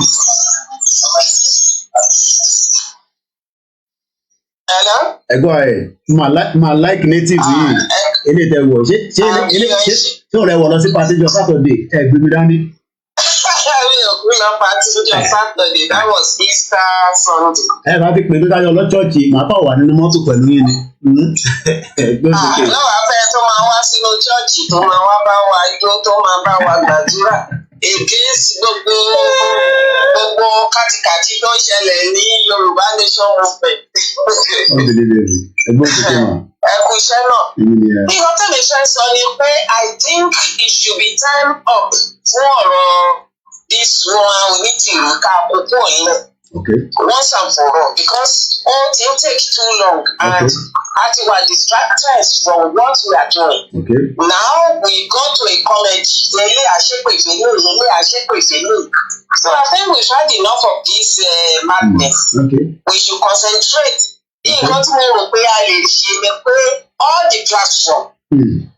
Wọ́n wá gbé síta pé this woman àtàwọn tó follow it they are not part of the movement. Pé bàbá Akíntóyè tó ń lead pé so they are whatever they are doing it has nothing to do with the Yorùbá Nation Movement under Professor Banji Akíntóyè. Ọ̀gá àtàwọn wá ń ṣe ká má bọ́dà pẹ̀lú wọn so it's going to be official. Kí individual platform àti Yorùbá wọ́n máa káàdì ẹ̀ sórí platform wọn. So kájọ wá move forward. Nísìnyí wọ́n ní movement yà ní ìdí owó yóò yẹ kó pè about that anymore. Ju èèyàn kan ṣe pèpè náà kan nìyá kìíní kan àti meeting tó ń sọ we should just wrap that up. Because woman yóò ní díẹ̀ yóò ní skáská lórí. The whole staff should be going like this. Àtàkùn tó ń tẹ̀lé náà àwọn èèyàn tí mi ti expect kan lè máa tẹ̀lé ìgbà ìpínlẹ̀ kan rí iná they can't see. Nígbà pé ìyá yẹn ìgbà tẹ̀lé ti wò pé ìyá yìí tí mo ti ní doubt was as far back as September ending. Táwọn á sọ pé èyí ni òògùn you are not God now. At the same time o ò fẹ́ kéèyàn kankan ṣe why? Ó bá àwọn èèyàn lórí message now you are claiming pé ìwọ nìkan lọ́gbọ́dọ̀ lò. Ókè ẹ̀wọ̀n kankan tó ṣẹlẹ̀ tán ní àpótí ẹ̀rí mo wo lórí TikTok. Pé kí bàbá step down fún woman yìí. Oríyàn àpò máa ní. Oríyàn àpò máa ní. Jágbàjàgbà ni ẹ máa ń sọ. That would be the end. Kí bàbá máa ṣe o. Mo ti sọ fún ẹ pé tó bá tag mi pẹ́rẹ́ again ó tag mi níjọ́ kan tó ń tag mi tó ní Koiki Àgbà. Ó bá tag mi àpótí ẹ̀rí kọ̀ àpótí Jésù ni wọ́n bá ṣàdúgbò wọn. Irọ́ wèrè wo ló rí? Ṣé kò yẹ rí iná pé Ọlọ́run sọ pé a gbọ́dọ̀ gbé nínú ìrẹ́pọ̀? that we have to do things together. Jésù gan wá sílé ayé kò dá nǹkan ṣe. Ó ní 12 disciples tán bá ṣiṣẹ́ pọ̀. Láì tó wọn á dé tábìlà class everybody tá a máa ṣe oní ìrọ̀lẹ́ ọ̀rán. She has been doing it for a very long time. Nígbà tí mo wo Dr. Zabi, mo ní ó ti pẹ́ tí wọ́n máa ti ní wèrè ló. Àwa làwọn. Tó sọ pé òun ni next governor after Fashola. Àwọn yẹn tẹ̀ sọ pé òun tiẹ̀ sọ pé if ó ní Ọlọ́run sọ pé òun ni governor, as he be the governor. So this woman, she's a joke and a big distraction. Ẹ jẹ́ ká close the chapter, please. Kí gbogbo platform gbé she is not part of the movement. Only fashion tiẹ̀ and it's not recognized with the movement. Tí bàbá tó yẹn ń reach. Chapter close. Ẹni kọ́ máa mention orúkọ ìjìnlẹ̀ òun àti ìyá yẹn náà jọ bẹ̀rẹ̀ gbogbo àbòsí. It started from him. Bí mo ṣe láìkí ẹ̀ tó, òun ló bẹ̀rẹ̀ àbòsí. And I'm very positive pé ó fẹ́ nǹkan kan lọ́wọ́ woman yẹn tó rò pé ó lè ṣe fún un. And irọ́ ni, they are not going anywhere. So that's illiterate ni that girl cannot reason by herself. Kọ́kàn máa ṣépè kọ́ máa misbehave, that's what she's an illiterate. What do you expect of her? So bí àwọn èèyàn, if we continue this way, we will be going this circle round. And nílé concentrate láti ṣe nǹkan. Wọ́n máa ti disband ẹ̀ kan ti ṣé bẹ́ẹ̀ yẹn ẹ rí i pé àwa aráyè lè ṣe nǹkan tá a fẹ́ ṣe so that we can move forward. Please. Ọlọ́run á ràn wá lọ́wọ́. All right, thank you, ma'am. And I think, Eshegoni Grandma says something very nice, but we will treat as much of the last part of the remnants, because we've never treated this kind of remnants. When I came out, it was after Baba Victory told us officially that we should forget about this woman. But what I'm doing right now is to do the program in a way that an average person may understand it. I think our country, and this is not the process, and that's all. Hello, Hello, Koiki. Wọ́n rí òtẹ̀tẹ̀ ráyè jọyìn. Ó ṣe tán fóònù sí. Ẹ ti wà láàrin méjì, ẹ̀kọ́ rí wọ́n ìpadà ni, that's the beauty of technology. Kò dàbí NTA, ṣèbí tẹgbọ́dé yẹn náà lè ti máa bá wa dá sí. Ẹ ṣe takuntakun. Wọ́n ní. Ẹ̀mí mímọ́ àràgàbọ̀ ní. Nípa ayé òní káyé. Àmì Jésù. Gbogbo wọn ṣe lásán ni, don't stand on your feet, continue to do what you are doing. Thank you so much. All the good women of the world have decided you. Thank you so much. Nothing evil will befall you. Amen. I was listening to this lady láàárọ̀. Lady K. So ó play tẹ́tẹ́ tó lóun ọ̀làdé. I was sharing all the bẹ̀rẹ̀ sí ní spirit láti lẹ́nu. Anyway, mo ti sọ, I wrote that. Pípẹ́ kan polówó àwọn èèyàn wọ̀nyí ni, don't leave them with their problem. Okay. They are having problem. Okay. And apart from that, it's just like father. So I wanted to write to one. But ẹgbẹ́ ẹ̀kan bóyá àbúrò ti kó jáde tí yẹn náà ló wọn jáde. Because I'm married to another man. We married for 45 years before he died in 2016. Wow. I have 7 children for him. Wow. And I have lots of grandchildren. Wow. So that man, I knew his story. He was part of those tó rebel against ìyàwó lọ́wọ́ nígbà yẹn. Remember there was a great fight lọ́wọ́. Lọ́wọ́ para wọn lọ rẹpẹtẹ because of that he was thrown into exile. Jẹ́ pé òkú oyè ìjọba. Bẹ̀rẹ̀ lẹ́tà tó kú oyè kú, ó ṣàbẹ̀mí ló jẹ́ kó wá kú sórí oyè. That was why he came back. Okay. I wanted to write that into but sórí ẹgbẹ́ kan ti dájú. Ní ẹ̀ ṣáà ń fẹ́ létí pé it's not representing their family. Ní ẹ̀ lóun á sọ fún pé kó pè é, kó bẹ̀ ẹ́, pé kó má bínú. Pé kó má bínú. So ti pè é. Well, I wouldn't know because I haven't seen any call coming through, but tobacco magic and memory. more, and I'll probably let the public know. Eshegoni, thank you so much. Ẹgbẹ́ gan-an Ọlọ́run á ní kó pè é. Ó tí ò bá dẹ̀ pè é Ọlọ́run á pè family meeting lé lórí. Okay. All right. Ọlọ́run máa wà pẹ̀lú ẹ̀ náà gbogbo tó ń do out of his mouth is not your. Amen. Eshegoni, thank you so much. My regard, Mama and your wife. Momsingo, àyàwó náà ń gbọ́, ó wà lórí program pẹ̀lú mi. Eshegoni, thank you so much. Ẹ̀kọ́ ni mo platform tí wife mi ti ń wo ni òun náà wà pẹ̀lú mi. We're gonna take the last call. Well, at the balance, so this is the last call, and then I'm gonna start winding down. Ejalo CUS, let me say. A very good morning as we are almost winding down. Any last caller, so I take advantage of most okay. Thank you very much, Mr. Koiki. God bless you. Amen. Kúṣẹ́ takuntakun. Ìgbọ̀nà ẹni tó ń gbọ́ náà iṣẹ́ ló ń ṣe. Rájò kò pọ̀ jù wá fún 3 hours. Ẹ lọ sọ lédè ké ẹ bóyá Ajára. At the end of the call, I will leave a question for you. Okay. I just need yes, check. Okay. I'm just telling you, start help us check. I just need yes or no. Okay. I will leave a question for you. Big case, just check it. I don't want to say this on the air. That's fine. Meanwhile, considering what we are discussing today, yes. I'm going to pick a lot of the corner before Mama Tonse drop here. Okay. Mama so we should not devote too much time. Too much energy. Discussing the unity. Too much energy. Yeah. Discussing unity that we need to take a position and move forward. But that's a very fantastic suggestion that goes in line with my thinking as I've been listening to the program. Okay. I think what we have to do, I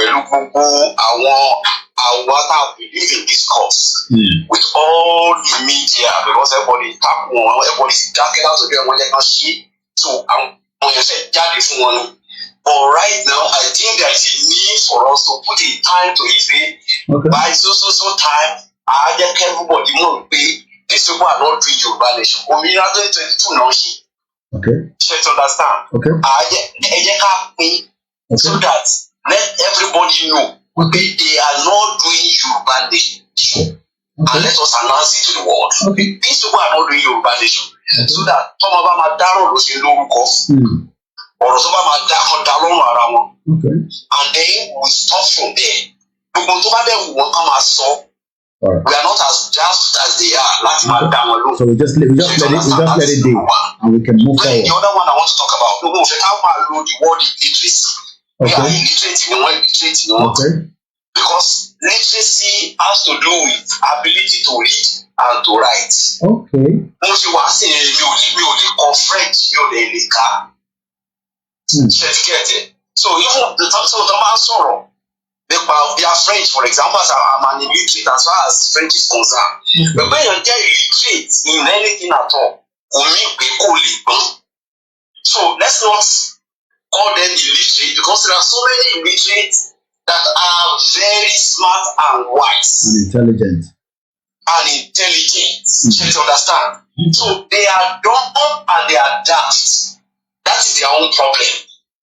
You get it? Then, only Onitiri go for it. What Onitiri came to do, Onitiri is a striker for a wrong reason. You get it? Yeah. Card to play. Fruad is just that 5 million petition. And the clause of the with 5 million petition, they need the referendum. You see, that was the card to tell everybody, and we thought she had something genuine. Meanwhile, card to look she is seeking relevance. She wants to come into the agitation. Only beginning as she low pẹ̀lú Akintoye, only beginning as she low pẹ̀lú Caesar. All of to Mali Gori which she achieved.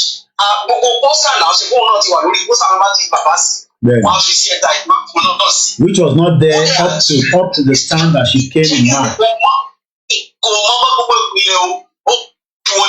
But because of her emotion about when she was accepted, and because of her protected, ẹ̀jẹ̀ ká ṣe tí suggestion tiẹ̀ náà after all different ways lè yàn fi lè pa elephant just like you used to say. So because of that she played that card ó dẹ̀ gbórí ẹ̀ wọlé nǹkan tó wọ́n á ṣe torí ìgbéraga ara ẹ̀ òun ló tú àṣírí ẹ̀ nítorí òun fẹ́ ṣe ni wípé at the end of the day tó bá lo everybody ó rí wípé àwọn kan wà tó jẹ́ pé intellectuals ni wọ́n people like Alágbàlá people like Ògúnrìbìdó they were working closely with that ó realize pé these people will challenge our position wọ́n máa challenge wọ́n máa put gbogbo theory ẹ̀ gbogbo kan tó ń present wọ́n máa put it to test èyí tó jẹ́ kí wọ́n máa yẹ kó sásẹ́yìn sí ènìyàn ó wá wí pé these people that are intellectuals tó ń bá deal pẹ̀lú wọn àṣírí òun á tètè tú olóṣè yẹra tó sọ pé òun fẹ́ bá bàbá ṣe mọ́ bàbá tú àṣírí kan ó wá oríṣiríṣi rọ́ ṣe ti understand gbogbo àwọn àtàwọn tó wá ń ṣe yẹn ó rò wípé òun máa wá lè wọ́ sí ẹ̀sà ìmọ́ra kúrò lọ́dọ̀ bàbá Akíntóyè pé tí ẹ̀sà bá jáde pẹ̀lú àwọn èèyàn pẹ̀lú rally kan propose tó bá achieve òun akọ̀dúró gbogbo olórí ni ó máa set bàbá aside that was the strategy unfortunately for her she failed because CSI kò ń ṣọmọdé CSI is an intelligent man CSI is a superman ẹ̀tọ́ náà òun bá sọ̀rọ̀ ni yàtọ̀ fáwọn kan gbéra wọn wòlíì you get what I'm saying. Yeah. So area tí wọ́n àyẹ̀ ti fail gangan nìyẹn tí gbogbo wọn ṣe ń pariwo pé CSI dalẹ̀ tó bá jẹ́ pé ọpọlọ wọn pé for example ìjìnlẹ̀ tọpọlọ ẹ̀ bá pé ni wọ́n àtúnṣe àlàyé fún yẹn kó rántí pé kì í sọ nítorí ló ń CSI wọnú agitation. Ó yẹ kó mọ̀ wípé ọ̀rọ̀ yìí tó bá jẹ́ òun náà pè òun tó fẹ́ pé èèyàn kan pè ẹ́ òun ní gbéra dìde bẹ́ẹ̀ béèrè àwọn question láì ṣe analysis fún rẹ̀ òun bóyá strategy yẹn bóyá ó bá nǹkan tó wọ́n náà ń wò lọ́kàn and it will work for you. You look at the pros and the cons. But ṣẹ́rí àwọn tó wá tẹ̀lé categories mẹ́ta ni wọ́n. There are 3 categories. Yorùbá ní tí èèyàn bá ń fi ojoojúmọ́ gúnyán fún ẹgbẹ́ wọ́n ló máa ní ọ̀tá. Wọ́n ní tí èèyàn bá lè fi ojoojúmọ́ sọ òkò lọ́jà wọ́n ló máa lọ́rẹ̀ẹ́. Ṣé gẹ́tì? Ṣé rí the fact ni wọ́n ń bú èkó lórí platform yẹn kọ́ ní àwọn kan nìyẹn wọ́n máa ní audience. You get what I'm saying? Yeah. Because they are also daft. And that is why you see some people touching tell you one. The real problem pẹ̀lú Ìjìnlẹ̀ because I see him as an intelligent person. But the problem with him ni pé Ìjìnlẹ̀ has ideological alignment deficiency syndrome. Do you understand? Ṣé rí pé at some point tó fẹ́ ṣe Lagos election you were completely different from where the world media was doing. Right? You completely differentiate yourself and you say, look, I stand alone because I don't believe in what they were saying on that platform. Nígbà yẹn, èmi gẹ́gẹ́ bí èèyàn kan, I completely hated what media was doing. But that does not mean that I make them my enemy on the Yoruba Nation agitation as long as I see even they believe in the cause and the leadership. Yeah. The genuineness of the movement is still there. Bẹ́ẹ̀ni, ideological difference nìyẹn. Bẹ́ẹ̀ torí pé Ìjìnlẹ̀ ní ideological difference. Nígbà kan, ó wá believe wípé an enemy of my enemy is supposed to be my friend. Ibi tí ó ti wá yé ni wípé àwa méjèèjì mi pẹ̀lú Kóìkì a ní enemy tó fẹ́ pa Kóìkì ó dẹ̀ fẹ́ pa èmi náà. You get what I'm saying? Yeah. Èmi wá sọ pé torí pé ó ti fẹ́ pa Kóìkì kí kókó fi sọ̀rẹ́ mi. Ìjìnlẹ̀ forget that the Yoruba nation tí woman yìí ń destroy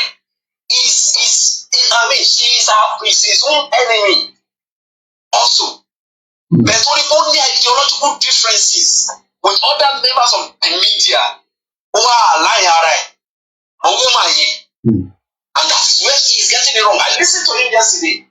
Because the concept of what I saw the currency, digital currency, Rubal. So he was talking about it and he was saying it's illegal because he did not even take his time to do his research, to even understand the standpoint of where these people are coming from. And instead of him to walk and ask questions and listen to others, and it's misleading the audience. You understand? So, what I say, yes, definitely ideological deficiency syndrome, Loni.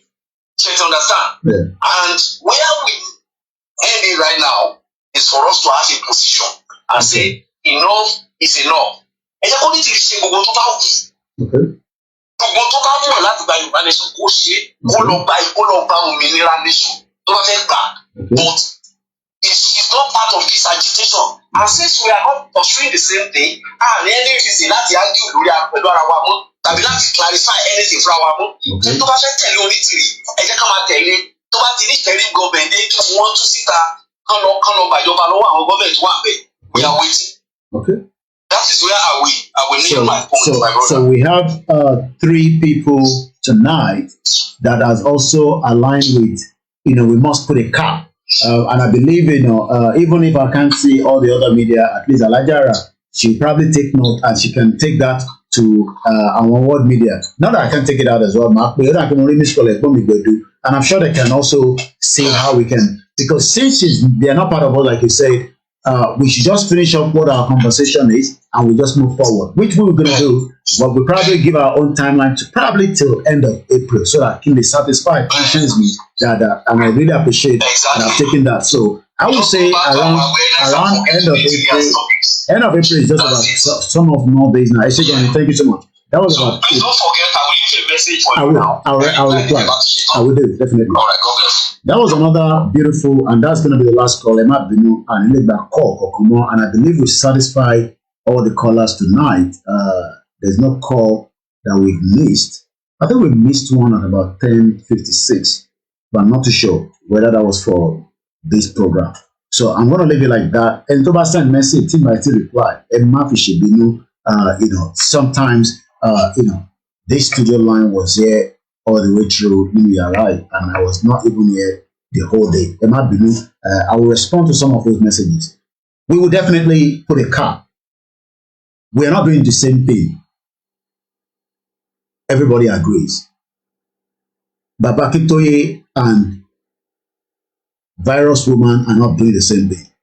But we will finalize the conversation and we will move forward. And whatever they are saying on their platform has got nothing to do with us. That is their own problem.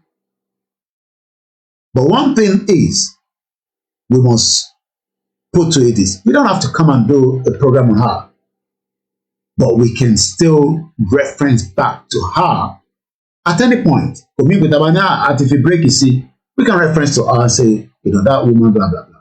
I'm sure you all understand. But we will put a cap on our own platform. And we will go back to where we are. There's a lot still to be discussed. There's a lot, especially as the handover of, say, Baba Ati Tinubu. That will be another confrontation ahead. Because issue Bashimama deal with Tinubu mo bewa ahead. Ẹ má jẹ́ ká fi sentiment sí. Ọmọ wa ni. Tinubu is fighting his own agenda.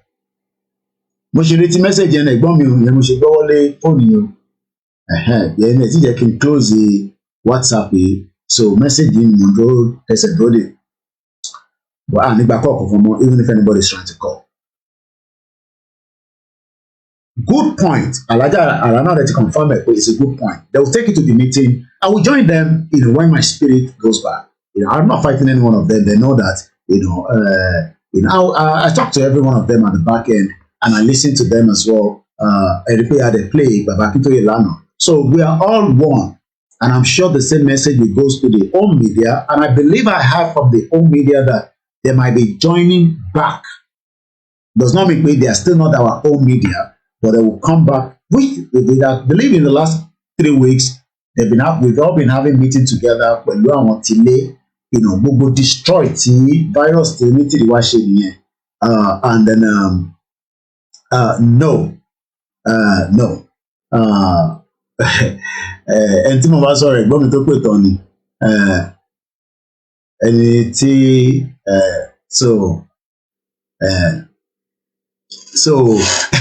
mo ti reply wọn message mi fẹ́ but náà ni answer ti question ti wọ́n bí mi. I don't want to go into details. So we will put a cap on it. We don't have to. You don't want to sọ nípa Ìgbòho àti bàbá Akíntóyè àti èmi àti gbogbo wọn. We don't care. There's a lot ahead láti discuss. There's still a lot of program tá lè ṣe láti fi educate gbogbo ọmọ Yorùbá. Ó pọ̀. A máa raise owó. À ń raise owó kò ní kankan ṣe pẹ̀lú àwọn. Kò ṣe pé a fẹ́ raise owó fún Koiki Media. A máa raise owó sínú àkáǹtì tí wọ́n bá ṣì ń sọ fún wa pé as far as I know the YSDM account is still the account. Àfi tí bàbá bá sọ pé no, this is another. Mo dẹ̀ ti gbọ́ tí Lady K náà sọ similar thing. Lady K náà sọ pé bí èèyàn kankan bá sọ pé à ní ìdòwó lórí Yorùbá Nation movement ìrọ̀lọ́pàá. Amẹ́ríkà gan ṣì ń náwó, gbogbo ìlú ló ṣì ń náwó. We will raise money and I believe Bishop Adesina still want to come and talk to us as well. Lórí ti Rúbà yẹn, èmi ni mo tí fàyè sílẹ̀ torí my own engagement. Mo sọ fún pé Dr. Okebe ọ̀run kò sí wants to come and talk to us. Èmi ni mo tí fàyè yẹn sílẹ̀. These are people that still want to give us inside information of what they are doing. So àwa máa educate àwọn èèyàn lọ. Ní ìbọn fífi jà o. Mo lè máa sọ pé a máa jà. Àràbọ̀n pa mọ́ta fífi bẹ́ẹ̀ nìkankan jà. I remember Frank Bello àgbákọ̀ kankan mọ́ mo sorry gan ẹni tó tún pè é. Dallas oya ẹ máa kó ju 2 minutes lọ. Kó ìjìbá bá owó méjèèjì lókè. Kó ìjìbá bá ó yàtọ̀ fọ́ sí i. Let me just comment you. You are doing fantastically well. Nǹkan tí mo sọ nìyẹn ṣe rí àti dúró láti dúró ló jẹ́ kí ó máa jàmbá lápò máa ṣe dáadáa. But kind of everybody that is thinking that ó ṣiṣẹ́ fún àwọn èèyàn olóṣèlú ṣe understand. Nǹkan tó lè jẹ́ kí wọ́n ga ìwà kó wá pẹ̀ pẹ̀lú ẹ̀sìn wọn. But most of the time bí mo ṣe máa ń sọ̀rọ̀ máa ń kàn mí. Báwo ni àwọn èèyàn tí wọ́n ní wọ́n bá tiẹ̀ tó ní kájẹ̀ bí orí wúmà yẹn dàgbé ní sọ́sọ́nà láwọn ní ìṣẹ̀lẹ̀ torí ẹgbẹ́ ọ̀rọ̀ bá gbà. Bọ̀wọ̀ bẹ́ẹ̀ ló ṣe fún ọmọ fún àwọn èèyàn. Sọ̀rọ̀ sẹ́ especially àwọn ọ̀rẹ́ àwọn ọ̀rẹ́ kọ́bìnrin kan fọ̀ mọ́ pé fún ìwà kó máa dàgbà tí a bẹ́ẹ̀ sí láti ní yàgòyàgò. Oníkẹ́ máa dàwó sínú sọ́jà kan ìwọ́dà ìgbà owó. I see everything that you do now. We need money for a lot of things. Oh, yes. So I just use this opportunity to still beg our people, please go and be putting your money in the central account. Yes. And the weekly subscriber every week they make sure what's in there automatically every week pass what's in the central account. Everybody now must say if I say $5, if I say $10, every week we can be able to get to where we are going. And I want to encourage you to do a great job. Yeah,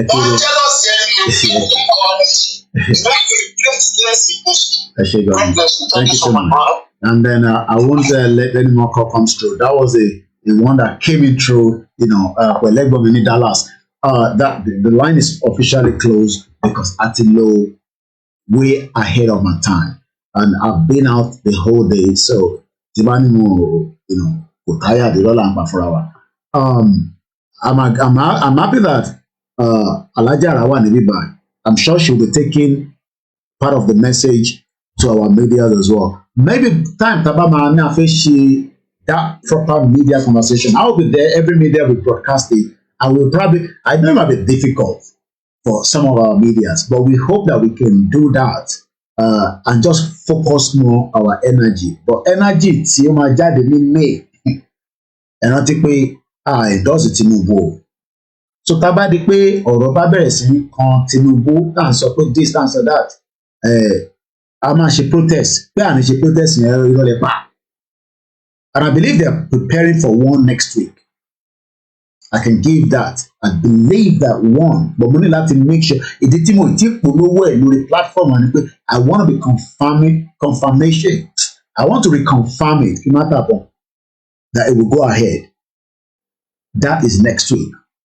Money Lati reconfirm it from the bottom, but the message has been circulated. I'm not sure whether the world media have talked about it. I've not seen it, but we want to make sure that we are all aligned so that in T Koiki bá sọ níbí òun náà lè máa gbọ́ lọ́dọ̀ Yèyé Dára òun lè máa gbọ́ lọ́dọ̀, just as we were all doing before, apart from all these nonsense agbajantes, àti tó wà ní tó yẹ ti sọ yẹn, I don't want to mention her name, ẹ ṣáà ti mọ woman yẹn tó máa sọ jágbajàgba ara ń ta kò ní bò ó bá sọ̀rọ̀.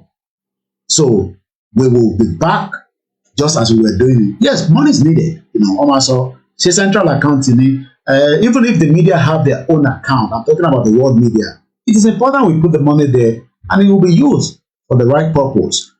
We will go back to that. But for now, there no mistake in English. But for now, if you mean 1 week, if you knock it, virus here, or virus here, Oshiwalara or Kolopo. So, and then later on, we'll start thinking of Komiba and some me, but virus tí ó ti inject àwọn ọmọ Yorùbá. Ó ṣe gbogbo náà lè máa fi jáde nínú ẹ̀, but àwọn tó máa jáde at least Saheed ọmọ bọ̀dá fi jáde nísìn. Ó ní bàbá àwọn gbẹrù fún ibi títa sí. So mo ń retí Saheed kó fún wọn ní another knockout. And I remember was there are different groups that everybody talk. Group kan náà, group kọ̀kọ̀, group kìíní kan, gbogbo tẹ́ bá ń ṣe níbẹ̀. Òun náà lè máa padà wá sọ. Tó bá dẹ̀ ní ó wà nínú media group that was set up, it's just a news media. Kódà prayer point gan ò lè post sínú ẹ̀. Ẹni tó bá dẹ̀ fẹ́ link yẹn ẹ sọ fún wa. Ẹni tó bá yín sọ̀rọ̀ lẹ́yìn ẹ ṣáà jẹ́ káwa mọ̀. Nọ́mbà ẹ̀ máa gbé jáde ni. Nobody is gonna ask for any money. It's just a news platform. Àwa nìkan, media àwa nìkan ló máa ju news sínú ẹ̀. Ó bá jókòó sínú ẹ̀. Nítorí kan máa gbọ́ ni pé a lè bú mama yín yẹn virus woman àdè máa sọ pé Ìgbòho ni leader wa àti bàbá Akíntóyè onígbọ̀n kan mi jù bẹ́ẹ̀ lọ kò bá jókòó síbẹ̀ kó lo fake number fi wọlé ìwọ tó wà níbẹ̀ tó bá sùn ẹ̀ wá jáde torí mo bá àwọn ti exit ọ̀pá ọ̀dà gbogbo èdè ní bọ̀bọ̀ yìí eléyìí lọ́ọ̀kì bíbá ẹ̀ pa ni o news Koiki Media nìkan ni àti Yorùbá Nation àwọn tó dẹ̀ máa sọ pé Koiki kí ní kún ẹ̀ pẹ̀lú international news Koiki Media is worldwide. Gbogbo àgbáyé ni mo wà. Anybody lè send the news sí mi. And we are talking about other things, but 100% Yorùbá Nation la wà fún. Nothing more than that. Àníri jù bẹ́ẹ̀ lọ, mo kí gbogbo alẹ́ nǹkan sí. The rally in London, lágbára Ọlọ́run inshallah, Alájàrà pẹ̀lú gbogbo wa heritage, we'll walk around it. But I don't think we should do June 12 anymore. Tábà máa ṣe June 12, máa disagree. A ṣe June 12 kọ̀ọ̀kan pẹ̀lú MK Abiola kọ̀ọ̀kan. A ṣe June 12, no. MK Abiola June 12, a máa yọ yẹn kúrò. Tábà náà fẹ́ ṣe June 12 ní ìlú báwọn ṣe. With the life in sin. I'm not interested in June 12. We can pick another day and do our own. Be May 29. Tọ́fí ṣe swearing. Káwa náà jáde ká sọ pé àwa àsí lára àwọn swearing ní kí British rí wa. I think we can do that. It's a suggestion. May 29. But ṣe June 12 kọ̀ọ̀kan mọ́. Ara June 12 ṣe náà ni virus tún dé wá báyìí. Ṣe June 12 kọ̀ọ̀kan mọ́. Àfẹ́ràn ti June 12 lọ́dọ̀ tiwa. A lè ṣe May 29 káwa náà jáde ká sọ pé a disagree pẹ̀lú new government tó wọlé ká kọ́kọ́ fìyẹn bẹ̀rẹ̀ ká fìyẹn bẹ̀rẹ̀ May 29 is a suggestion. It can be done around the world. We can do it here in UK. I will be involved. I will be on the ground. Ẹ tẹ́ bá lè believe in line pẹ̀lú bàbá Akíntóyè àti Ìgbòho ẹ pàdé wa níbẹ̀. Ìwọ tó bá dẹ̀ believe jókòó sílẹ̀ kó máa wò wá live. So May 29 but we are not doing any nonsense June 12 kọ̀ọ̀kan. I think June 12. I think May 29 should be our own walkout to say we are not and we are not part of this government. I think that will send a message to the world. We disagree with this government. Yorùbá Nation will want self-determination. I think May 29. It's still a suggestion.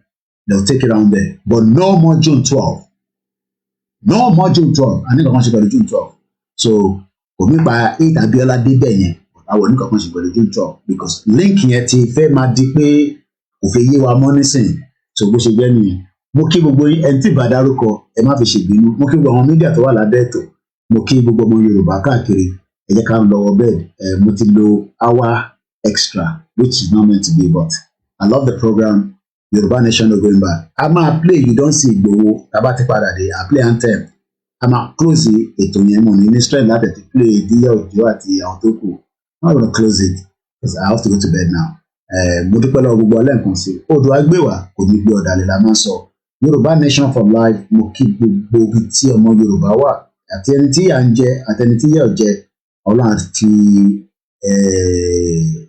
òwò Yorùbá yẹn. Ọlọ́run á fi òróró nǹkan kan síbẹ̀. Ibi tí bàtà ti ń ta lókàlùkù lẹ́sẹ̀. Bó ṣe ń tẹ̀mí lẹ́sẹ̀ náà ló táwọn náà lẹ́sẹ̀. Má ló pa wà táwà lábúrọ̀d. Nǹkan kan náà táwà náà lẹ́sẹ̀ o. Ọ̀bọ̀ Ọlọ́run bá wa fi òróró sí. Má wàá gbé pọ́blẹ́mù tí wàá bá mi, èmi náà ní pọ́blẹ́mù tèmi. Mò ń dí pẹ̀lú ẹ̀mí. Aṣọ ló bò mọ́lẹ̀. Bí wọn náà ṣe ní pọ́blẹ́mù Nàìjíríà yẹn, èmi náà ní tí mò ń dí pẹ̀lú níbi báyìí. Mo ṣeré o. Àbúrò mi, ó ní ẹ̀gbọ́n sẹ́ni owó sí mi. Mo ní òun náà kò sẹ́ni owó sí mi. Ó ní ẹ̀gbọ́n mi báwo lẹ́yìn sọ̀rọ̀ báyìí. Ó ní ibo ni mo máa ná náírà, ìwọ sẹ́ndẹ̀ sí mi. Wàá mọ tí máa fi náírà ṣe ní Nàìjíríà. Tó bó ṣe jẹ́ nìyẹn. Ẹni tó bá dẹ̀ fi support voluntary ni. Máa send owó kẹwàá ní ká dá padà àti lónìí yẹn bó ṣe jẹ́ nìyẹn. So May 29 alájàrà náà ní pé it's a good idea but a gbé lọ sínú media agree a lè make a decision ní bíbá lórí tiwa nìkan. It has to be collective and it can be done simultaneously around the world even if it's just chuku so bó ṣe jẹ́ nìyẹn. Odò agbéwà lẹ́ẹ̀kan sí kò ní gbé ọ̀dàlẹ̀. Ẹja play you don see Ìgbòho. Ta ló ti rí Ìgbòho? Tó bá rí Ìgbòho wàá máa rántí Èkìtì ibi tí àti ra pure water for anybody. Èrò tó wá síbẹ̀ dìbà ni èrò yẹn. Mo rò pé politician gan lè rírò èrò yẹn, ìyẹn ló já wọn láyà. Tá bá máa padà dé anthem la máa play and we say good night.